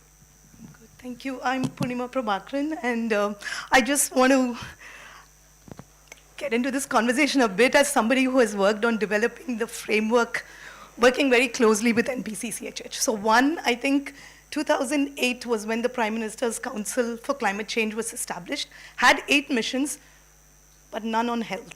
It was only 7 years later that they thought about the National Health Mission, and 2015 is when the National Health Mission came into place. And apologize, I have a bad laryngitis. And that's when the National Program for Climate Change and Human Health came into being. And Vishwas, I just want to say, it wasn't about mitigation. That the ministry, the nodal Ministry of Environment, Forest and Climate Change had its NAPCC and was talking about mitigation. They were not talking about health either. It was NPCCHH version 1, which thought about bringing an adaptation plan for health, and they knew they could not do it alone, the Ministry of Health, and therefore brought in different institutes who had domain expertise. So they brought in 18 centers, which were all government institutions to start with, and like they had somebody for heat, somebody for air pollution, somebody for NCDs. This was all about adaptation. How do you deal with the climate sensitive illnesses, the burden that's going to happen? So it was only much later in 2019 when I hosted a national health conclave about the role of health sector and climate change, and brought this concept of climate smart healthcare, which was something World Bank had put out, Healthcare Without Harm had put out. It had 2 pillars. It had adaptation, it had mitigation. And that's when the conversation, the 2019 report about health sector contributing 5% to the global greenhouse gas emissions. It was only in 2019, and that's when about the conversation about mitigation and what should you do. Can we do all these low-hanging fruits interventions like transitioning to solarization of healthcare facilities? Celco started their initiatives. Maybe you started before, but then it became a part of, okay, we should do this in the program. And I think mitigation came in much later. It was all about adaptation to start with. It was health ministry. So they had to talk about adaptation. It's only when 2019 people started saying, oh, you are also contributing 5% of greenhouse gas emissions, so what are you going to do? So the framework we developed, we were the center of excellence for developing the framework for that part of the National Action Plan for Climate Change and Human Health. For green and climate resilient health infrastructure, drew from all the global guidelines.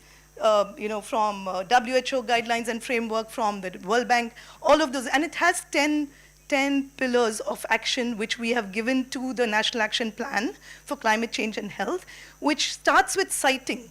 Where are you siting your healthcare facilities? Like a state like Kerala, where all the PHCs were probably washed away in the 2018 floods. When you're going to rebuild, can you think about where you're siting your healthcare facilities based on historical flood levels? So that was one pillar. Then comes all the service delivery, energy, transport, the supply chain, procurement, very sensitive one, but sustainable procurement. I heard it in another session today, ADB maybe, I don't know. Procurement, I think linking to the early warning systems. How do health facilities adapt if they are not linked to the meteorological department and are sensitized about coming, climate events? So linking to the state meteorological department and early warning systems, I think I've named 7. The remaining 3 were about leadership, financing, and I'm forgetting the 10th one, but it was all about adaptation to start with. Mitigation came much later. And I think within NPCCHH version 1, because this COE came into the picture, we started thinking about what we can do in an incremental way to make healthcare facilities also green and environmental friendly. And I think solarization came into the picture in a big way, because Chhattisgarh as a state had already solarized, I think, 800 healthcare PHCs, and CEW did an evaluation of that and found that there are health co-benefits to closing that health energy gap, right? So, you improve morbidity, mortality, maybe you have labor rooms functioning, you have neonatal incubators, baby warmers. So all of that could happen because you close the energy gap by solarizing. If you go to the PHC in Chhattisgarh and ask them why did they put the solar, they will not know. But there was a reason behind it, and the reason why we're also pushing for a low-hanging fruit like solarizing all our healthcare facilities. The other ones that NPCCHH version 1 asked people to do was rainwater harvesting, replace all your lights with LED lights, simple things. And I think the fourth one was energy audits. So it's a very phased approach, an incremental approach, which can also deal with mitigation because it's a very delicate balance. We have to work with adaptation as well as mitigation if we are talking about achieving UHC, universal health coverage. So I just wanted to plug in there, because I think the version 2 will also talk about both of these with different proportions of. Thank you so much. I think this was an excellent lens to add. I know we are running short on time, but Bijal, one or two policy, because when we talk of policy, I just want to flag the issue that we need to finance it to make it into action, and here there is a big gap here. And the financing, actually, the health guys will say, oh, but the money is with health. And so Gujarat, for example, has a climate department, but it does nothing except talking to all other departments and getting the list of importance. Second big gap that I want to highlight, which policies right now are not catering to, either we are talking rural or we are talking urban, metro cities largely, but we are not talking of the very fast urbanizing towns, which are like 10 lakh to 1 lakh population, 4,500 plus in the coming years for India, and they are getting the least attention in terms of climate change or financing, because climate action plans are all district level plans. Cities also get left out, but they manage because they are bigger, but smaller towns are a big gap. So. Just maybe the last point I just wanted to add is that wherever we have gone to climate departments or energy departments, we actually don't find any traction. I think even NPCCHH, while it's there, out of the 400 crores, 3 crores has come from NPCCHH till now for the states that we're working in, right? But the primary funding and a lot that is going on is actually not captured as climate.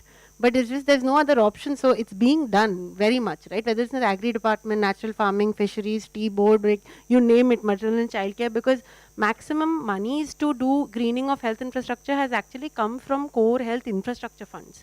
Whether it's in Nagaland, Meghalaya, 70%, it's come from core. It's not come from a climate funding, neither is it captured from a climate funding.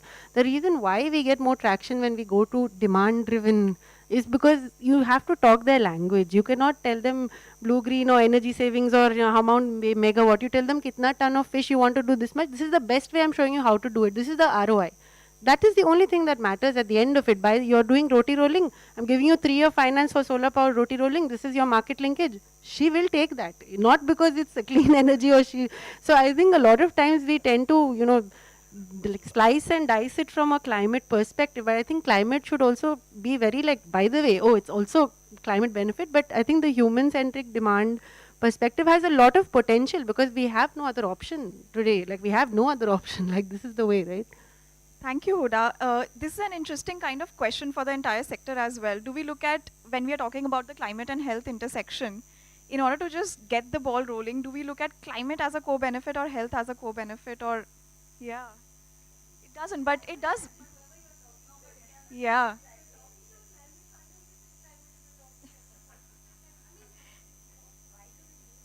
Yeah. Yeah. Bridge that, yeah.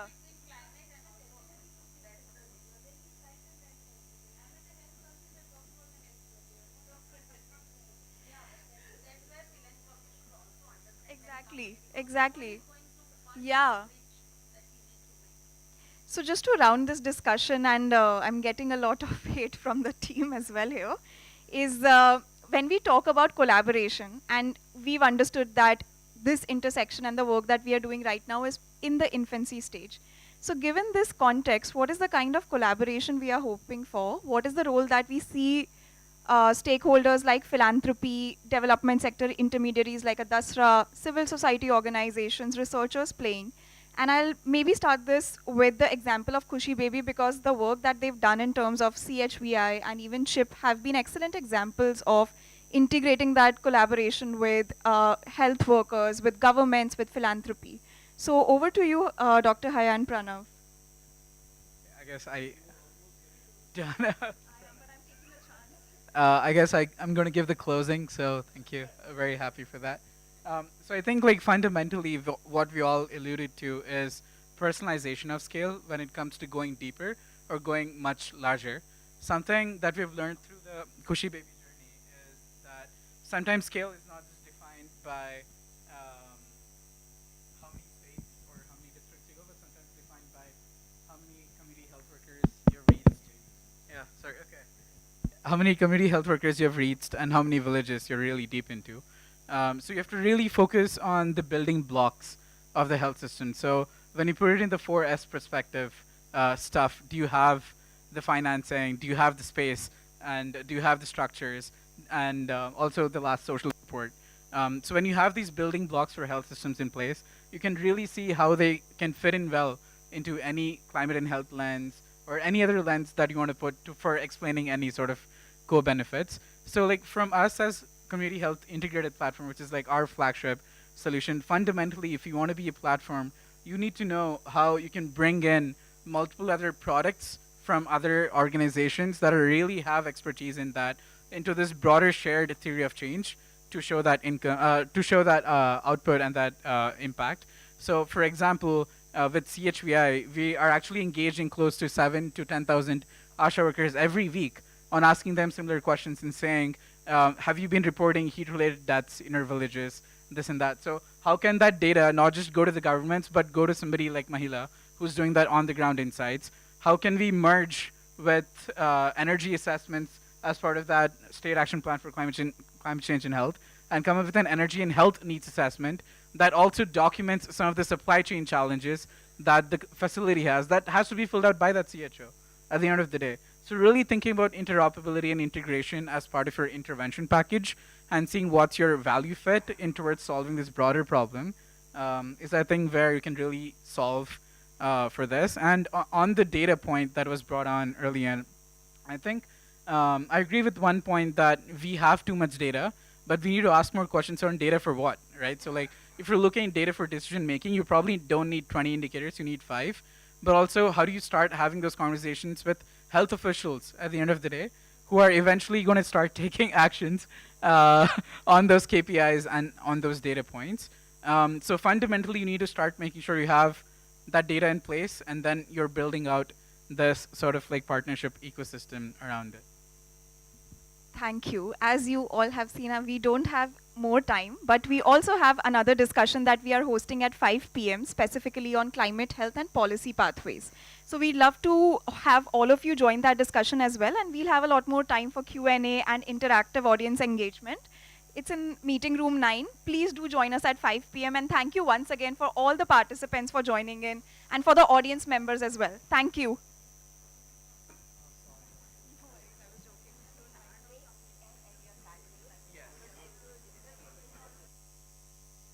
Asian Development Bank kept $9 billion for Asia Pacific only for vaccine procurement, which countries required that time. But if you see what was spent on pandemic preparedness, 10% of that after that. So huge appetite when the crisis hit, so less appetite when there is no crisis. And I think Priya will to tell in her messages, 1,000 times rate of return is higher if you invest in lull periods, low periods when there is no crisis compared to when there is crisis. Huge investment case to invest in pandemic preparedness, but are countries listening? Is this not happening frequently? Is this not happening crisis, panic, and then forget? And that's what I think is again happening as we move towards countries. When we go towards them for financing, they come back, oh, we have spent so much money during COVID, not now enough, we'll see it later, and they are procrastinating again about investments and pandemic preparedness. I think there have been great efforts through G20 Pandemic Fund, which is nudging countries to do more, but much more is still required. I think I look forward to this panel, Elias, how it moves forward and what more we can learn about that. Thank you. Thank you so much. If I can just ask that we get the presentation on the screen, because we're going to move to that next. That's okay. And I'm just going to talk you through what to expect this afternoon. We've got a bit of shifting sands because one of our speakers, Helen Clark, had a ministerial meeting, and so she's going to come midway through. But before that, we're going to hear our foundational presentation from Dr. Professor Dennis Ostwald, who's come all the way from Germany to share his work and thinking with us on this important topic. And that will really, I'm going to ask you all to really focus on that, because that's going to be the meat of our discussion later, and really keen to get the audience's reactions to that as well as the panelists. And then we'll have a panel. You can see most of the panelists set out behind me. And then this fireside chat with Helen Clark. And at some point, chance for Q&A as well. I'm anticipating that the presentation will be on the screen. Are we okay? You're good with the PowerPoint? 2 minutes. Yep, okay, he can start without it, knows it very well, but can also then fast forward. Okay, thank you so much. Dennis, the floor is yours. Thank you so much. Can you hear me?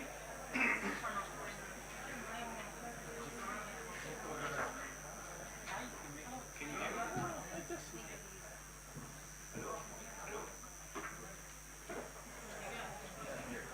Hello? Hello?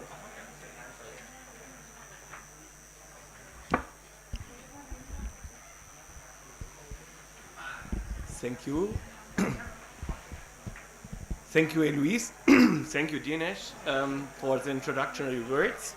My name is Dennis Ostwald. I'm CEO and founder of Y4 Institute. And now my presentation is on it's there. And how can I switch or move the slides? Oh, thank you so much. Thank you so much.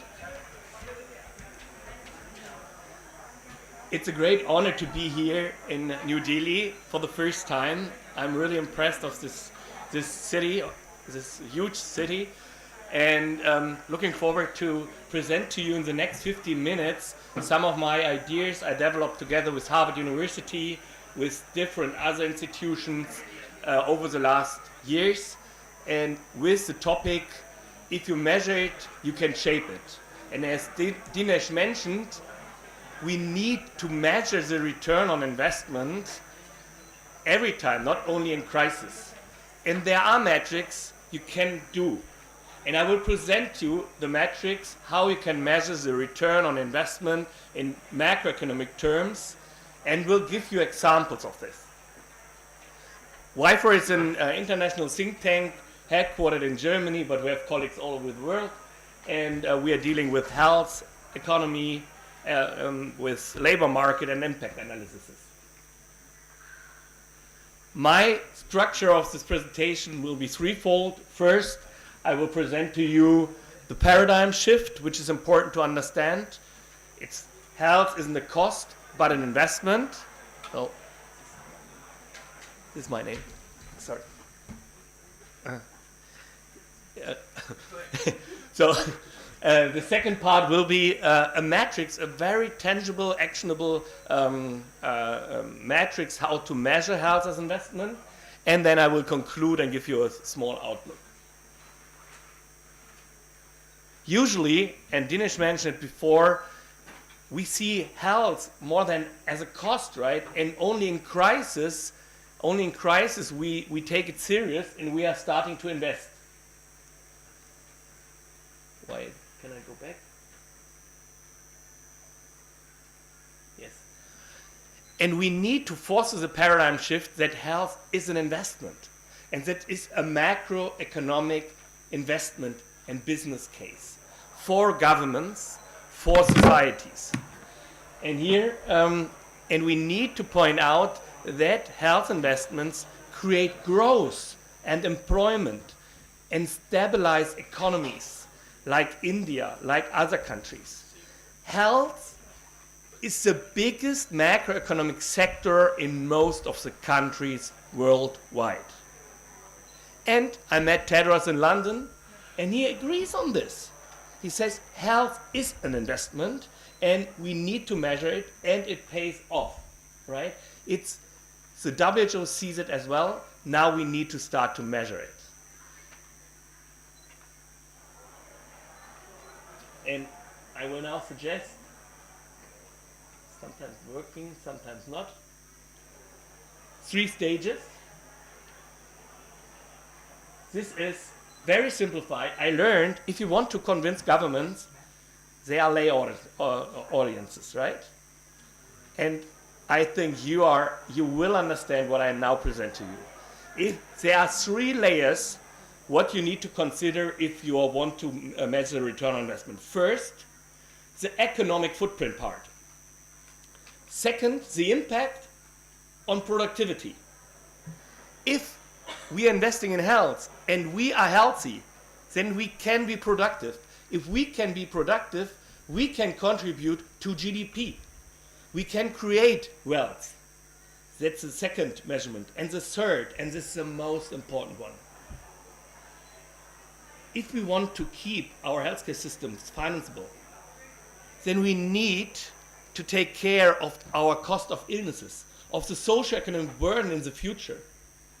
We need to forecast the socioeconomic burden in the future by diseases, and this is feasible. I talked to the advisor of President Lula, in Brasilia, and I told him there was a study. We calculated the impact, the socioeconomic burden in terms of GDP of diseases which are representative for 1/3 of the cost of illnesses in Brazil. In best case, it creates a damage to GDP of 8.7%. In worst case, 11.7. Then I told him, multiply it with 3, and then you're reaching 1/4 of your wealth, the best case scenario. And you don't even think about managing this issue. That's a mistake. And then I said, if you're managing it, and you can reduce this socioeconomic burden by 2% points, that's 2% point growth. And this is the story.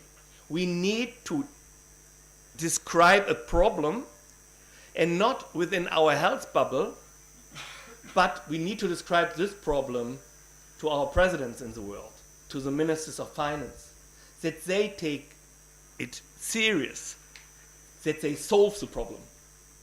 And if they want to solve the problem, then they will ask questions like, what can we do to reduce socioeconomic burden?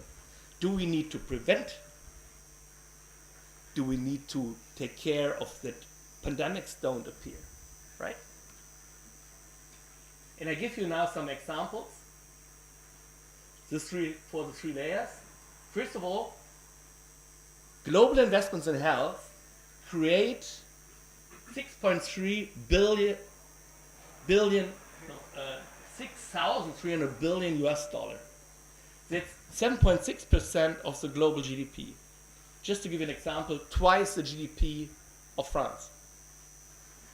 Close to 200 million people are employed globally due to health investments. It's the labor force of the US, the United States, and Canada.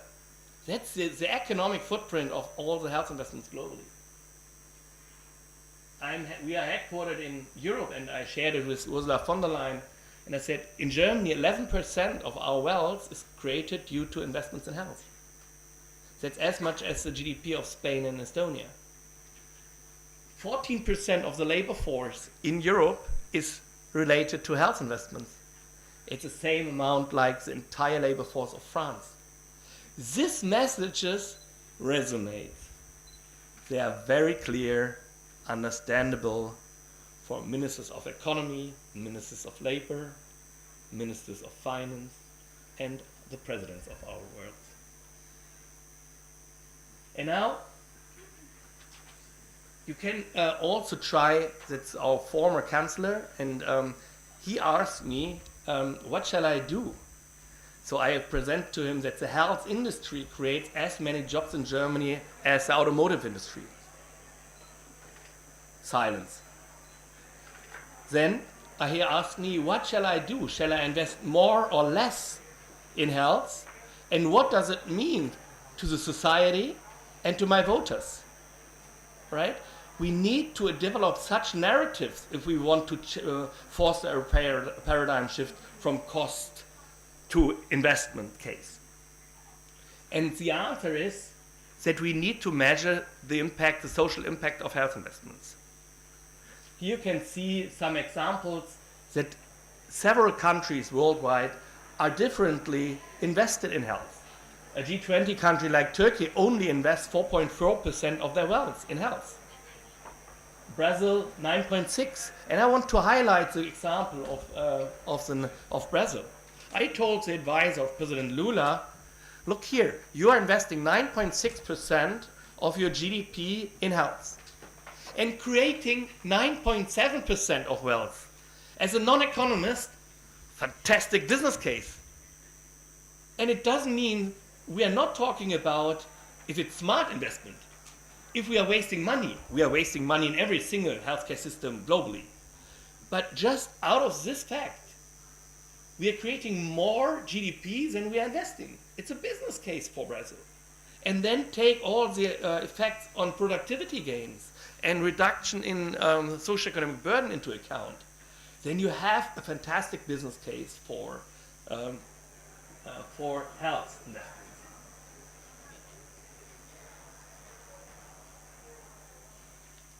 Not working. Okay. This is a very recent study which is groundbreaking. Together with Rifat Atun from Harvard University, published in The Lancet 2 weeks ago. It's the same idea like I mentioned, if you invest in something, then you're creating GDP. This example, and we will do it for India as well, it's in India, we have done it, but we will do it for the entire Commonwealth.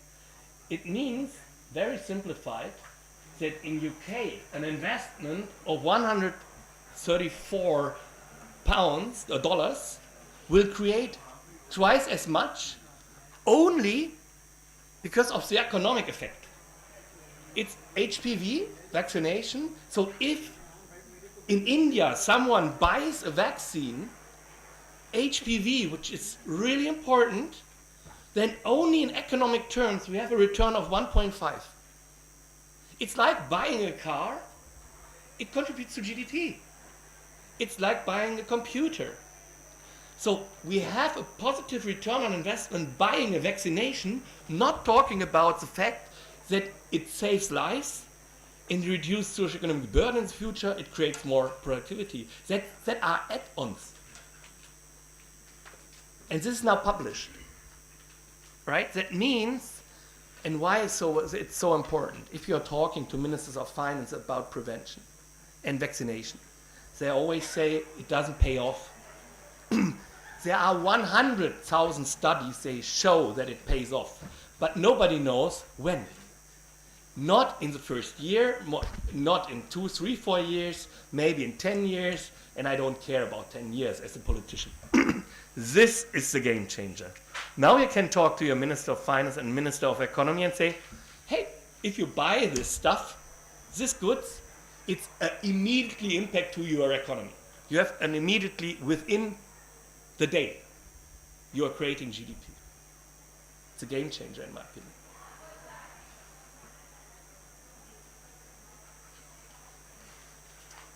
And here, just to speed up a little bit, it's published, everything is published, you can measure the socioeconomic impact of products interventions, of water filters, or whatever. You can measure, you get health outcomes, and if you get health outcomes, you can transfer them to productivity, and you can multiply it with the number of persons, and then you are reaching a GDP number. And you can do it, and this is the social impact, and here you can see it, a social impact of a product in Japan creates a GDP per year of 120 million. Next to the GDP impact of buying this product. It's very easy, understandable for political decision makers. Another example, sorry, here for Korea, an intensified anti-diabetes treatment avoids 23 million dollar in productivity and activity losses over 10 years. You can use this data, but you need to speak always the same language, and the language is dollar or money. It's not, sorry, it's not life years. It's not, it's, if you're talking out of the health bubble, translate everything in a language they are used to talk. And this is all about money. Further examples here in Europe, cardiovascular diseases create a damage to GDP of 4 to 5% of our wealth. If you think that cardiovascular diseases are preventable, some physicians say 20, 40, 60%, then you have an amount of money you can save if you prevent cardiovascular diseases.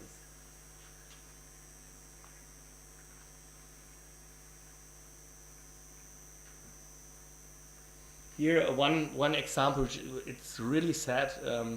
I was shocked about this number. A migraine. 1/3 of the patients are men, 2/3 of migraine patients are women, and only migraine creates a damage in Germany of close to 3% of our wealth. It's really crazy, and this numbers needs to be discussed with political decision makers to prevent them. So, in a nutshell, what should we do? Health investments are still treated as cost. Shouldn't be. I showed that we can foster a paradigm shift. National budgets, unfortunately, follow usually a short-term logic, not a long-term logic. That's the reason why it's so important to have such examples like HPV vaccination. Also the accounting frameworks, because we're always talking about health, but ministers of finance, they have an accounting framework, and ESA and IFRS are not designed to capture returns from human capital investment. They are not included, right? That's a major issue, because then you can't really show that there is a return on investment. Unfortunately, we are most countries are underinvested in health. Even though that we know that there is a strong evidence of societal and economic returns, as I already presented, and we need, and this is part of a T20 paper, what is now launched in South Africa. They have the presidency of G20 now, and next year it will be US. We need to create an impact framework, how to measure the return on investment, and I presented to you 3 out of 5 steps which are in the paper, which is submitted. So we need to rethink fiscal rules through a health investment lens. We have the health data, we need to have a policy alignment, and then better fiscal outcomes. That's the truth, right? If we create more growth, then we have more fiscal space. I will come back to this a little later. So we need to reform fiscal rules. Existing fiscal rules often limit preventive and long-term investment in health. I already mentioned it. If we would treat health like a strategic investment, then like green transformation, which is very popular in Europe, then we can we create investment money to invest in this idea. The return on investment data can definitely help to rethink public spending. Maybe we need to shift from other policy areas to health, and we have this data at hand. And the most important piece is, yes, we are all sitting here in the health bubble, but we need to start to find arguments and narratives to stimulate other people out of the health bubble, like ministers of labor, like ministers of education. This an academic expression, health for all policies. I changed it in health in all policies. We have health in all policies, and we need health in all policies. What are my conclusions? That was a slide I presented to the UNGA last year in New York.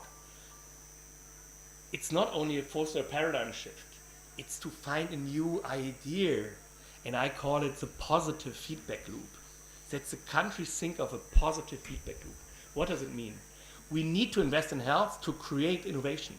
Innovation in products, systems, and processes. Then we need to show that these innovations create better health. I showed you the metrics. Better health creates more productivity. More productivity creates greater wealth. Greater wealth creates more fiscal space.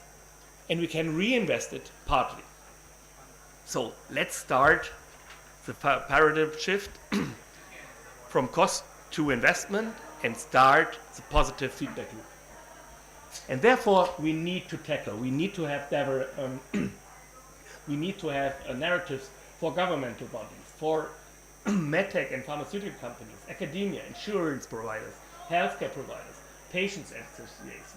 So we need a streamlined collaboration with these stakeholders that we have more multiplier to tell the story about a positive feedback loop investing in health. Yes, we need to get rid of the budget burden to a growth enabler. We need the effort of ministers of finance, ministers of health, prime ministers, global leaders, OECD, G20. And we as Y4, with our partners, we support this shift with transparent data and comparable impact data. It's always important to compare investments in education to investment in health, investments in defense, infrastructure to investment in health. And it's important to have trustful, reliable, transparent, and published data and methodologies to have these arguments in hand. Thank you for your time and listening to me. Looking very much forward to the discussion later.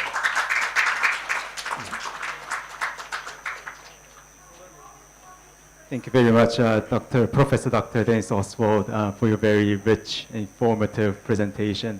It was quite interesting to say not only the dailies that we talk in the pure public health ROI should be also our language we should talk. Can we also have it in one of the panel seats, please? So now we'll be moving on to the panel discussions with very distinguished panel members. My name is Jae Kyun Kim. I'm a health specialist working at the Asian Development Bank, and it's my honor to moderate this panel discussion. So first of all, I would like to invite Dr. Eduardo Banzon, Director of Health from the Asian Development Bank. Thank you, Dr. Dodo. And I would like to invite in Ms. Priya Basu. She's the executive head of the Secretariat of the Pandemic Fund. And I would also like to have Eloise, the executive director of the Pandemic Action Network, as the panel.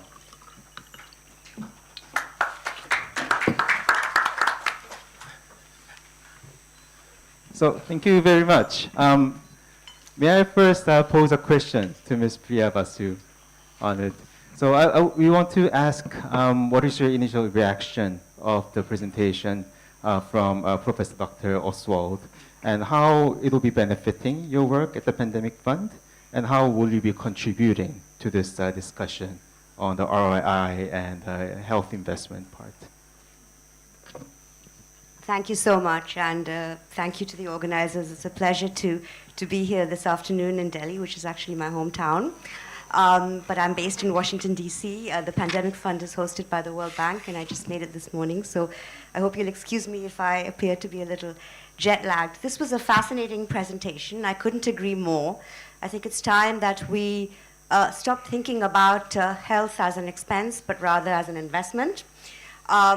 It was very well demonstrated by your presentation in terms of the gains that investing in health produce in terms of human capital, in terms of productivity, and indeed in terms of saving lives as well, although you did emphasize that it's important to focus more on the economic dimension.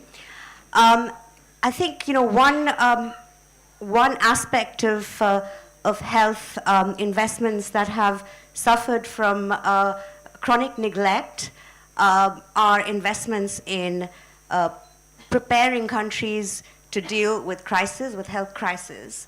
And indeed, preparing countries to be able to contain these crises, to be able to manage these crises, but also investments in preventing health crises. And I think, COVID-19 was really a stark demonstration of the losses that the world suffered because we were not able to contain a tiny virus, right? We didn't have the capacity to be able to quickly detect and contain that. And what did it lead to? Trillions of dollars in terms of global GDP lost, not to mention the millions of lives lost, and reversals in hard-won gains in health, in the reduction of poverty, and in economic development. So, what the message there is that if you don't make these investments, you suffer, disproportionately.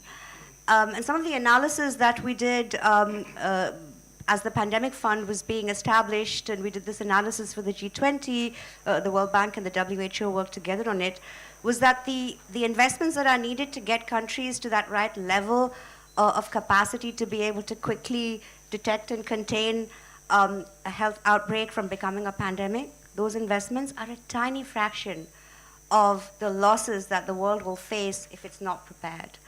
And our analysis showed that roughly $10 billion per year of international investments, coupled with about 20 in terms of domestic resources invested, were enough over the next 5 years to be able to get all low and middle income countries to that right level of preparedness. And compare that to the trillions of dollars that we may lose again if we are not prepared.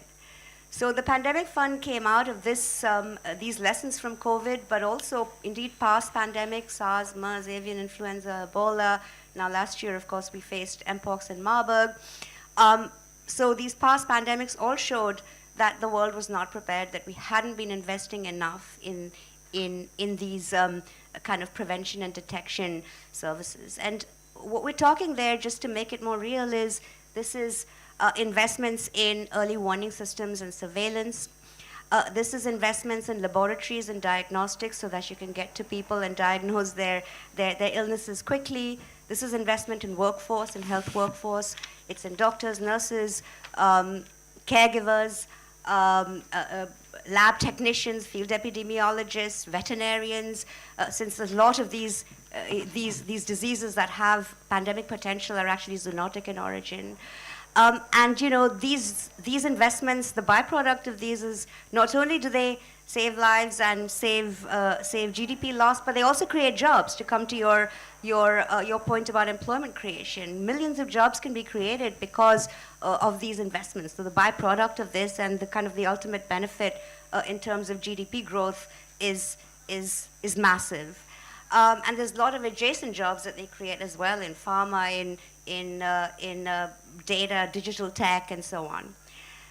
So let me just stop here. I couldn't agree more. The pandemic fund comes out of these lessons. We are investing in these basic core capacities for pandemic prevention, preparedness, and response. Thanks to the generosity of the G20 and beyond, we've come together really quickly. We've raised almost $3 billion. We've awarded 2 rounds of funding already. Every dollar that we've awarded has catalyzed 7 additional dollars from international and domestic sources, so we're a catalytic fund. We're very efficient. We take a collaborative approach, recognizing the intersection between animal health, human health, and the environment, so we take a One Health approach to all our investments, and we've already got a presence in 75 countries across 6 geographies, and we're very pleased to partner with the ADB as one of our implementing entities. We have 12 others. We channel resources through these implementing entities. We get them to bring co-financing, which is how we get our leverage, And we also focus very strongly on country-driven, country-led models, asking countries that are receiving money to contribute themselves to ensure sustainability of financing. Thanks again. Yes, thank you very much, Ms. Priya, for the very informative intervention, especially on the pandemic fund. From the ADB as well, we really value the partnership and collaboration with pandemic fund on this. Now, I would like to question Dr. Eduardo Duanzon about the work of ADB on it, because ADB has investing a lot in pandemic preparedness and response during COVID-19 and post-COVID-19. And we want to ask you a question on how was your experience on putting investment on pandemic preparedness and response in the countries? What were the reactions? I'll step back a bit, right? I was listening to Dennis, right? And when you start saying that the health sector do not look at health as an investment, but of course, it's a generalization. Because there are parts of the health sector that gets it, right? The private sector puts money because they expect to make more money, right? The for-profit sector. Guys like us, the development banks, we don't do any loans in health sector without doing an economic analysis. We never look at a loan on health as a cost because we could not even get that approved. We always have, so our mindset, and I'm former WHO, I'm a doctor myself. Part of the reason I went to the development bank, not because that it's more fun in Manila, right? I was in Cairo, of course, Manila's more fun. Was because clearly in a development bank, that thinking of health as an investment is a given. So part of what we've been trying to do really in ADB is to argue the case that it's a bigger and a better investment than the other sectors, right? And so in a sense, I would always tell friends from WHO and, you know, you talk to us. Now, why does government people look at it as a cost? Well, if the way you give your budget is salaries, operating expense, the mindset, it's cost, right? So part of that, and for us, we don't do it that way. We always write it, okay, what's the economic rate of return? Everything has to be costed. So in a sense, I don't see this as a chart. It's actually a shift that we could move more easily now because the pandemic actually gave us the best case. How do we call this? The best story. When the pandemic happened, the countries that did not spend for health lost out. The countries that actually spent for health were able to control it. So we actually, and then the pandemic actually contracted economies by 8, 9, 10%. So pre-pandemic, ministries of finance, ministries of planning, when I argue the case that health is this, they will always, now nobody, I don't think there's any minister of finance or planning, unless some naive graduate of a school who just became minister, actually will argue against that. Okay? So Dennis or I was just how to react to represent it. Now to the question of investing in putting money in pandemic preparedness. Now this is the challenge of pandemic preparedness. If it's a country-specific investment, it can actually be, countries are actually willing to invest in it, right? Countries sometimes don't invest if somebody else is giving them money. That's the reality, right? So I'm Filipino, so before that I used to hang around the Philippine government. Let me say I used to work there. Okay. I was actually in insurance, the National Health Insurance Program. Because some nice donor gave money to put up laboratories, when I was talking with because they always consult me, the Ministry of Health in the Philippines, shall we put budget in labs? And the minister will tell me, why? Somebody's giving me free money, right? So I'd rather use it somewhere else, right? Now when the pandemic happened, they had no choice. So that's why they spent so much money just to put the labs. So part of the problem is really managing a lot of these grants that floats around. And I hope that things are changing now in a manner so that, because if you want countries to spend for it, you have to create that demand from countries. Now, that demand, as I said, country investment works. Our problem, of course, is two. With pandemic preparedness, the value, even if they do all the cost investment, is too far sometimes. Unless, of course, there's a pandemic every 5 years, right? But renal surgery, transplant surgery, cath labs, you see immediate. So there's a tendency for them to focus there. But of course, vaccination. But now, the good thing is vaccination, for example, same, you'll argue the same, long effect. But what's great about vaccination is they're able to quantify an immediate effect that generates that demand. So that's the challenge for pandemic preparedness. How can we shorten that countries will immediately feel the benefit? And if you could capture that, and then you manage all this free money, that can happen. The second problem we have with pandemic investment, pandemic preparedness, there's a lot of there's a lot of benefit outside the country. That's been the hardest part. We in ADB, we're proud of our work in what we call our regional cooperation. So we have a large operation in ADB just on Greater Mekong. In CAREC, so Sophia's here, Central Asia, right? That means we get countries there to work together. Greater Mekong, we do that. BIMPIAGA, Brunei, Indonesia, Malaysia, Philippines. Pacific, right? SASEC, South Asia. And so because we see value in getting countries to work together, our value is once we start telling them, can you borrow money so that it will have value to your neighbor? It's just so hard. That's just the hardest, and so they will always tell us, we will only invest money or borrow money from you that benefits us. Anything that goes beyond, so if we could, again, find a way, maybe, and this is probably, that's why I'm sitting here besides Priya, maybe if they will give the pandemic grant to more regional cooperation money. They're doing that, to their credit. But if they could move 80% of the pandemic fund for that, sorry, I'm pitching, that may be good. Because as I said, our experience, countries, if you sell the case, and we can sell the case, will borrow for pandemic preparedness, will spend money for pandemic preparedness. It is the cooperation among countries, which we know is a critical part of pandemic preparedness, that we have a little problem in getting countries money to spend, whether they're money, borrowed money, or even grant money. Thank you. Yes, thank you very much, Dr. Banzon, for sharing your valuable experience, especially sharing not only the single country, but on the regional cooperation perspective.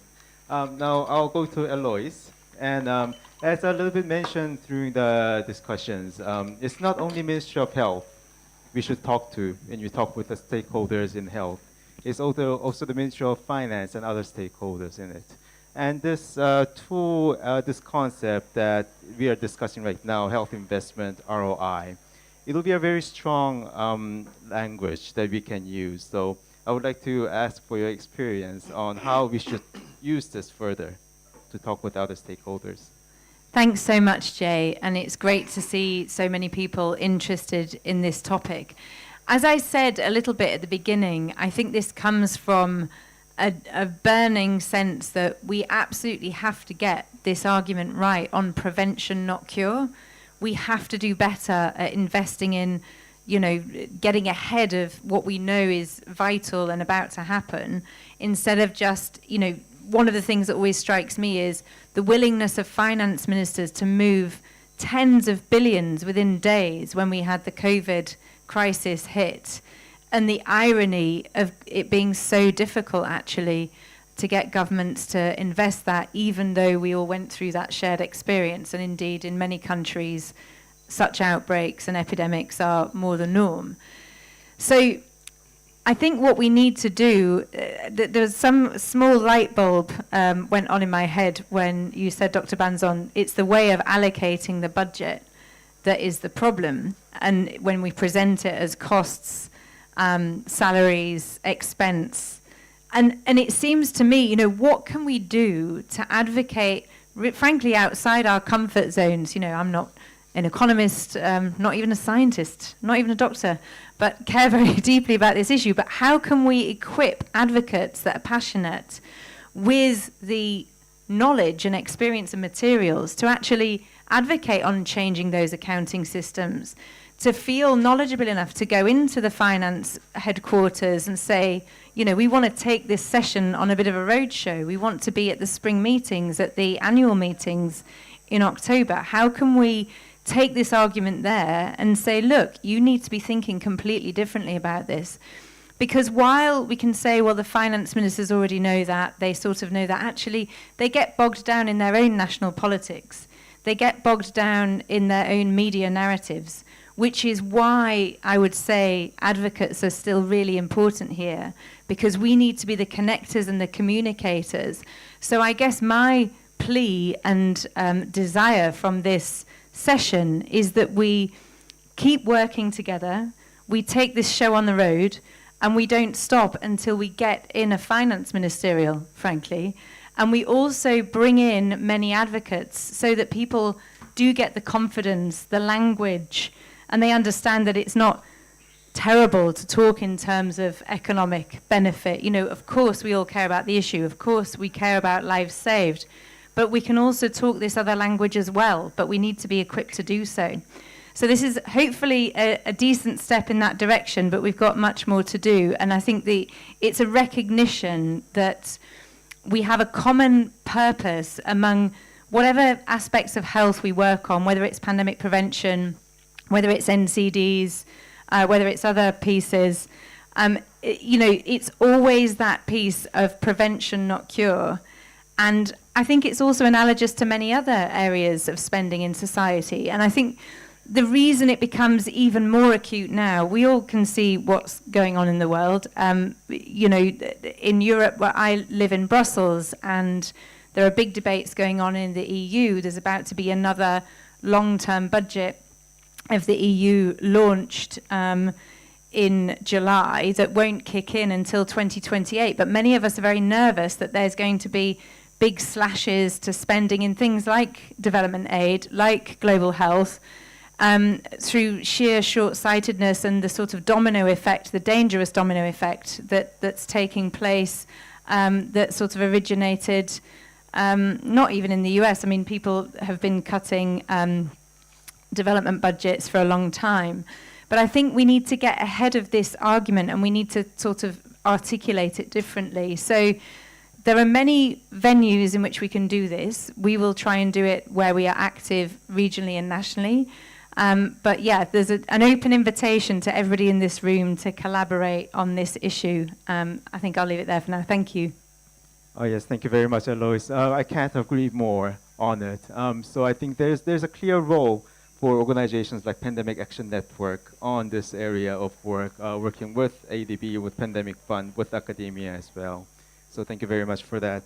And lastly, to Professor Oswald. So I just want to ask you some of the reflections and responses to the fellow panelists which just made the comments. Thank you so much, Priya. To you, I thought, thank you first of all for your reflections, and I thought when you talked, maybe we should, like we did it now on the HPV vaccination, right? That you just measure, because pandemic preparedness is something kind of the same like buying a vaccination, and when do we see the return on the investment? And pandemic preparedness is much more difficult, right? But if you would say per country, you mentioned some numbers, right? Look here, if you're investing in pandemic preparedness, you have an immediately return on investment because you're creating jobs in GDP, right? And you're preparing yourself for a future risk, right? That this can be maybe a narrative that countries maybe invest more, right? Eduardo, I liked your comment very much about that, yes, that the Minister of Finance and the Minister of Health thinks in silence, right? I saw it, and that was the example what I tried to give. We need to describe the problem, and the problem is cancer, the problem is NCDs in countries. Nobody of the ministers of health knows about the number of the urgency of this problem in terms of GDP. If they would know, then they would maybe say, oh, friends in the patient journey or health journey, who can help me to solve this problem? And the solution provider would get money. right? And not like silos, hospitals, pharma, bap, bap, bap. we need to change the rule. Why shouldn't be 20% of the health expenditures be addressed to solve a problem? And not like Excel files, oh, last year 12% pharma and 16%, oh, now we have this budget, okay, same rule this year. That doesn't make sense, honestly. And then, Eloise, to your point, yes, we need to continue this roadmap, right? To convince people, and I think there's two ideas. First,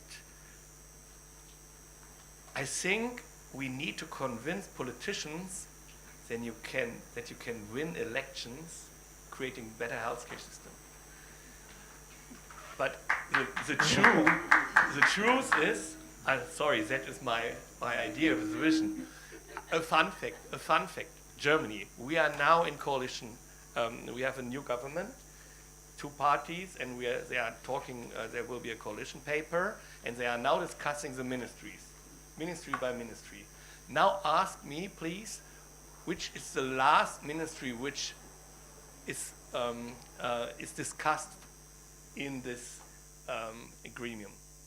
Health. Because nobody wants to do it. Sorry, that's the truth. Nobody wants to do it because it's painful. But if there would be a Minister of Health, and we see some ideas in the UK, right?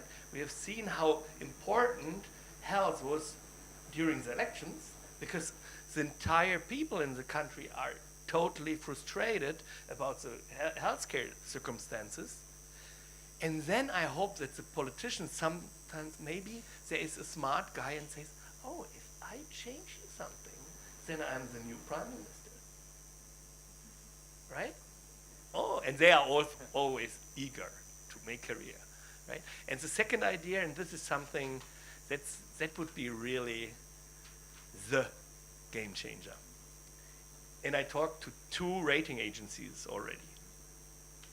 If rating agencies would consider smart investment in their ratings, and countries would get benefits if they invest smart and they get a better rating, all the countries in the world are highly indebted and need to refinance themselves.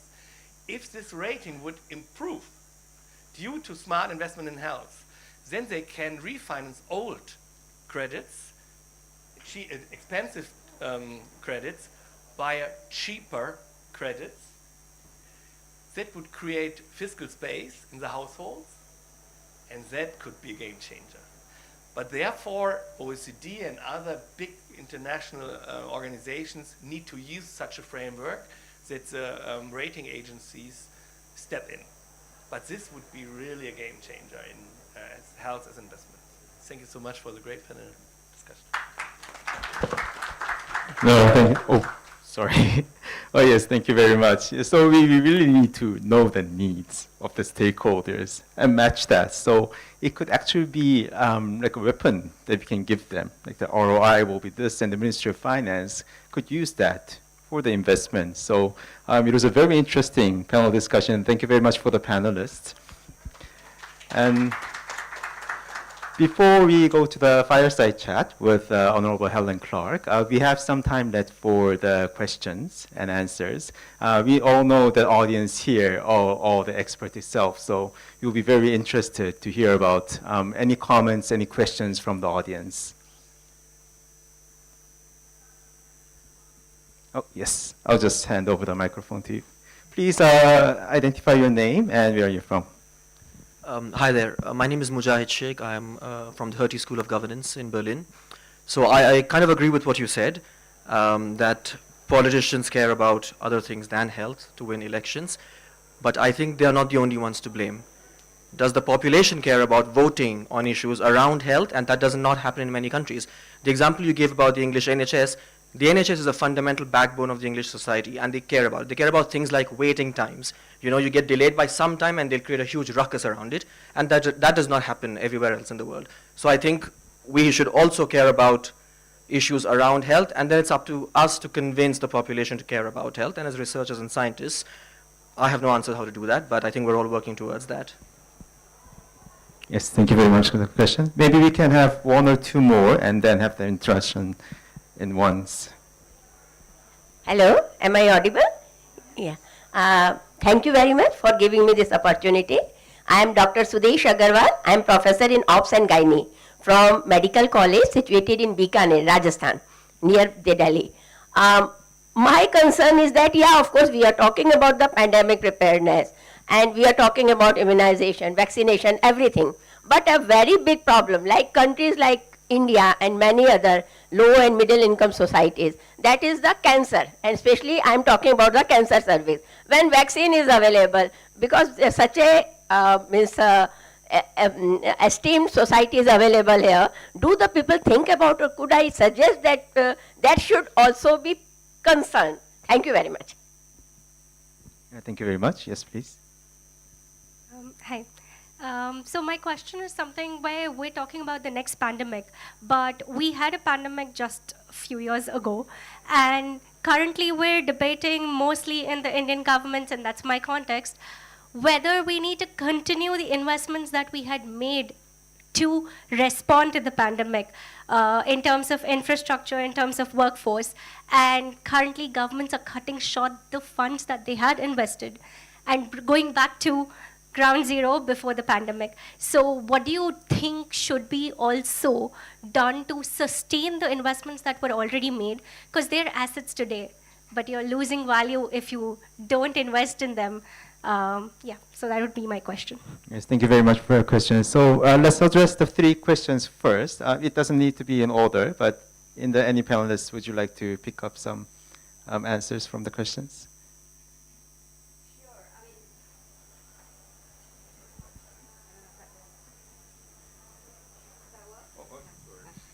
It works. All right, so let me just take, I think that's an excellent question. And, this is something that, that we're thinking about all the time, that, despite the fact that the world was shaken by this pandemic just 5 years ago, memories do tend to be short-term, right? And yes, we all, finance ministers and health ministers and everyone knows what happened because we were not able to deal with COVID-19, and yet, agendas have moved on, and there are multiple priorities and investments that were made and not necessarily sustained everywhere. So again, coming back to Eloise's point that we really need to, the role of advocacy is very important. We've got to remind governments all the time that, not only are these investments productive for the future, but there were investments that were made over the past few years that need to be kept. And I was just at a fascinating discussion day before yesterday. We have our spring meetings at the World Bank and the IMF, and President Banga brought together a group of finance and health ministers to kind of get them to agree to commitments to sustain investments. The World Bank has set a target of reaching 1.5 billion people with affordable quality health services by 2030. And my argument always is, in delivering these affordable quality health services, please do remember the services that are related to pandemic prevention and preparedness as well, because we cannot forget those services. Those are also critical services. They will also create jobs and add to productivity. Yes, thank you very much, Ms. Priya. Okay. I'll probably respond. Sorry, this might. Okay. I think part of our problem, sorry, that was ask the pandemic question. I think part of the problem, I'm not saying that we actually solved the pandemic so well.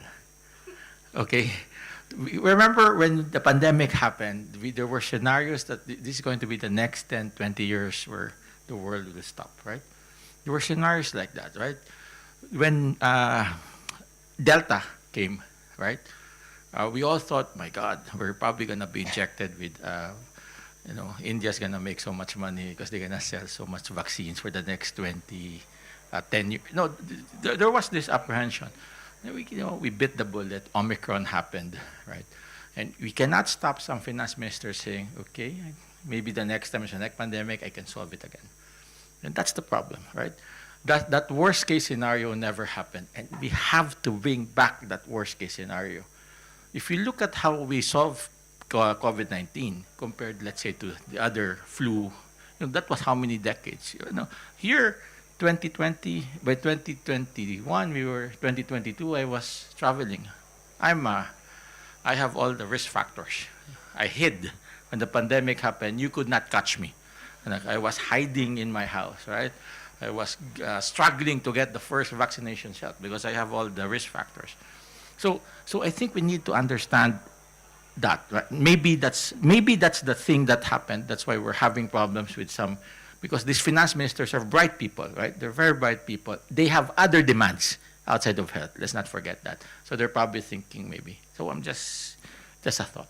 Second, to that question about, you said about health, look, health is a priority politically, okay?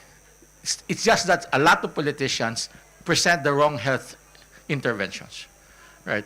You go to every country, they all want to build hospitals. Most of the health reforms were driven by political decisions, right? Even India, the Ayushman is a political program funded.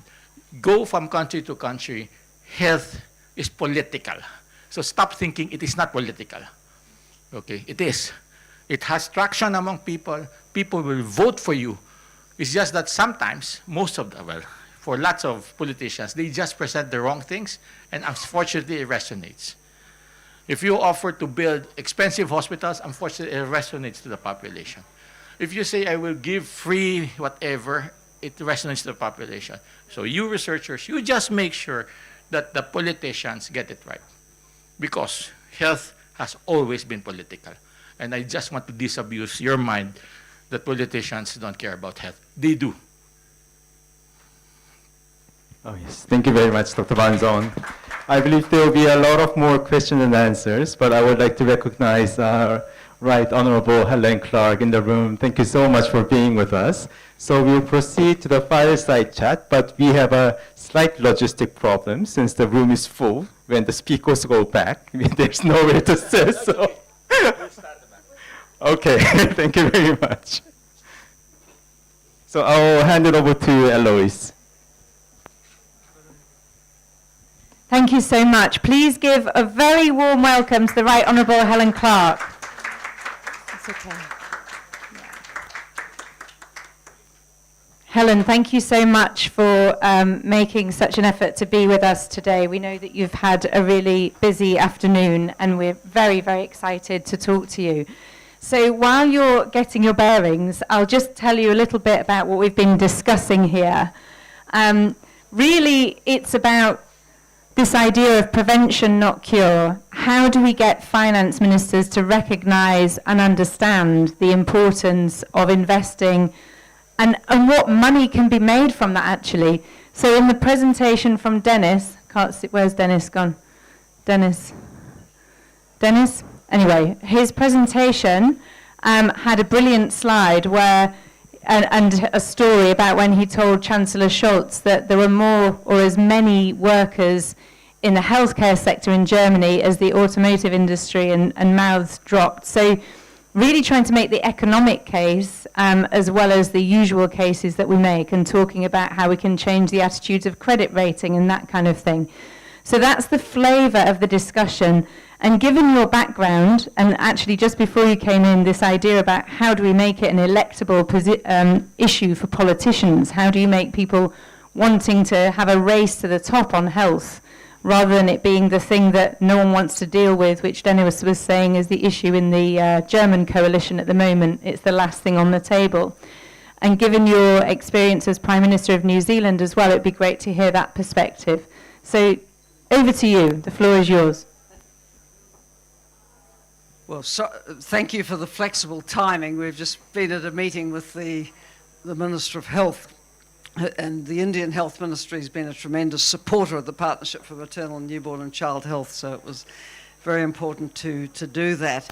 But just perhaps picking up on the last comments I heard as I came in from the ADB representative, of course health is highly political.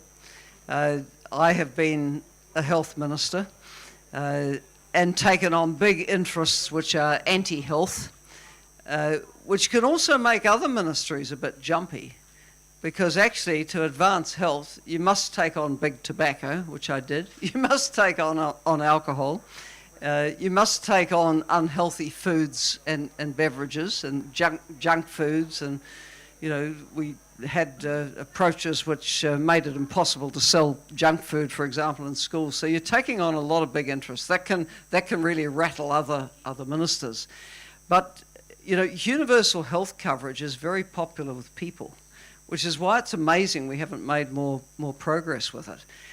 I was on a commission that Rob Yates, when at Chatham House, pulled together on making the case for UHC, and Rob had rightly concluded that it was all politics, that politicians had to be convinced that UHC would actually be popular. Apart from being the right thing to do, it would be electorally popular. And for countries which haven't had UHC, where the mass of people find it very difficult to afford services and can face ruination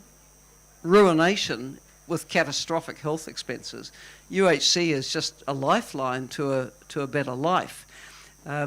So, you know, the political case for it is there, but it's making that case to finance ministers to loosen the purse strings, which is the tricky thing, because, you know, all of us here will be converts to the idea that, you know, health is an investment in economic and social development. Absolutely it is. You're never going to get peak performance for an economy if your people are sick from preventable and treatable illness. It's a no-brainer. But, you know, also the education minister will line up and say, well, without education, we're never going to go ahead.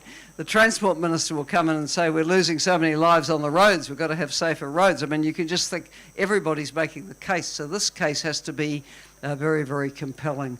But health is so basic to the progress of individual human beings, families, whole societies, that I think sensitizing finance ministers to the overwhelming benefit of this investment, putting it in terms of, you know, the loss to productivity, the loss to economic development of poor health, you know, this is a case that can be made, and it can be measured. You can put facts on the table. Thanks so much. One of the things that Dr. Eduardo Banzon said was about the need to think about the way governments look at their budgets. So if it's presented as costs, they're going to think of it as costs. Salaries, expense, what's going out the door. So is there a more fundamentally different approach we need to take as advocates and people who care about this sector to maybe, as I said earlier, step out of our comfort zones a bit? You know, you talked about the politics of health. We heard a lot in Dennis's presentation about the economics of health from different vantage points. And it seems to me that in this very turbulent time that we're living in, if we don't take account of the politics and the economics and we don't learn how to surf them together and get out of our comfort zone of people that already agree with us, then we're not going to get very far, or we're not going to get as far as we potentially could. So what do you think we can do collectively to force ourselves out of our own bubbles? We talked about taking this show on the road until we beat down the doors of finance ministries. But I wondered, again, from all your different hats and experience, what you think the best approach is there. Well, I think there's a number of approaches which get governments to look in a more holistic way at where health fits into the big picture, which then reinforces the case for financing. When I was a health minister, I used to be advocating for a health lens to be run over all policies. You know, now in my country, you know, if you come up with a policy proposal as a minister, the Treasury will comment on it, the Public Service Commission will comment on it, the Minister of Women's Affairs, Youth Affairs, Maori Development, Pacific Island Affairs, everyone will comment on it. Why not the Health Ministry? Why not the Health Ministry pointing out the implications of, you know, different kinds of policies? So this is a way of pushing health into the frame against which you assess whether policies should proceed. A second approach would be to try what Jacinda Ardern's government in New Zealand tried, which was to frame well-being budgets. The focus is well-being. That's the focus of our budget. You know, often I think when people think about budgets, they're only thinking about economics. But, you know, what is the purpose of life? What is the purpose of economic and social policy? Isn't it to make people healthier and happier? So why don't we actually explicitly state this within a well-being framework? And that's what Jacinda's government attempted to do. The OECD quite liked it. They spoke very favourably about it. But it's really saying, what is the purpose of this budgeting? Our people want to be healthier and happier and better educated and so on. Another approach is to say we're taking a social investment approach to budgeting. What are the investments we need to make in the society which will contribute to greater health and happiness? I think in the end, if none of the arguments work, you come back to the sheer economics. That if we don't do this, we're going to end up paying for a lot more sickness. And I must say, one of the things that really concerns me about the very abrupt end to funding from high-income countries in the health sphere, and the lack of time given, like no time, for low-income countries to adjust, is that we're going to end up with many more sick people whose illness could have been prevented or could have been treated on an ongoing basis. And that's costly, right? That's really costly. So in a way, the low-income countries which have been depending on significant support for health, not only suddenly are faced with how on earth do I fund what's been taken away, but also if it can't be funded, you've got the costs of more ill health that are going to land on your doorstep. So it's a double whammy. So, you know, speaking to the economics of how costly ill health is in every respect, costly to the health system, costly to the economy, you know, devastating families in the absence of UHC, you know, bring it back to the economics. Thanks so much. And if I can ask you, you know, we are living in a particularly interesting time. It's probably the politest way to put it. As Confucius probably didn't say, we are condemned to Indeed. live in interesting times. Given that we are surrounded by people that are like-minded, which can be, you know, we've said we need to get out of our comfort zone, but it's also a strength having that unity of purpose and connectivity and networks. When you think about the next year, the next few years, and how we need to really galvanize ourselves on a personal level as well as on an issue level, what's your best advice to everybody in this room about how we keep making the case, how we challenge ourselves to make it differently, and how are you thinking about these interesting times? Yes, well, we think about them every morning when we wake up and when we go to bed at night, because in my lifetime, I've never seen anything like it. You know, just the range of crises coming at it, the populism out of America and other places, the lack of international solidarity. It's quite extraordinary. And as Angela Merkel famously said during the first Trump presidency of Europe, she said, we're on our own. Well, in a sense, we're all on our own now, aren't we? We're all being left to fend for ourselves. So we have to rise to that occasion, and it's not going to be easy. Not going to be easy for the low and middle income countries. But if we bring it back specifically to health, I think part of the case to be making to finance ministers and treasuries who love efficiency and cost effectiveness, and you know, let's acknowledge they are important, is to say we're going to get our own house in order on how we spend. And I've been, you know, reflecting in other sessions at this meeting that we shouldn't, you know, lose sight of very important reports like the Lancet 3.01 on investing in health, which was launched at the final plenary session at the World Health Summit in Berlin last October, where they came up with the plan for a 50% reduction in preventable premature mortality by 2050. And they said, here's the things that need to be done. Here's the basic set of health interventions that need to be done. Now, from a Partnership for Maternal, Newborn and Child Health perspective, obviously it's very heartening to see childhood immunisation as one of those absolutely vital things. But basically they set out the menu of things you would have to do to reach that target. So I think health, apart from making the case of we need more investment, and having been a health minister, I can say you never get enough money. Doesn't matter how much it is, it's never enough. There's always more you could do. But being very focused on what will get the most health for the money that you have, I think that's also part of making the case for investment. Thanks. That's a good reminder about the excellent data evidence that's out there. I think sometimes there's so much content, so much material, that we end up chasing our own tails. We have to maybe there's something about consolidating and focusing on some of the excellent recommendations that are out there and combining forces. I had a bit of a warning about we're closing in on the finishing line, so I wondered would it be all right to open up for some questions? Yeah. So anybody have any questions? Gentleman in the front. Thank you much. I'm Oleg Zhurov with Fair and Safe Birth. We met previously around different fora about the maternal health. So my question is that we have compelling evidence of existing, proven, affordable interventions which could be saving maternal lives better, and just there is experience in different countries. Like in Makueni County in Kenya, they achieved 0 PPH-related maternal death in 2 years, in the last 2 years. Still, they just, how do we make those arguments to the state decision makers? Because even we are telling these stories, they are not ready to change the policies and implement.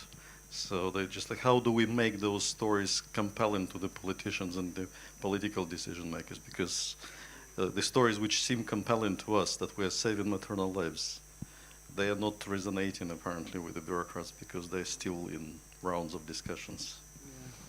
I sometimes think that this speaks to profound issues of gender inequality, that women's lives aren't given the same value. I mean, you're right on, say, the postpartum hemorrhaging. There are very good and low-cost solutions, very good innovations. They need to be accelerated in implementation and made a priority. But somehow women's lives have been more disposable. And I think it's, so we need the women's champions in very loud on this. Why are our lives devalued? This matters. There are clear, cost-effective interventions which would save lives and push it to the front of the agenda. But it will need that push from outside the health sector, from women, from allies, male allies of women, to get this up the agenda. Thanks. Another question? Hi, so can you hear me? Yeah. Okay, so I come from Nutrition International. I'm Jigyasa Navani, and we're a global organization working as an expert ally with governments. And what we've seen is that oftentimes what governments have asked us for is data which proves this, the economic costs of not investing. What we've done is that we've developed this tool called the cost of inaction, which tells how much is it costing each government, each country, each region, in terms of by not investing in stunting, by not investing in low birth weight, by not investing in anemia. My question is that how do you think such data, how can we give more power to such data so that such health economics numbers can make that compelling case for investing in health and nutrition? I think it also needs to be supplemented with the stark facts of what not investing costs. For example, the epidemic, you could say the pandemic of non-communicable diseases that we're facing. If you don't invest in combating, the determinants that are driving that, the cost, I think, of dealing with diabetes alone is going to be, coming to a very significant amount that can be put in figures in total GDP. So make the positive case, but also, hey, if you don't do it, this is what we're up for. And I go back to, sicker people whose illness could have been prevented or picked up earlier and mitigated and so on. Make the figures speak. Thank you for that. Cost of inaction. Question over here, please. Yeah, I actually, given your political background and reflecting on the discussion in the previous session as well, getting action on any aspect of health which is publicly provided, is it really a question of data and evidence and having the technical solutions? Because I think we've known those for a really, really long time. Or is it really an absence of an ideological project? Somebody in the audience, I think, asked a question that, oh, but people are not demanding health and people are not out on the roads saying, why aren't you providing me better health? I mean, in the Indian case, people beat up doctors when they don't turn up at PHCs. It does not translate into a larger ideological projects, and what we really are missing is this link between what's happening in terms of how people are demanding and what's happening at the national level, or is it really an issue of not the right framework and the cost and the technical solutions? Is it an ideological problem? Well, it needs conviction politicians to drive it, doesn't it? I mean, my country brought in universal health coverage in the 1938 Social Security Act, and that was the first Labor government which had a deep commitment to social equity and justice. But I'll tell you what, it was so popular no one ever unwound it. And if anyone threatens the public health service, publicly provided free hospital care, etc. in New Zealand, you couldn't get elected. You could not get elected. So, as I say, it is popular. If you can get over the line, if you can get the conviction politicians who will pick it up and run with it, it can't be unpicked because it's too popular, and that becomes electorally damaging. Thank you. Time for one or two more. At the back, please, sir. Thank you so much, Dr. Ruben Ayala with Operation Smile. A few years ago, I heard Jeffrey Sachs say that the poorest countries would need international solidarity, even with the best intentions and prioritization. And for the high-income countries, health for everybody was a matter of prioritization. If you were a Minister of Health today of a really poor country, in the face of dwindling international solidarity, what options do you have to figure out a way to finance the services that you should deliver or want to deliver to your population, especially if you are ready to prioritize them?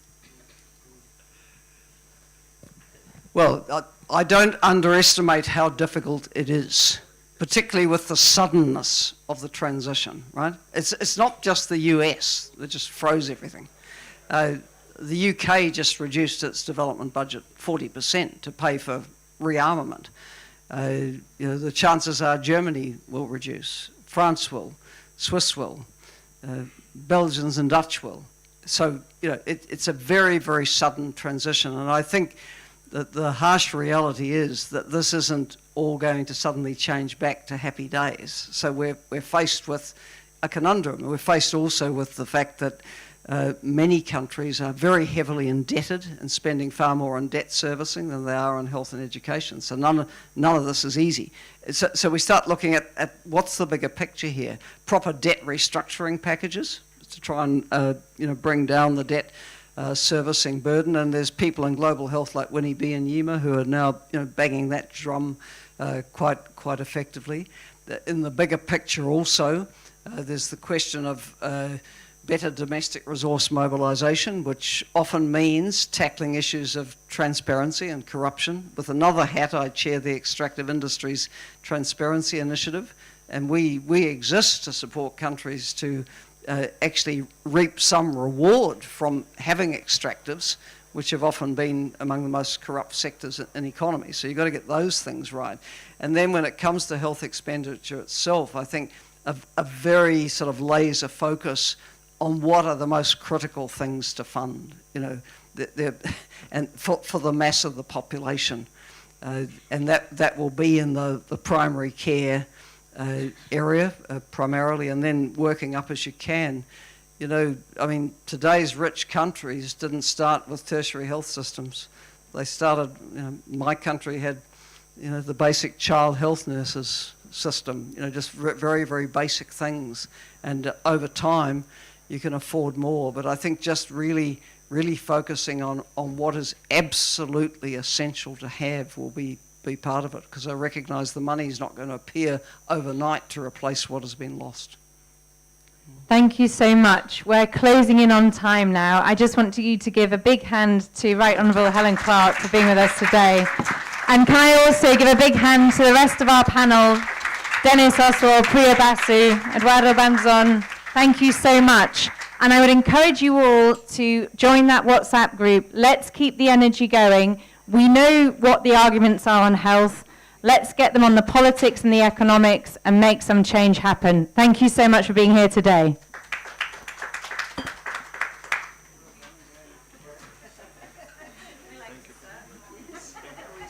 And I think today we are here to highlight the issue of mental health, young people, and what we can do to really help them.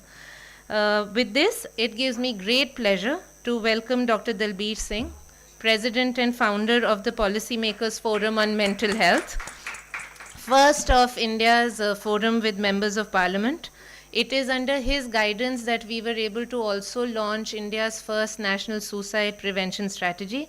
So, welcome to the panel. Also, it gives me great pleasure to invite somebody very special, Dr. Rajdeep Roy.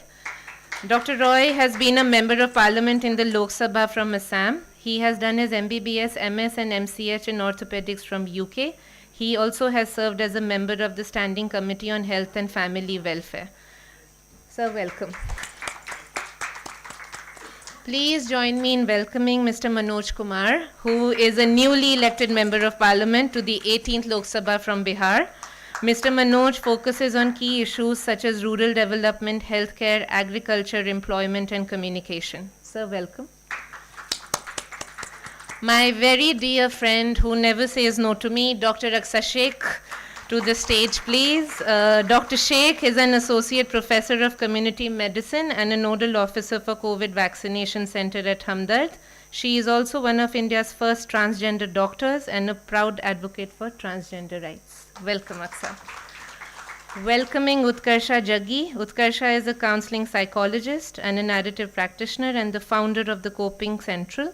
She holds an undergraduate degree in psychology from the University of Delhi. Welcome, Utkarsha.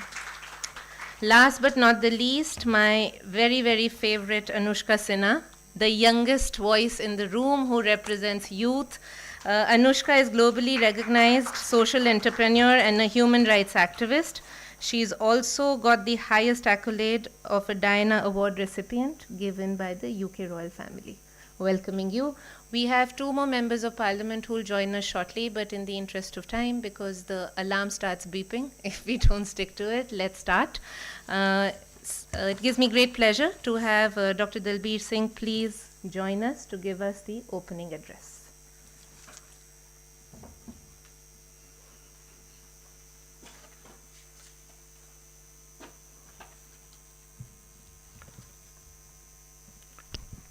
Good evening, everyone. At the outset, let me extend very, very warm greetings to my very dear friends and my colleagues, very, very distinguished parliamentarians here on the dais, and also other esteemed panelists and all the delegates who were able to find time to be here with this session in this morning. Well, some of us know, I'm sure most of us know, that good mental health is indispensable for holistic well-being. Mental illnesses in India contribute almost 85% of the global burden disease, including depression, anxiety, schizophrenia, bipolar condition, neuropsychiatric disorders. India shares disproportionate component of this burden with nearly 56 million cases of depression, 43 million cases of anxiety disorders, and besides we have the highest global rate of suicides, which claim nearly 700 lives every day. And let me share with you that about 35% of suicides amongst those aged between 18 to 30, very productive years of life. So mental health amongst youth is one of the most pressing and yet under-arrest problems. Most suicides are attributed to domestic abuse and violence, unemployment, family disputes, examination pressure, loss of esteem, peer pressure, financial distress, chronic illness, drug alcohol abuse, in some cases, extreme form of drug alcohol abuse. Now, this multidimensional societal malaise is preventable. It is highly preventable. Poor mental health incapacitates communities, societies, and erodes productivity of the nation, besides imposing huge economic costs. As per the WHO, India is likely to suffer economic loss of staggering $1.03 trillion between 2012 and 2030 on account of adverse mental conditions. Mental health is rooted in stigma, behavior complexes, and discrimination within the community, and ostracization within the community and also at the workplace. Also leads to disempowerment, social exclusion, and coercion. While poverty, deprivation, job insecurity, illiteracy, lack of social justice, and social inequities are very major determinants, there are barriers like lack of access to mental health care, challenges of delivery in the primary healthcare setting, lack of mental health perspective in public health leadership, and gross shortage of trained professionals and lack of adequate funding. The scenario has become very, very grim over the years, largely because there is lack of appreciation of the significant interplay between mental health and diversity of other disorders. This is something that even not many medical practitioners recognize, that there is a huge interplay between mental health and other disorders. And it manifests in a form which creates a lot of problems for us in medical terms.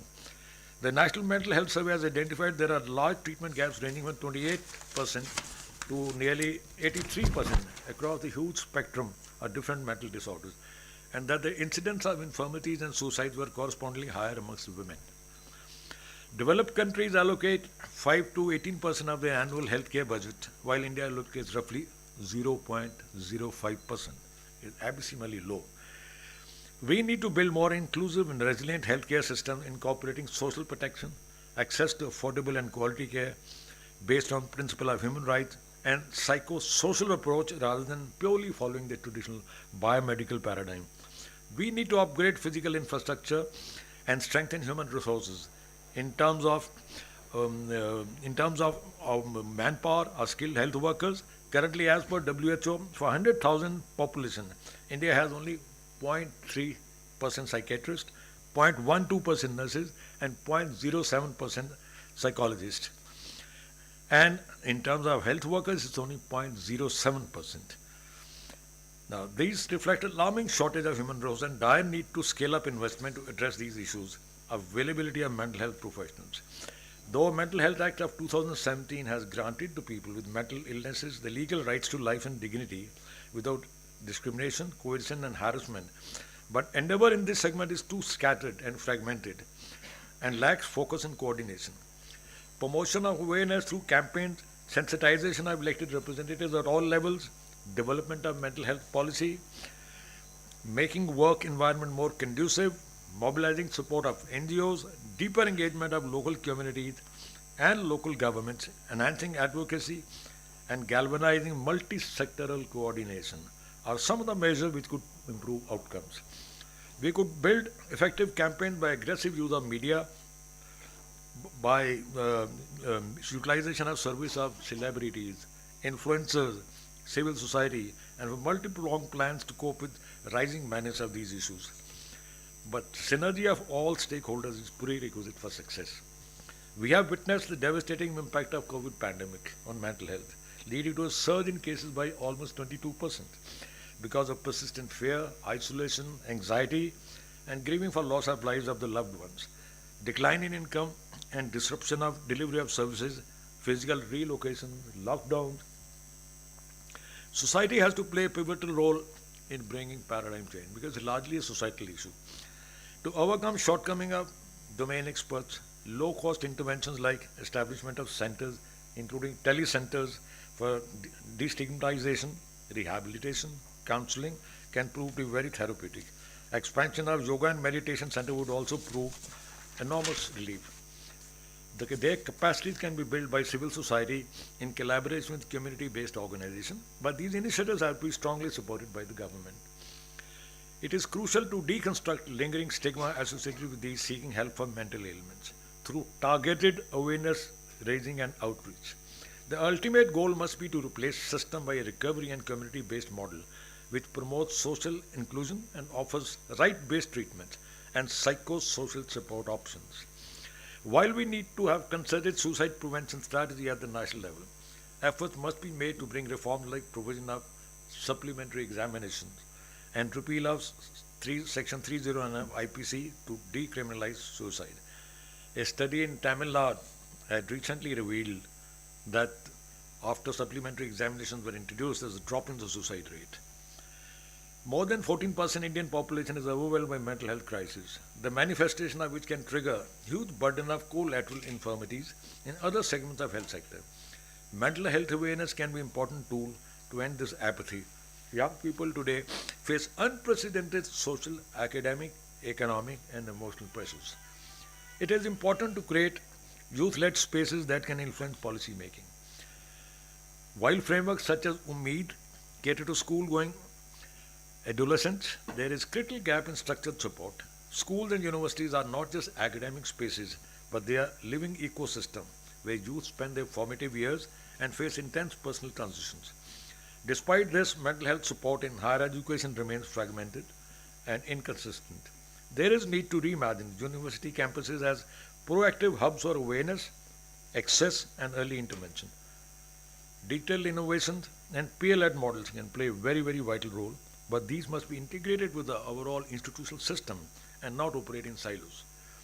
Progressive government policies based on empirical evidence, social inclusion, vibrant health literacy, engaged media, and prioritization of youth and local communities. Responsive corporate sector coupled with innovative technologies and crowdsourcing, well, may be the way forward. If we do not act on war footing, it will be at our own peril. With these words, I'd like to conclude, and thank you very much. And may I now hand over the floor to Sukriti to moderate the panel. Thank you. Thank you so much, sir. Let's get into the panel, and we are going to keep our answers to about 3 to 4 minutes, which also allows the audience who's taken the time to be with us today to also post some questions to us. Dr. Roy, it's been a pleasure to work with you on this issue. Sir spoke about education spaces. So my question is, how can India's health and education systems work more closely to ensure that mental health support becomes an integral part of the college system, especially in Tier 2 and Tier 3 cities?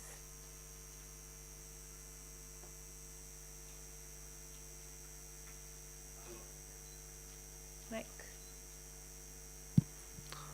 Hello. Yeah, thank you. Thank you so much. At the outset, I would like to express my gratitude for invited me to speak to this August gathering here. It's a very pertinent topic, and it's a very modern day topic. My assessment of the mental health issue is not a very complex one. It is not out of the box or rocket science to pinpoint few things that needs to be said. What we are doing socially these days is that our families are becoming more and more nuclear.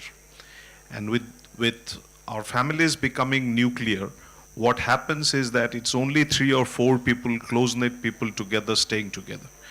And then when they go to schools and colleges, especially to professional colleges, they slowly meet the outside world. And with all these peer pressures coming in, lots of problems are seen in the modern day society. You have asked a very pertinent question. Number one is lack of awareness. What we think, and I think as a doctor, is that people are not open to speak about mental health issues. That's the biggest problem in our society.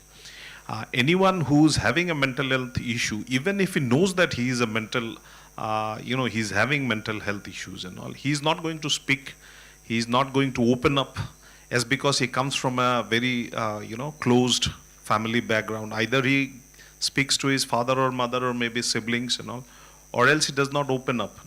So that issue is very, very important. And when we have, professional colleges, and this, most of the colleges, schools, residential schools, or even universities, they do not have any infrastructure. infrastructure to address those issues and all. Like Mr. Dalveer ji has just now said, our schools and colleges these days are not just schools and colleges, it is an ecosystem. You have people staying there 24/7. So obviously there is interaction between a lot of people. I presume with awareness in tier 2 and tier 3 cities, maybe in urban areas and maybe it's slightly more. It's more of an issue in the urban areas and more of an issue in metros these days. My suggestion would be, obviously, the policy makers like forums like this and all, we should put in our suggestion. I have just noted 2 or 3 things. What I would like to tell you is that as a policy maker, number one is that in schools and colleges, if you remember in the 70s and 80s, when ragging was a craze and all, like people used to go to professional college, they used to be ragged. And there used to be nothing in the social media. There was no social media. There used to be nothing in the newspapers. But ragging was there. It was rampant. I went to a professional medical college in late 80s and all. I encountered ragging. But it was not openly discussed. But now ragging is being discussed and all. So my number one suggestion would be, let the government compel like anti-ragging squad in colleges and schools. There should be a mental health committee to be headed by a psychiatrist, and all residential institutes, be it schools, colleges, or any other higher institute like universities, you should have these committees to be headed by compulsory by a psychiatrist or maybe a very senior psychologist. Number 2 is that in schools these days also, you need to make it permanent. There are certain schools in India, residential school, they appoint psychologists. And I have seen they talk to the students, they get the parents of the student to school, they give them time. If there are issues, they talk to them. But it should be made mandatory till a certain level. I'm not saying it should be made mandatory in village schools and all, but then at a certain level. We should somehow make policies to encourage, in Bengali, I come from a Bengali, we call it Ekannoburti Poribar, which means a combined family, a conjoined family. These are certain things which can, address the minor mental health issues. People, they do not feel comfortable. I will not feel, maybe if I'm having an issue, I'm not going to speak to a person who's 20 years senior, 25 years senior to me, or maybe 20 years junior to me, even if it's in my family also. But then sometimes what happens in, staying 24/7 in a joint family and all, sometimes we open up. So these are the 3 points that I would like to, press upon. This would be my first, opening remark to your question. Thank you. And I will take that as something that I'll follow upon, and maybe we can chart that pathway to the decision makers. Thank you so much. Manojji, just coming to you, you have worked in extremely backward regions which have been troubled. So I want to understand any suggestions on what community-based models we can provide to young people, especially who are in historically underserved areas.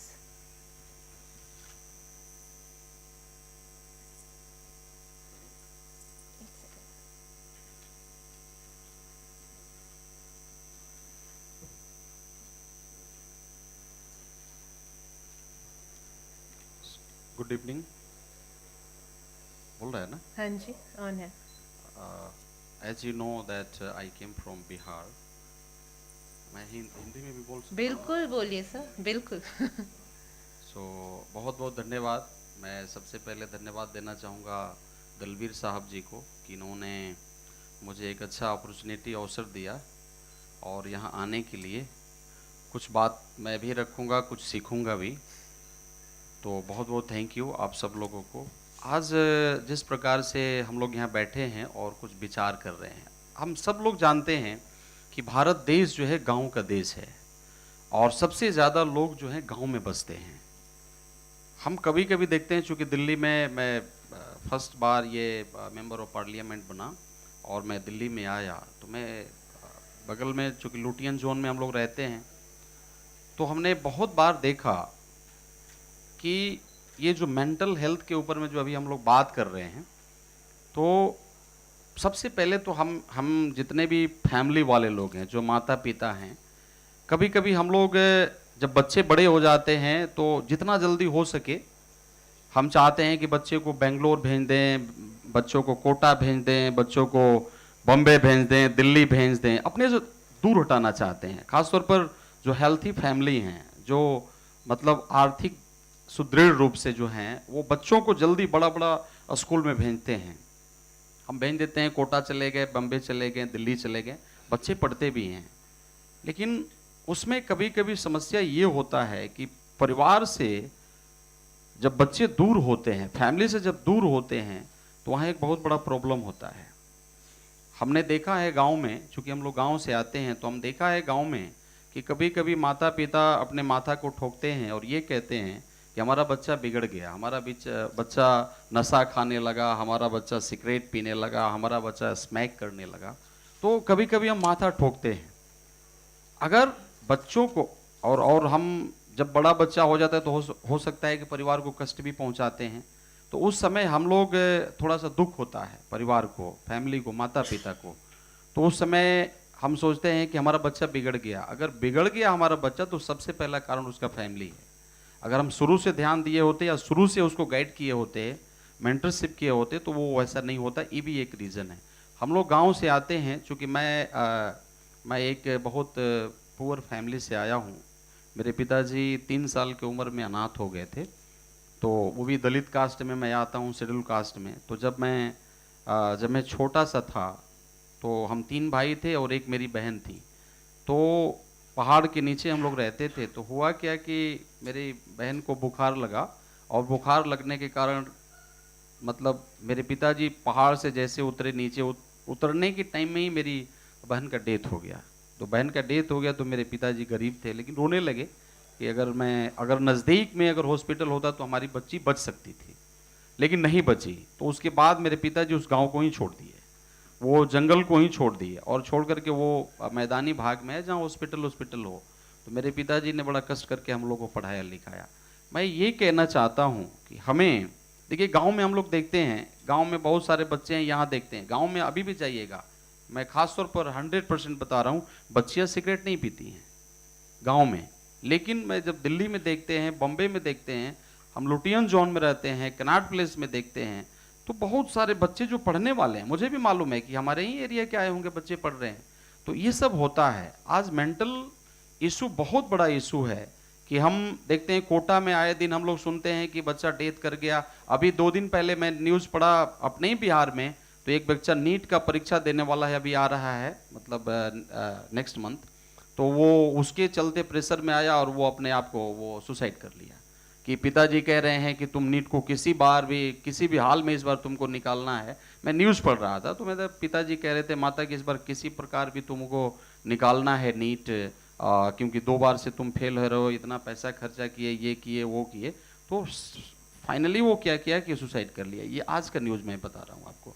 तो इस प्रकार का भी pressure होता है जो नहीं होना चाहिए बच्चों के ऊपर में। मेरा आज ये कंसर्न है, this is my first time, and बहुत मुझे अच्छा लग रहा है कि इस पर ऐसे विषय के ऊपर में हमें चर्चा होनी चाहिए। हम जितने रूम में बैठे हुए हैं, खासतौर पर यंग लोग हैं, हम गार्जियनशिप में भी हैं, अगर हम लोग चुनौती लें, कहीं से भी शुरू करना होगा इसको ठीक करने के लिए, हमको अवेयरनेस के लिए जाना होगा।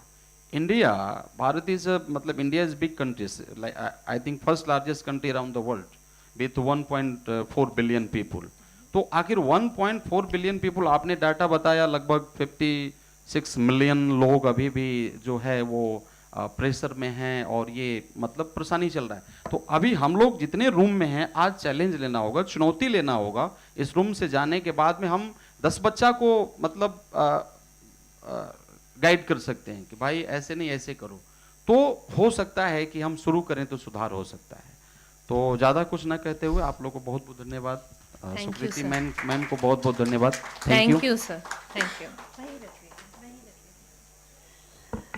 एक सेगमेंट पॉपुलेशन का वो भी है जिसको इंक्लूसिव तरीके से बहुत लोग नहीं देखते हैं, which is transgender, queer, gender diverse populations, communities. Aksa is with us. I think Aksa अपनी जर्नी अपने आप ही शेयर कर सकती हैं, but to Aksa today, and एक बहुत इंटरेस्टिंग चीज़ है, सुप्रीम कोर्ट ने in fact some months ago they have announced a national committee to look into suicides that are occurring in universities, and Aksa, who is with us, is part of that esteemed committee, so a big hand for that. She has a big task on her shoulders. But Aksa, today, apart from just hearing about your journey, which is very inspirational, what can we do to ensure that national mental health strategies for youth are inclusive of transgender, queer and other gender diverse communities? सबसे पहले तो good evening, नमस्कार to everyone, and thank you for choosing our hall. You had multiple options, so बहुत बहुत शुक्रिया. And I can see people are standing, तो हमें बड़ा अच्छा लगता है जब मैं ऐसे बात करता हूँ पीछे हाउसफुल हो. एंड जो मुद्दा जिस पे हम बात कर रहे हैं वो बहुत ही सीरियस एक इशू है. एंड थैंकफुली मेरे राइट साइड पे जो 3 पार्लियामेंटेरियंस हैं उन्होंने इसके ऊपर बात की कि एक ऐसा मुद्दा जिस पे लोग बात ही नहीं करना चाहते, है ना. हम उसे अंडर द कारपेट छुपाना चाहते हैं. और जैसे डॉक्टर राजदीप ने भी बताया कि if I am suffering from it then I will not share. People will happily say मेरे को ना ब्लड प्रेशर रहता है, मैं गुलाब जामुन नहीं खाऊंगा, मुझे डायबिटीज़ है. लेकिन कोई ये नहीं कहता कि मैं डिप्रेशन की दवाई खा रहा हूँ, या कोई ये नहीं कहेगा कि मेरे को भी एंग्जाइटी अटैक आता है. So I think it's very important one is to accept the problem, the elephant in the room. If you don't accept the elephant in the room, then उसके आगे हम उसकी कैसे बात करेंगे, कैसे उनके कारणों के ऊपर बात करेंगे. और इसके जो विषय है सुसाइड का, that subject itself is difficult, and then the reasons are even more difficult.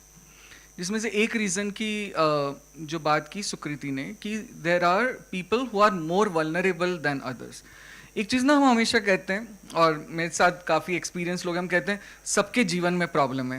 If I tell you about my problem, like सबके जीवन में प्रॉब्लम है, और हर एक को लगता है कि मेरा प्रॉब्लम सबसे बड़ा प्रॉब्लम है. बट क्या सबके जीवन में प्रॉब्लम इक्वल है? So I don't agree to that, right. हमें अपने प्रिविलेजेस पता होने चाहिए. I am a very privileged person, but others may not be. And then there are certain sections of the society which are very vulnerable. देखिए, quota में लाखों बच्चे जा रहे हैं, लेकिन हम देखते हैं सैकड़ों सुसाइड भी हो रहे हैं, because some are more vulnerable, they need more help, they need more support. And वो वल्नरेबिलिटी को आइडेंटिफाई करना ज़रूरी, जिसमें से it's also age, it is also gender, it is also caste, it is also the background that you come from, economic background that's them. मैं एक medical college में पढ़ाती हूँ, प्रोफेसर हूँ, जहाँ आपको MBBS करने के लिए 1 करोड़ ही मात्र खर्च करने हैं. और वो 1 करोड़ देकर वो सीट हासिल करने के लिए भी आपको लाखों लोगों के साथ कंपटीशन करके आना पड़ेगा. उसके बावजूद हम जब नेशनल मेडिकल कमीशन का डेटा देखते हैं तो हजारों बच्चों ने MBBS में गवर्नमेंट सीट में, जहां फीस इतनी बिल्कुल नहीं है, एडमिशन लेके छोड़ दिया. और कई बच्चों ने जो है they had died by suicide. तो हमें ये बहुत सोचने की बात है कि ऐसी चीज़ जिसके लिए लोग इतना खुश हो रहे हैं, मिठाई बांट रहे हैं, फिर ऐसा क्या हो जाता है कि वो बच्चे को सीट ही छोड़ रहा है वो, या उसे दुनिया ही छोड़नी पड़ जा रही है.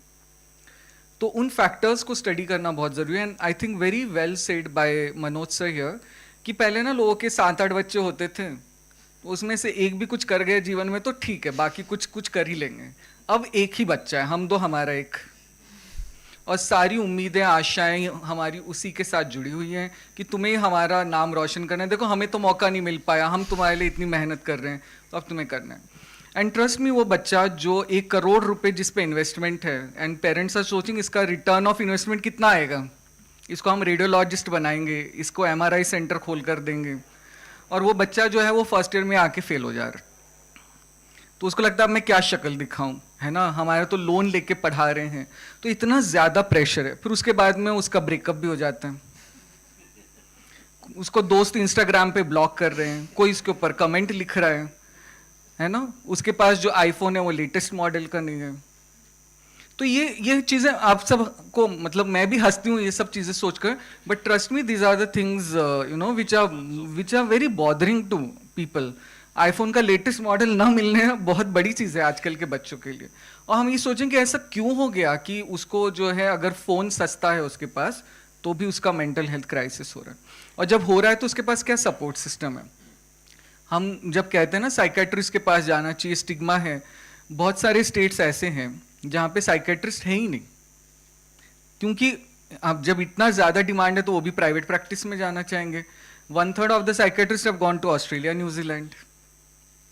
तो यहाँ कौन बचेगा? आप नॉर्थ ईस्ट में जाइए, सर त्रिपुरा से हैं आप, नॉर्थ ईस्ट में जाइए, देखिए कितने साइकेट्रिस्ट एक स्टेट में अवेलेबल है, एक इंस्टीट्यूट है हमारे पास, राइट? सो एंड अगर हम बजट देखें, जो हमारा हेल्थ बजट है, that is also predominantly on 3 institutes in India, है ना? वो भी आप सबको पता ही है.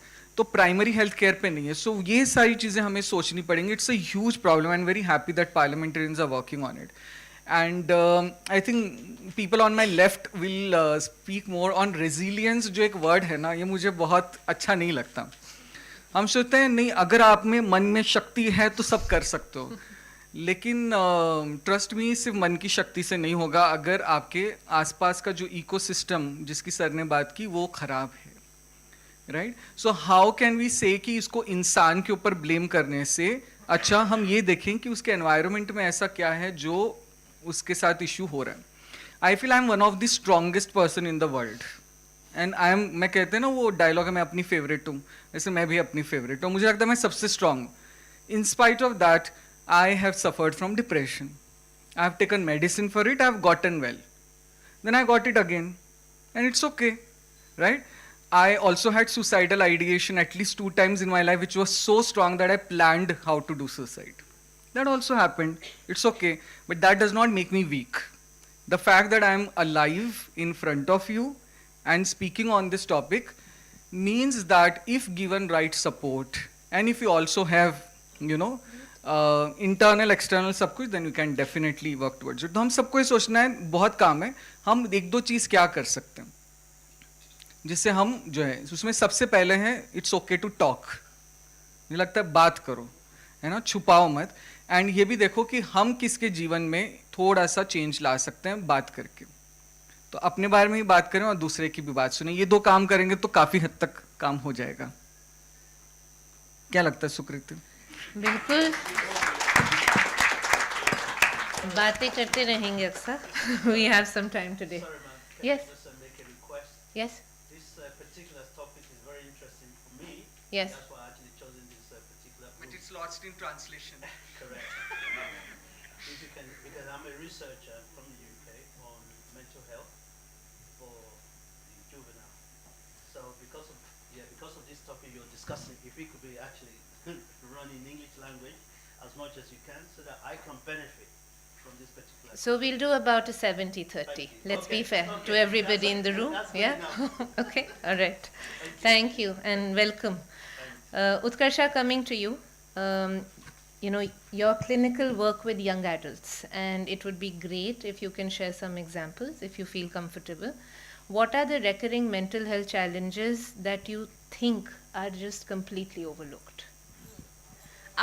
So I think a lot of the points that have been covered before tell us a lot about that. Okay, you know, like young people are suffering or they are in pain. There is a lot of pain that exists in young people, but I feel like one of the, I think Sir also said that, you know, there's no community, there's no family, but I don't think it's just necessarily about having the family that you're born into.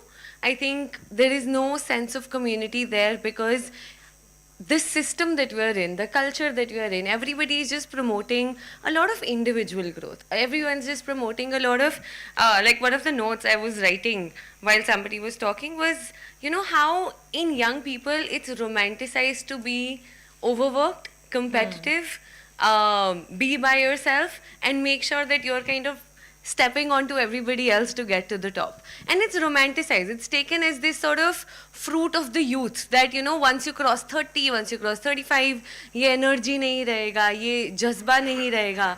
So when you're young, you just like work all days and you do everything and you get the money. And what's happening then is that by the time we're 25, 28, 30, we're so tired and we're so exhausted. We're just, everything feels so meaningless at that point of time because you're running and you're working and you're running and you're working and you realize that there's no outcome. There's no end to this. It's not ending anywhere. It's a cycle that you're stuck in like a hamster and you're going in rounds and rounds. So people start giving up hopelessness starts coming in, a lot of loneliness starts coming in.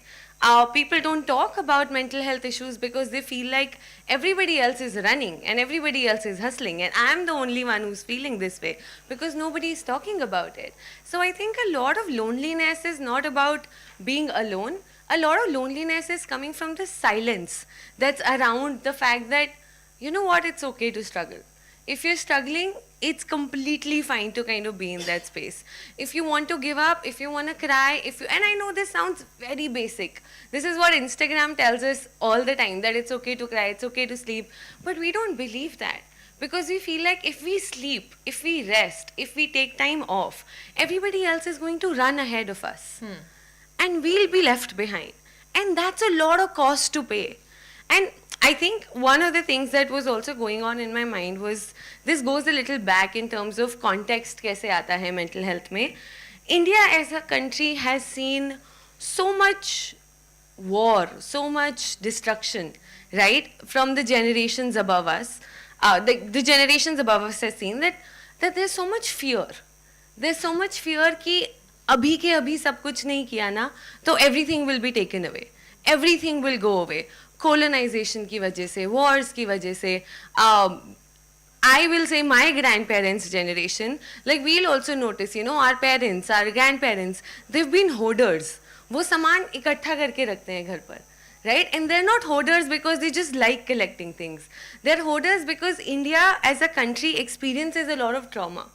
And that trauma is what is translated into the depression that we see. The 56 million, the number that we have, it's because as a country we experience that trauma of doing everything right now, having this urgency of making sure that we're collecting everything, and then the idea that we could be left behind or we could be tired is a lot to deal with. And I feel like that heaviness becomes too much and that's overlooked. Okay. So my question to you is, what do young people do? I think it's more about what do the people in power do for young people. Give a right? message. I think it's give more power, empower young people, don't police young people. I think that's the one thing, that you don't have to go and check that, okay, you know, are you okay? Are you doing things rightly? ठीक से खाना खा रहे हो, ठीक से पानी P रहे हो? Instead of policing young people, you empower them. You tell them what will happen if you do things correctly, what will happen if you rest. So there's a sense of that choice that comes in. So young people want choice, they want empowerment. Certainly do. Thank you. Well spoken. Coming to giving the power to the youth, Anushka, I think you can take a minute to introduce your work, your journey, probably that you walked on, difficulties you faced, but also maybe an example of, you know, a lesson India can learn from the globe on how to work with young people when it comes to mental health. Thank you so much for the space. I'm so honored to be in the presence of such esteemed panelists. Let me just take you all back to when I was younger. I still am. But when I was 10 years old, that's when I started my advocacy journey by doing campaigns, by volunteering in local NGOs. I was one of the youngest radio jockeys in India ever. I had 3 radio shows talking about gender equality, mental wellness, menstrual health, all the issues that young people should be learning about. So I faced a lot of ridicule, bullying, and deep mental distress from a lot of adults that felt my voice was too inconvenient for their own agendas. A lot of people tagged me as an outcast. They said that she's too bold, too outspoken, and that really took a lot of toll on my mental health. But that actually worsened when I lost my father as a teen, and I had to choose between getting married early or my education. I obviously chose my education, but then again, it's not easy to just do these things without it taking a hit on your mental health. I realized in those moments that youth can really feel invisible, especially having a system that overlooks their needs. But in that moment itself, I also find my purpose. I found that if young people continue to have systems of support around them, it can be anyone, as you said, not just their families, but communities and systems of support, be it peer-to-peer communities, they can really feel empowered to lead through them, empowered through them. So after working with the UN, with the World Bank, as the youngest advisors, leading my own Forbes 30 under 30 recognized youth-led organization that is spanning 40 countries. Here's what I have seen works and what India and all of our leaders here can learn and implement. So what is the one thing that we must really do? It is to center youth-led solutions in mental health, drawing from global models. So the first thing I ask and urge of all of our leaders here is legal power.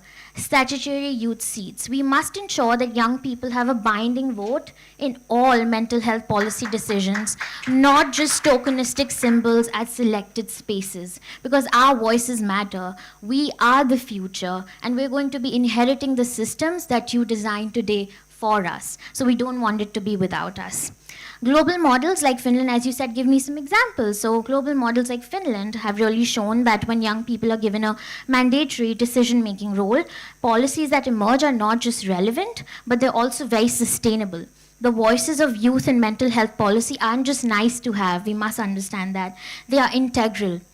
India should create statutory youth seats in decision-making bodies at the national and state levels to make sure India's young people's lived realities are not only heard but acted upon. So maybe take it back to your parliament. We have members of parliament here, and speak to your members, see if we can have young people in the parliament itself. Then comes to financial power and policy reform, because these two go hand in hand. Countries like Kenya have really shown that when youth are given real financial stakes, they design the most innovative, cost-effective solutions by allowing young people to really pitch their ideas and projects that directly influence local policy and mental wellness, that move away from the top-down approach. We seriously don't need more policy papers. We don't need more leaders telling us what's working best for us. We need them to co-create with us. And so that's why we need to shun down these silos that we're working in that often tend to compartmentalize these young people as just recipients, but as actually co-creators and co-leaders.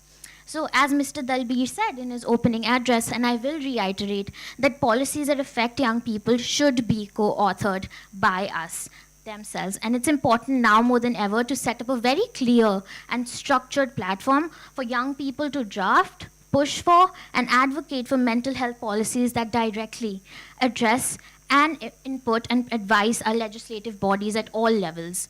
And this initiative would not only just give young people a seat at the table like we're having right now, but it will also ensure that mental health issues impacting young people are directly represented at all levels of decision making. So what are some key things that all of us here can take away? Some decision-making leaders are here with us on the panel. Some might be in the room. So what do I want all of you to take away from all parts of the world that you're here today for the summit? It's very simple. Ask young people what they need. Do not just push strategies onto them. Engage them as co-creators, not just as passive beneficiaries. Second, integrate mental health into everyday systems like education, healthcare, and life skills trainings. Integrate and create safe peer-to-peer spaces, physical and digital, for open expression and peer support, because as Dr. Roy said, some people who are younger might not be comfortable to talk about these issues with somebody who's 20 years older to them. And somebody who's 20 years older to me might not be comfortable talking about these issues with me. So create spaces which are led by people that look like them and feel like them. So peer-to-peer spaces are very important. And then design culturally relevant, gender-sensitive services in local languages that reflect the different youth realities. And finally, something that's very, very important is that mental health and wellness is intersectional. We need to have intersectionality as a core design principle, not just a buzzword, for truly creating these inclusive systems, because mental health affects all aspects of us as a human being and all those around us as a community and the society we live in. Thank you. Thank you, Anushka. And taking away from what you beautifully said, I think ask young people what they want. Dr. Roy, are we asking young people what they want? I think she has raised a very pertinent point. Mike, sir. Except for a few issues at all legislative levels, yeah, it's a question mark. But I think she has hit the nail on the head. She has hit the nail on the head, and she should be appreciated for it. And I would presume that mental health becomes a more open subject. Let's discuss mental health. And in the process, when I was listening to all my esteemed ladies in the panel, what I think should also be done. Have we all seen that movie Tare Zameen Pe? It spoke about autism. When nobody dared to speak, a person like Amir Khan stitched a beautiful story and then he related it to the public. People came out in the open and started speaking of autism. That I was an autistic child. We came to know of so many celebrities, I can count in my fingers now, so many celebrities later came out and said, no, I was autistic. Then they use the name in the movies also.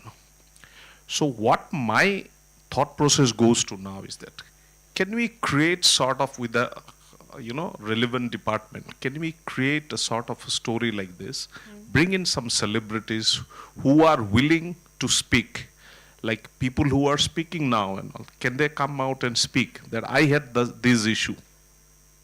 And those celebrities or all India icons and whatever, world icons and all, let them come and see. It's in the West you find, especially in America, film stars and all, sportsmen and all of them are nowadays coming out in the open and speaking about their issues and all. All these issues in the youth, well, we understand this. Another issue that I would like to flag is that I remember when we were in Brussels and all speaking about, there was another issue when a person becomes a widow or a widower. The geriatric population also suffers from a lot of loneliness issue, and we see it commonly in our society. And as I'll go back again to what I said, the joint family sees less of it.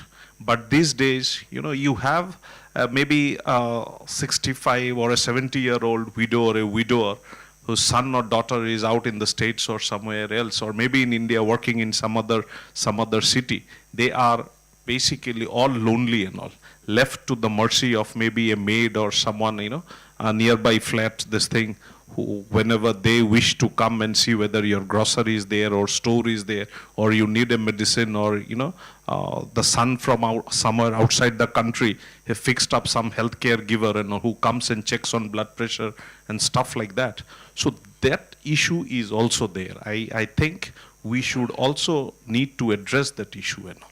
And I must thank Anushka. She has really opened our eyes, and I presume that when these sort of things are discussed, I must tell you, as a member of the Standing Committee on Health, we laid importance on two issues during our last 5 years. One was elimination of tuberculosis. When the world was looking at a target of eliminating tuberculosis by 2030, we fixed up a target of 2025 to eliminate TB. Dr. Dalbir Singh is an instrumental part when we held multiple conferences on eliminating tuberculosis. I must bring to your, knowledge this. And the second was the mental health issue.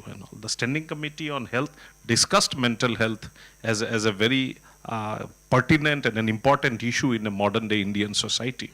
So I think the policymakers are aware of this, and probably in the coming days we'll have a more robust and a very important, all-encompassing, laws to handle mental health. Thank you, Dr. Roy. Anushka, task is on you. Manoj sir, थोड़ा सा मैं बात करना चाहती हूँ about एक और segment है, यंग पीपल जो माइग्रेंट्स हैं, जो सिटीज़ में आते हैं काम करने, उनके बहुत सीरियस मेंटल हेल्थ स्ट्रेसर्स होते हैं. I can have somebody translate for you if you'd like that, or I can do that later. Okay. So sir, एक तो how do we help them, और दूसरी चीज़ एक क्वेश्चन अनुष्का के जो फीडबैक है उससे, कि अगर यंग लोगों को पार्लियामेंटेरियंस के साथ काम करना है और इस इशू पे करना है, क्योंकि पॉइंट ये है कि there has to be a call to action. हम मीटिंग्स कर सकते हैं बट उससे निकल के आगे कैसे जाएं. टीबी इशू बना because we took it to parliament. तो आपके व्हाट डू यू थिंक कि यंग लोग पार्लियामेंटेरियंस के साथ काम कैसे करें, वो रास्ता कैसे खुलेगा? एंड आई थिंक उसमें एक इंस्ट्रूमेंटल रोल जितने लोग इस कमरे में हैं we can commit that we can play.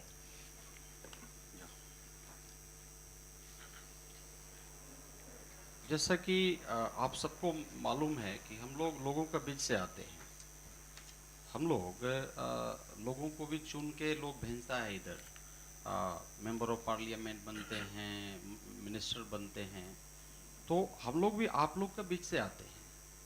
और ख़ासतौर पर यूथ पीपल जो हैं in our area, specially I am talking about the Bihar, Bihar में बहुत सारे ऐसे नौजवान हैं, जैसे आपने कहा कि एक जगह से दूसरे जगह चले जाते हैं, खासतौर पर Bihar is one of the example for your question. आपको मालूम होगा कि बिहार से लाखों लोग प्रत्येक साल बम्बई में जाते हैं, दिल्ली में आते हैं, पंजाब जाते हैं। तलवीर साहब सही कह रहे हैं, बिकॉज ऑफ द मतलब उनके पास में रोजगार नहीं है बिहार में। और सही बात है, आपने देखा होगा एक रिपोर्ट आया और रिपोर्ट भारत सरकार से वो निकला, तो उसमें ये दिखाया गया कि बिहार अभी भी एजुकेशन में, रोजगार में बहुत पीछे है। लगभग मतलब उसका जो रेशियो चल रहा है बिहार का बहुत पीछे चल रहा है। तो समस्या ये है कि बिहार के नौजवान अलग अलग जगह में जाते हैं, और अलग अलग जगह में जब जाते हैं तो अब जैसे दिल्ली में आते हैं तो दिल्ली में उनके पास दिल्ली का जो जोग्राफिकल स्थिति है, भूगोल गणित उनको मालूम नहीं है कि दिल्ली का स्थिति क्या है, लेकिन फिर भी साल 2 साल रहते हैं तो साल 2 साल रहने के बाद जब काम में वो ढलते हैं तो कुछ सही चीज़ भी पकड़ते हैं और कुछ गलत चीज़ भी पकड़ लेते हैं। ज़्यादा बच्चे अभी मैं देख रहा हूँ बिहार से जो यूथ लोग आते हैं, ज़्यादा बच्चे अभी जो नया नया मेरे शहर में जहाँ से मैं आता हूँ, कभी भी नाम आपने नहीं सुना होगा कि मतलब वो जाते हैं तो मतलब अलग प्रकार का, जैसे एक स्मैक है जो कि नशा है, जो कि दिल्ली में और अलग अलग पंजाब उजाब में ज़्यादा चल रहा है, और बिहार में इसका नामो निशान नहीं था। लेकिन जब बच्चे इधर आए तो इसको लेकर के बिहार में भी गए, अभी जस्ट स्टार्ट शुरू हुआ है। तो ये सब आपने कहा, एक आपका अच्छा सवाल था कि यूथ को कैसे मौका मिलेगा हम लोग के साथ बैठने का, बात करने का या काम करने का। तो मैं आपको बताना चाहता हूँ, हमारा जैसे आप स्टैंडिंग कमेटी का बात कर रहे थे, तो स्टैंडिंग कमेटी अलग अलग पूरा भारत देश में घूमता है और सभी विभाग में, जैसे अभी हम food and public distribution consumer affairs में मैं भी हूँ और ये वाटर रिसोर्स में मैं हूँ। तो अलग अलग हमारी कमेटी अलग अलग जाती है, हम लोग अलग अलग भारत देश के अलग अलग हिस्सों में जाते हैं। अभी हम लोग जा रहे हैं गैंगटॉक और दार्जिलिंग, तो वहाँ के कुछ लोकल लोग से भी हम लोग मिलते हैं। इवन लोकल लोगों के पास जाकर के हम लोग जैसे फॉर एग्जांपल हम लोग जानते हैं कि जैसे फूड एंड पब्लिक डिस्ट्रीब्यूशन में तो बहुत सारा एक्सपायरी फूड है, और एक्सपायरी फूड है, आप खासतौर पर बिहार में जाइएगा तो बिहार में बहुत सारे दुकान पर के 1 साल पहले का वो एक्सपायर हो गया फिर भी बेचता है लोग। तो हम लोग लोकलिटी में जाकर के लोगों से पूछते हैं कि है क्या, तो उसका जो मतलब कुछ भी हम लोग को मिलता है तो हम लोग आकर के पार्लियामेंट्री बोर्ड को सौंपते हैं कि सही में जीरो ग्राउंड पर ये चल रहा है। तो उस प्रकार से भी हम लोग खुद जुड़ना चाहते हैं। आप ये जो क्वेश्चन मैडम कर रही है ना, हम लोग खुद चाहते हैं कि जूथ से जुड़ें, जूथ से हमारी बातचीत हो और रियलिटी में उनके पास में क्या सवाल है, अगर वो हमें आज मैं सुन रहा हूँ ना यहाँ बैठ करके डॉक्टर दलबीर साहब हैं, राव साहब हैं, और ये सब पैनल में हम लोग बैठे हैं, आप सब लोग भी क्वेश्चन करेंगे तो मेरे माइंड में भी कुछ नया नया क्वेश्चन आ रहा है। अब हेल्थ, ये मेंटल हेल्थ के ऊपर में मैं पहला बार बैठा हूँ, तो मैं पार्लियामेंट का मेंबर हूँ, तो मैं वहाँ जाऊँगा तो इस विषय के ऊपर पार्लियामेंट के अंदर चर्चा होता है। तो आप जब बता रहे हैं यहाँ, आपका क्वेश्चन सुन करके मैं भी तैयार करूंगा, और ये जब विषय आएगा तो मैं खुद मांगूंगा कि नहीं मैं इस विषय के ऊपर बोलना चाहता हूं पार्लियामेंट के अंदर में। तो हम खुद आपसे जुड़ना चाहते हैं, ऐसा नहीं कि हम लोग पार्लियामेंट मेंबर जो हैं आपसे नहीं जुड़ना चाहते। आपसे जुड़ने में हमें फायदा है क्योंकि you are the future for our country. तो हम आपसे जुड़ेंगे तो हम बात करते हैं, we are talking about our country that, मतलब हमारा भारत देश लीड करेगा पूरा दुनिया को। तो लीड कैसे करेगा? जब यूथ आगे आएंगे तभी भारत देश को हम लीड कर सकते हैं। विश्व गुरु हमारे आदरणीय प्रधानमंत्री जी प्रत्येक दिन प्रत्येक मंच पर बात करते हैं कि हम विश्व गुरु बनेंगे। तो मुझे नहीं लगता कि जब तक यूथ नहीं आगे आए और यूथ हमसे नहीं जुड़े, मेंबर ऑफ पार्लियामेंट से नहीं जुड़े, प्रधानमंत्री से नहीं जुड़े, तो हमारा देश विश्व गुरु बन सकता है। अगर विश्व गुरु हम बनाना चाहते हैं अपने देश को, तो आप लोग को आगे लाना होगा और हमें आपसे जुड़ना होगा, आपको हमसे जुड़ना होगा। बहुत बहुत धन्यवाद। Thank you sir, thank you. I think वो एक कमिटमेंट के तरीके से लेके आगे चलते हैं and we can certainly follow up on that sir. Thank you. Aqsa, there are a lot of young people in the room और मैं सबके साथ शेयर करना चाहती हूँ. Aqsa hasn't been very well but she is still here with us. So thank you again for taking the time. Aksa, just maybe for the young people who don't know your journey, something that you want to give as a message to the young people and a message for mental health, given that you're on the committee now. Aap committee mein hai, to the members of parliament, both ways.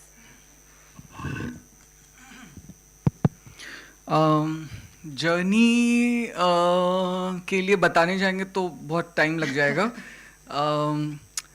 But yes, so I identify as a transgender woman.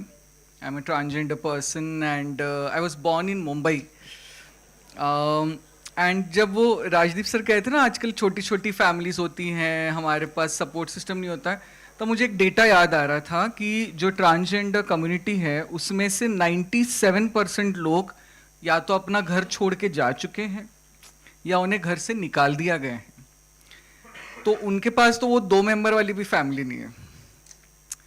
So you know even that basic thing कि if I am having a problem whom should I call or text or you know talk about my issue.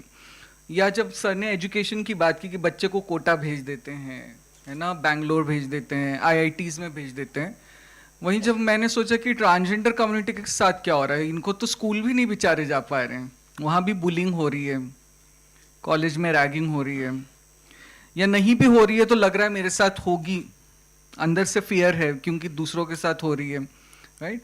So in so many places it's a struggle. But then ultimately, I think maybe I was more lucky that I could manage through in school, and I was in an all-boys school. So you can imagine the fun that I had. No, I didn't have fun. But yeah. And then I went into medical colleges, which I think is one of the most mentally challenging institutes. You know? You are a medical student? Yeah. Oh. Ah. And we also have some doctors over here who have gone through that journey. And you know, when I was studying medicine, so in my textbooks it was written that you know, queerness, being trans, being gay or homosexuality, एक तो कानूनन अपराध है, तो तुम criminal हो.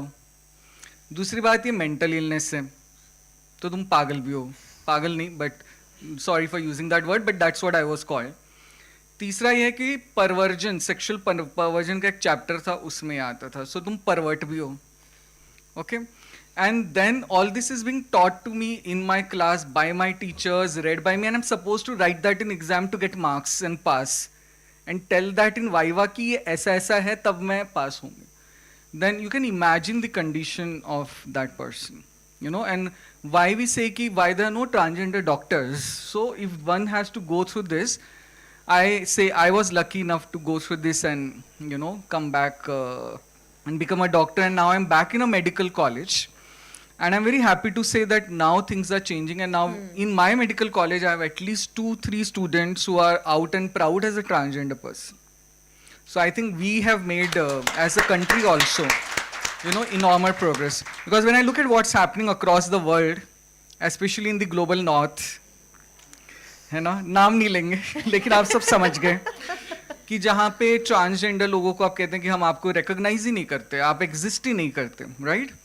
In that, I'm very happy to say that India is one of those countries which has not just traditionally accepted, but we also have a legal protection. We have a law which recognizes not just trans people, but any gender identity that comes under that umbrella.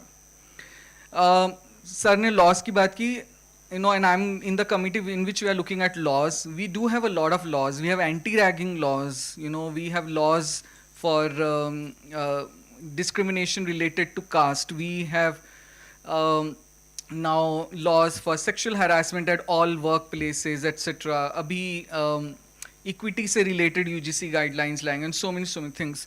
But the issue is, until unless this translates to on ground situation, then laws are not going to help. Laws are needed, but then now it's our responsibility that parliamentarians have made the law. How do we start implementing it, right? And how do we help young people? And for that we need young people. जब इन्होंने कहा कि 35 के बाद लोग थक जाते हैं तो मुझे बड़ा दुख हुआ क्योंकि इधर से यहाँ तक हम सारे 35 के ऊपर वाले हैं सो नहीं, हम बहुत जोश के साथ में आपके साथ में हैं, but I think this people on my right side and people on my left side need to talk. Yes, we need to talk. है ना, very importantly. You need to get an entry to the parliament and you need to maybe create an Instagram account to find out what the young people are saying on Instagram, right? And I think once that comes, जिसको हम कहते हैं जोश भी और होश भी, wisdom भी and then the power of the youth. Once that combines, then I think it can do wonders, right? Thank you, Akshay. Thank you.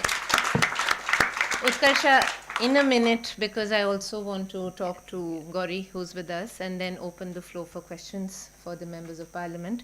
Utkarsha, your message for decision makers who are in the room with you, and these spaces are rare, difficult to create, so go for it.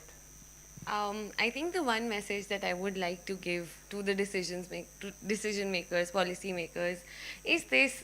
Anushka said, right, that include the youth in decision making. Also, I think we need to understand that the idea of right and wrong can change at this stage in our life. When we are understanding people, we are understanding context. Like Aksa beautifully said, right, that अगर मैं book में पढ़ रही हूँ कि being trans is perversion, it's wrong, it's bad, तो मुझे लगेगा कि मैं गलत ही हूँ, और फिर शायद मैं एक ऐसे रास्ते चली जाऊंगी जहाँ मैं substances, I will go to substances, I'll go to self-harm, I'll isolate myself, right? So I think the idea of right and wrong can change, and ask the youth maybe that, what's healthy for you? What do you want us to create? We will help you create those systems. But when we're talking about mental health, right and wrong, morality can take a step back, and righteousness, justice needs to kind of come in the front. Sure. Yes, sir. Mike. Oh.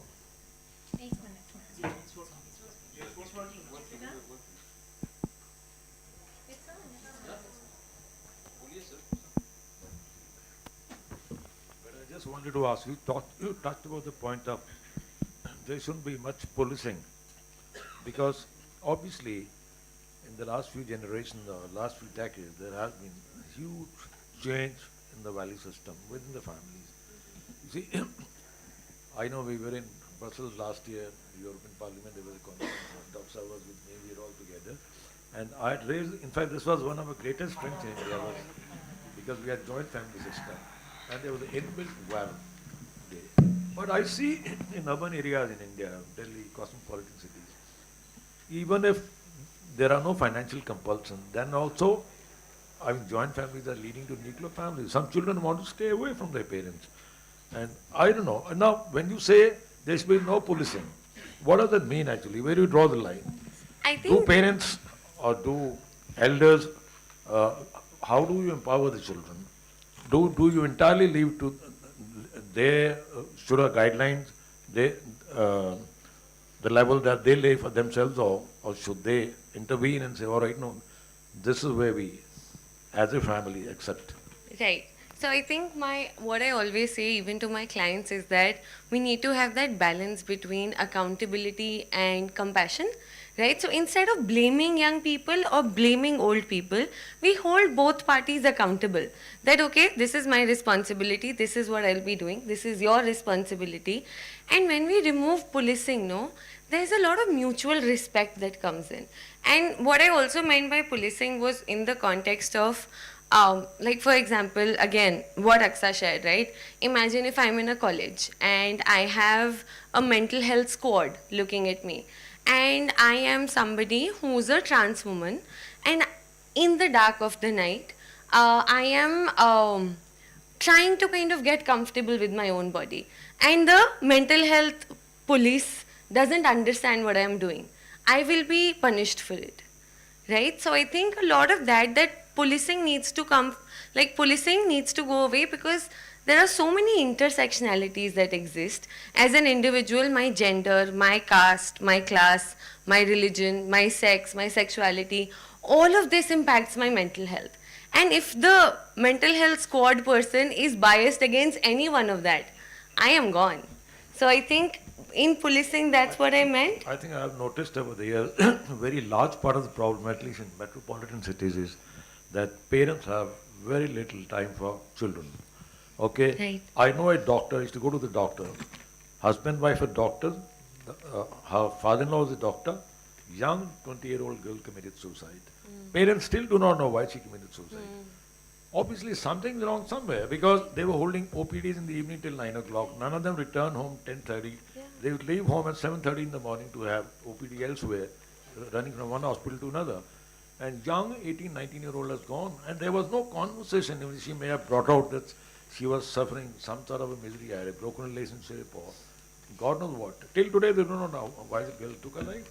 So I think what is happening is we have become far too materialistic, far competitive, and we are all driven by ambition, materialism, and this is what urban, not urban India, urban world, I mean the world over.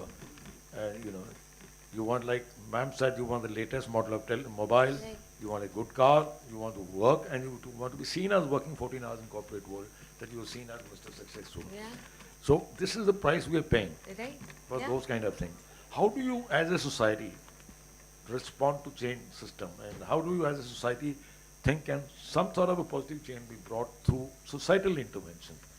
I will let that thought be for the room for a little bit because I know we have 20 minutes before the alarm rings. We have Gauri with us. Steffi, if you can take the mic, please, to Gauri. Gauri, thanks for coming in and pleasure to have you. I think you'll be best, placed to introduce yourself. But my question to you is that, you're in this world as a young person, a woman, and a disability rights advocate. Can you share your lived experience of how it shaped your understanding of mental health when it comes to disability and challenges? Go ahead. You can come in if you like. Thank you. Go for it.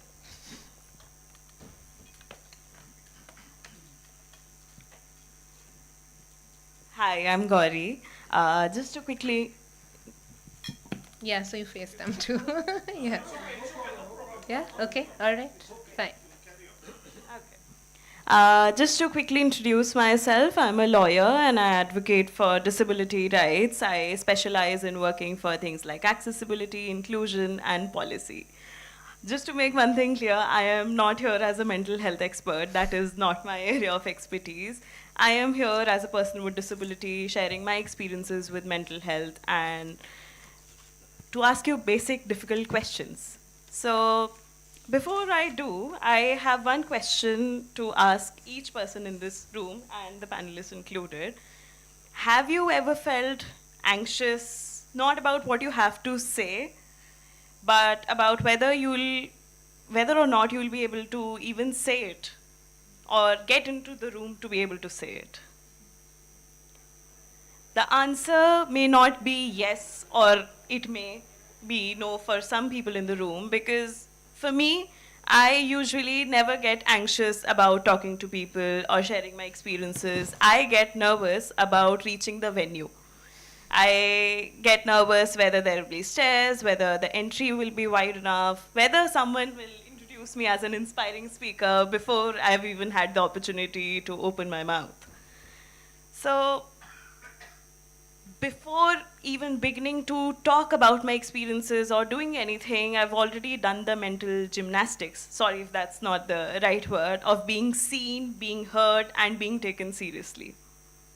I'm not here, again, as a mental health expert. I'm here because I've lived the silent cost of being in a system that does not see me, unfortunately, and worked in the exact kind of institutions that claim that they do. So I've had access, I've had privilege, I've had opportunity, and still mental health as a concept for me has meant something very, very different, which maybe for most of you here. It does not look like big breakdowns. It looks like shrinking, making myself smaller and smaller each and every time I have to go out. It looks like holding back so I don't seem difficult to some people. It looks like sounding cheerful even when I'm completely spent most of the time. It sounds like checking every email, every message twice, so I don't look very difficult or I don't seem too much to someone. It's all in the invisible labor that goes in every single day. Not because I'm unsure of who I am, but because I know exactly what happens when someone like me, a disabled person, stops being polite. I've also worked in places that claim they do the right things. They talk about employee well-being, they celebrate mental health days, they have flexibility in the handbook. But the moment that I actually ask for flexibility, I'm told maybe the role isn't the right fit for you. I've been encouraged to take care of myself, my well-being, until that care requires someone to adjust or someone to do something about it. The support suddenly disappears each and every time something becomes even slightly inconvenient for someone in the room. So yes, policies are there, like everybody here very rightly said, but they live on paper, not in practice. And that's the mental health toll no one calculates when it comes to disabilities. Not the big moments, not the panels, not nothing, but the steady pressure of realizing that even in the best of the workplaces in the world, you're still a risk for people that would rather avoid than actually accommodate for you. I've been to therapy. How I've been to therapy is a very long story, and we'll get to that some other day. And therapy has helped me in many, many ways, more than I can count. And even in there, I've had to explain what access means to me, how I entered the room. I've had to reassure my therapist, my support system, that I'm not struggling with who I am. I am just struggling to constantly be read through a lens that I didn't choose for myself. Sometimes I've walked out of therapy sessions feeling heavier than when I went in. And none of this is because therapy is wrong or something was wrong with the person helping me out. It's because the structure that allows for these resources still doesn't expect someone like me to come in with a lot of clarity. It expects me to come in with confusion. So I'm not sad because I'm disabled. None of my problems have anything to do with that. I'm tired because I'm expected to keep explaining gently, daily and endlessly, over and over again, just to be heard without any resistance. And I don't think most people mean to exclude us. And I would say out of 10 people I mean, 9 of them are very, very, very well intentioned. They want to do the best they can. But it's also true that most people do not pause to ask what they are not seeing. And that's the gap I want to really address. And it's not the access request that's the problem. It's the look on someone's face when you ask for that request. It's not the mental health policy, it's the way people disappear when you actually need that policy. What happens when you ask for it? And it's not, I don't want to say the system is broken and things are not being done. Things are being done. The system is working exactly as it was designed to, unfortunately, without people like me in mind. So if you ask me what mental health means to me, things like therapy, wellness apps, campaigns, these are very, very secondary for me, although very important, but still secondary for me. For me, the first question is whether I am in a space where I don't have to make myself smaller to be allowed to stay. And if you're designing systems, policies, workplaces, support services, anything at all, don't just ask how disabled people feel. Ask what they've had to carry silently just to be included in the first place. Because we are not asking to be equal. We don't want to be equal. We can never be equal. Equality is a different concept. We are not asking to be fixed. None of us are. We are not asking to be celebrated for surviving what could have been easily prevented. We're just asking for what we deserve and asking why, after all this time, we still have to ask. And that's where I'll end it today. Thank you so much.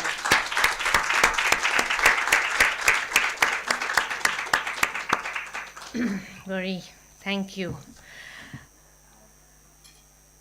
I am aware of the time, and we have about 10 minutes for questions.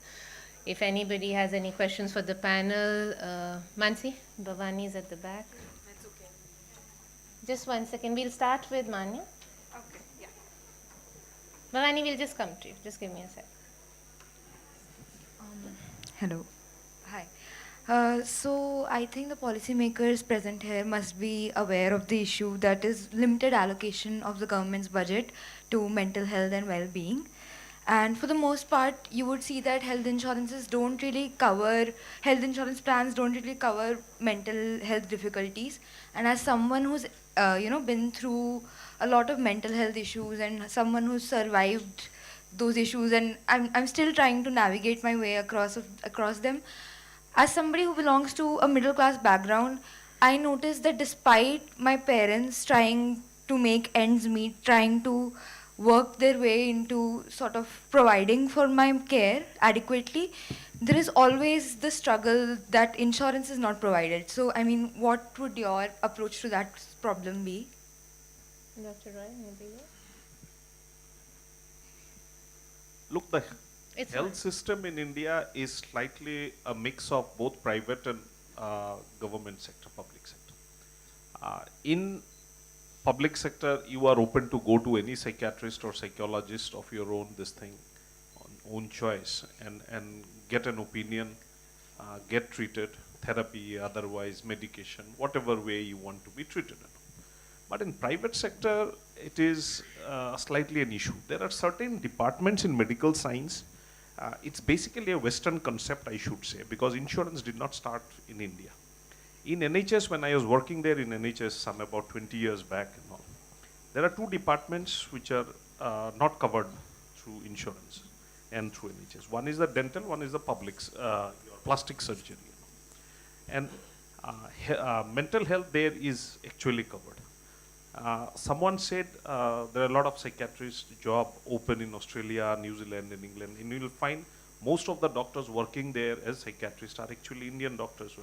In fact, I've got a few friends who have passed out from the institute here, All India Institute. They are working there. You have raised this issue. I think it is very important. And these are the departments like plastic surgery, dental, and even your issue that you have raised, psychiatry, should be this thing negotiated with the insurance company, and that's where I think the policymakers can come in and decide and put pressure. Obviously, it has to be given a very humanitarian consideration, and obviously, if there are pressure, there are articles on it. If you people can write. And if you people, I think, should write to the health minister, the prime minister, and the standing committee chairman, obviously this will be considered, I think. But there are grey zones. I must admit, there are grey zones, and there are certain departments which are not looked after by the insurance because it's not a profitable. Why? Because this encompasses treatment which are prolonged. Your treatment can go on for years after years. Insurance company is not in a position to pay that. Those are the practical issues. Thank you, Dr. Roy. Bhavani, after that. Thank you so much. I'd like to first of all thank the panelists for such an insightful discussion, because every time I attend these conversations, I learn something new about the topic itself. And thank you, EDI team, for organizing this. My question here is that we know what challenges are, we know there are solutions, and we know that there are policy in making. But how can we increase financing towards scaling these solutions and also supporting these solutions? Because we also have a youth mental well-being fund, but it has been hard to fundraise for the fund itself. Manoj sir, after Dr. Singh. This is one area we discussed with the government in the past also, after the last couple of conferences that we have had. And more than talking about the budget, what we were really interested in is what is that budget is going to be allocated for? You see, because in the last 3 or 4 decades, all that we spend money, very large part of the money has gone to setting up mental hospitals. And my own experience says in the last 3 decades, I haven't seen many people with mental disability going to hospital and coming out with larger sanity. We lost a lot of people in many mental hospitals in India. What India needs now with our kind of population are counseling centers, rehab centers, and because it is like ma'am also said that the point is anything on mental health you want to push it under the carpet. No one wants to discuss. Even in urban areas, people don't want to discuss mental health. So you need counseling centers, villages, blocks, and I think more than anything else, the governments must involve local government, panchayati raj institution, communities. Okay, I mean involve all of them. That's where you need to spend money. I mean, and even in terms of building hospital, I think in the last 40 years, not more than 3 mental hospitals have gone up anywhere. I mean, to my understanding, worthwhile mental hospitals. And so this area has been totally neglected. Firstly, as a society, we must recognize there is a problem known as mental health. We don't recognize, we still don't recognize that India has so much of serious infirmity. Even within the families, we want to hide and, you know, we don't want to talk about it. So we have taken it up with the government because right now it is a disaster situation. You know, you have 0.3% psychiatrists, 0.1% psychologists, 0.1% health workers in this area. In fact, in many states there is not a single psychiatric nurse. He's a doctor. He will bear me out on that. It is a dismal situation, and we obviously need not little budget. We need a lot of money for mental health, because particularly after COVID, everything has escalated. It's gone up by another 22%. Thank you, sir. Yes, Dr. It's not just your mental health issue. I'll tell you what the health sector today in our countries, because all of us are concerned with health. Look, 7 to 8 years back, we had around 350 medical colleges in the country. And 7 to 8 years back, around 60,000 MBBS students were being produced by our country. Out of these 60,000 students becoming MBBS graduates, 1/4 were doing post-graduation. And for a person to do MCH, I did not get any MCH seat in India because there were no orthopedics MCH seat. There were only 1,200 DMs and MCH in the country. Now look at the picture.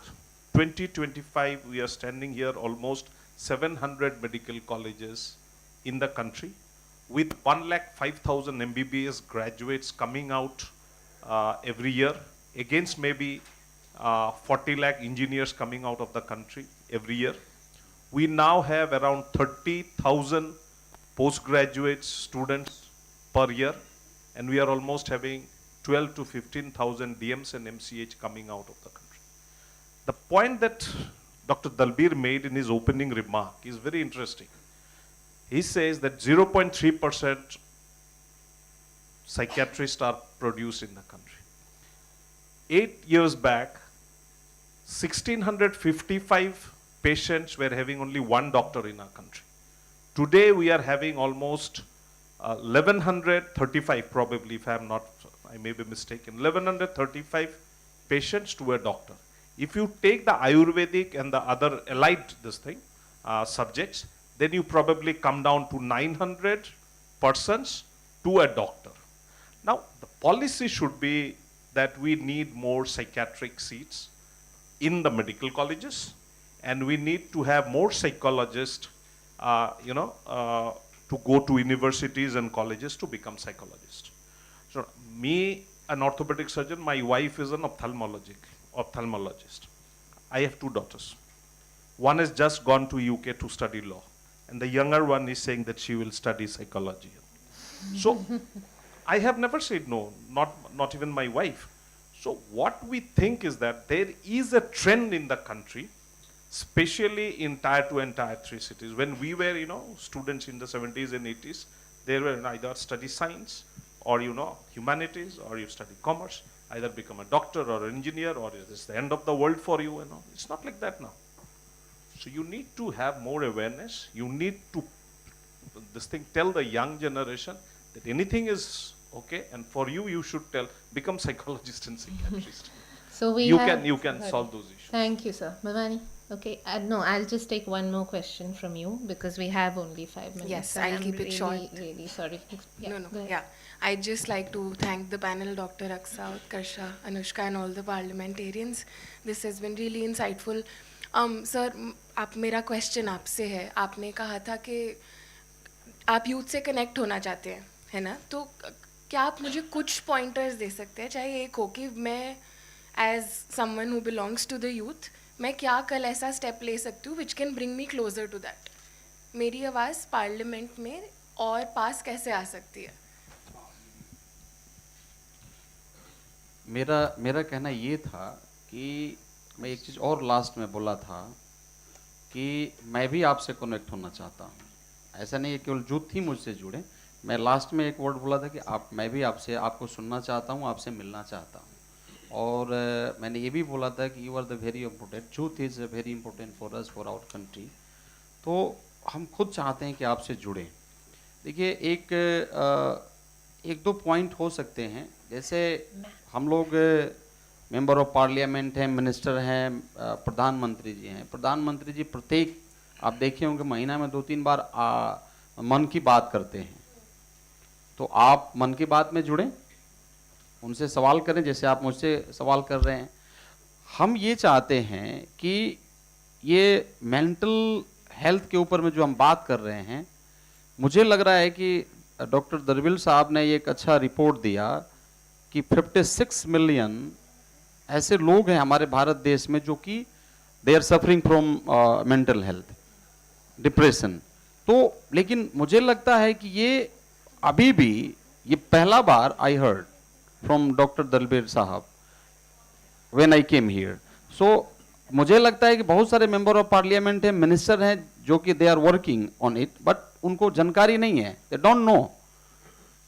तो अगर आप जुड़ने का मतलब मैं ये कह रहा हूं कि आप एक रिपोर्ट तैयार करें और आप जरूर मुझसे मिलें, ताकि उन्होंने जो सवाल किया रिसोर्स के ऊपर में, तो मैं ये कह रहा हूं कि ये सब सारा समस्या सॉल्व हो सकता है जब आप हमसे जुड़ेंगे अपनी बातों को। जैसे मैं यहाँ आया और आप लोग को मैं सुन रहा हूं तो मेरे मन में कुछ चलने लगा, मेरे मन में कुछ चलने का लगा कि next session is coming our monsoon session. तो मैं जरूर, चूंकि हेल्थ के ऊपर में तो हमेशा आता है, तो इस बातों को I will raise this issue inside of the parliament. तो वहां लोग जानेंगे कि नहीं 56 मिलियन हमारा बच्चा, हमारा लोग जो ये रिपोर्ट में सुना तो मैं I was very impressed that I learn very new things here। तो मैं वहां जाऊंगा और इस बातों को पार्लियामेंट में रखूंगा, तो प्रधानमंत्री भी सुनेंगे, तो स्वतः जब सुनेंगे तो इसके ऊपर बजट आ जाएगा। Okay, I'll have to stop you. I'll have to तो stop you. I'm आप sorry. जरूर। Yeah, it's okay. Ma'am. Yeah, thank you. A brief introduction. I have taught at the University of Delhi at undergraduate level, and then I was principal of a college, Karudimal College, and retired from there 2 years back. So I have been in the field of education for almost 40 years. And because of being at the university and being on committees, we have traveled to different villages, colleges, schools, and I am also very deeply connected with my own village in eastern Uttar Pradesh. So we have to recognize that we have a very big, the highest youth population of youth, and a whole range. When I started teaching, and from that time to now, one of the major changes, I'll try and be brief and just pointers, one of the major changes has been the heterogeneity. 40 years back, we did not get so many students from villages, provinces, from other parts of the country, especially I'm talking of government colleges, which are big colleges, as we do now. So that is one of the strengths which I think India has shown, because it reflects our expanding democracy. But it also reflects the tensions. When a group of students or children come from villages, some of them are very rich, most of them are not moneyed. They come here, and anybody who gets admission in a college of Delhi University has to be a bright student. They come on their own merit. They are bright when they come. And when they come here, they are exposed to lots of good, bad, whatever inputs, influences. many of them bringing a lot of social tensions. There are big differences in what is considered as success there and success here. We as a society, I think we have changed many rules which are in some senses, maybe we can go back to some of them. And one of the things I think we can do is to bring back sports in colleges, sports in schools. We had a very healthy sports culture, but now, whether it is in schools, whether it is in colleges or higher education, sports has almost disappeared. Sports itself is a very, very good bonding activity. If we can bring that focus back, any kind of focus on sports is professional. You have to be a star. You have to be a successful cricketer. There's no sports for fun, no sports where you can spend your time. The digital revolution is, of course, one of them. The biggest problem, and along with that, so sports is one thing, sir, I would like to bring focus back, and that can resolve several issues of alienation, loneliness. There is a kind of intimacy, not only in sports people, but those who even go to watch sports. People don't even watch sports now because the interest has gone. So that is one. Second, I do feel that we have talked about how unfamiliar a village person could be with the city, but people from cities are also totally unfamiliar with the rural culture. There has to be an active kind of familiarization amongst cosmopolitan cities, first tier, second tier cities, with the rural culture. We keep hearing about policies where people and young people would spend 1 year in school in villages and 6 months in villages. If something like that works out even for teachers, I think it would be a very, very good thing, and may bring much more understanding. People have already talked of how financing is available. There is not even a permanent position for a counselor. Delhi University has six colleges that teaches psychology at undergraduate level. One college could take boys, and now probably two. Only boys could study psychology at undergraduate level only in one college. So probably then an expansion at the undergraduate level of this subject, and I do know students are interested, they have to go away somewhere to study these. So with this I will end. Thank you very much. Thank It's you. been most educating. We have 30 seconds, and you are the last person to ask a question. Thank you and so then much. because I've already been warned. Yes. A very good evening to all of you. I am Shakun Sharma, a mental health activist, and I'm also the founder of Reform for India's mental health advocacy. So I've been working actively in the mental health industry as a social worker and as a psychology student as well. And what I've observed is that even though there are policies, and with all due respect, I'm very grateful for that, but I also think that those policies won't actually benefit the population until or unless they really understand the concept of mental health and what it means. I have worked in the rural areas, I have worked in the urban areas, and I worked with elderly people and the younger generation as well. But I think that there are areas and there are people who do not understand the concept, first of all, clearly. And I don't think we can benefit much from the policies until or unless we actually create the awareness in the government, and then mental health becomes a national priority. So it's more like a request that if the government starts to advocate for it and try to make it like that it's a national priority, because mental health is always seen as an add-on, and I'm sure most of you will agree with me that it is seen like that. So it's a request so that you also start to influence people, because definitely everybody looks up to you for that. Okay. And thank you so much for your time. Thank you. Sir, closing. I'd like to speak a couple of minutes on this. Yes. See, fundamentally, it's not only about mental health. There is almost negligible awareness even about other diseases. मैं आपको छोटी सी बात बताता हूँ. मैं कुछ साल पहले बिहार में गया, तो पटना में आई मेट एक गर्ल ऑलमोस्ट योर एज. तो उसने मुझे बताया कि हिंदुस्तान में 1300 आदमी रोज डायरिया से मर जाते हैं. तो डायरिया तो कोई बीमारी भी नहीं है. तो problem is there is no awareness.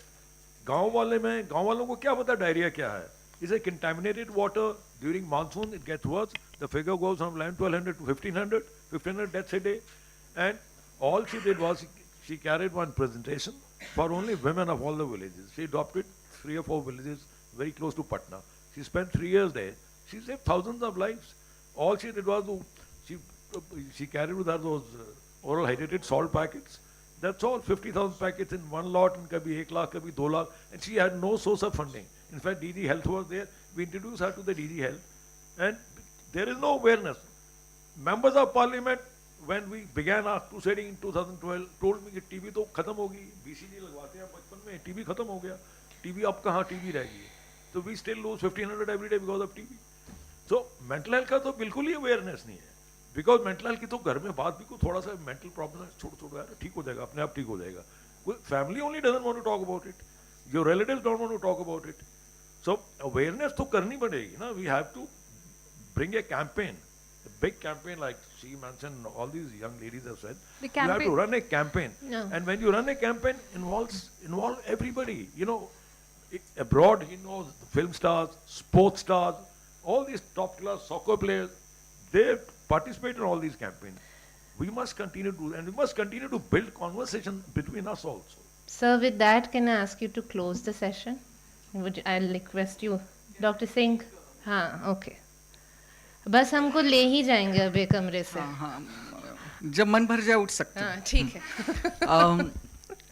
जब सर ने तारे ज़मीन पर मूवी की बात की, तो उसी उम्र के एक बच्चे के ऊपर एक सीरीज़ बनी फ्रॉम यूके ऑन नेटफ्लिक्स. हम लोग यंग लोगों की बात कर रहे हैं, लेकिन प्रॉब्लम तो अब 10 साल, 8 साल, 9 साल के बच्चों में की. That's adolescence. If you have not watched, please do. And as someone who is now dealing with the issue of suicide of students who are not even adults, less than 18 years of age, and what their parents suffer. कई बार closure भी नहीं मिल पाता. जैसे sir ने कहा कि क्यों हुआ, कैसे हुआ, we never realized. I want all of you to please go back and read the poem on children by Khalil Gibran. And एक इंटरव्यू में मैंने सुना था, बात कहीं वो मेरे दिमाग में रह गई, is that as parents, I have also raised a child. You need to give an unconditional love. बिल्कुल with no terms and conditions attached, कि तुम्हें तभी प्यार मिलेगा जब MBBS में एडमिशन होगा. नो. एंड अनकंडीशनल लव का एक एस्पेक्ट ये है that you have to give unconditional freedom also. And in that unconditional freedom is the freedom to take wrong decisions, freedom to make mistakes, learn lessons, correct, may be not correct, because ultimately it's their life. जो sir कह रहे थे ना, कितनी privacy दें और कितना देखें और कितना छोड़ें. So ultimately we have to realise that the children में come from us, but they are not really ours. So have to sometimes let them going and freeing them, and assuring them that we are always there for you. Even if you murder someone, you can come back to us and tell us. There is no shame in anything. There is nothing. We'll take you to the police and get you arrested, but you can definitely come to us, and talk about anything with no terms and conditions attached. I think that's something that today's children and today's parents really need. To unconditional love. Dr. Singh, please close us out. I think we already exceeded the time limit given to us, but anyway, I have a horrible throat. I just want to sum it up saying that we certainly need to have an integrated framework, particularly youth-centric approach. We really need to do a lot of work in awareness, and for this we need advocacy. Okay, everyone is an advocate here. All of you are also advocates. So are we.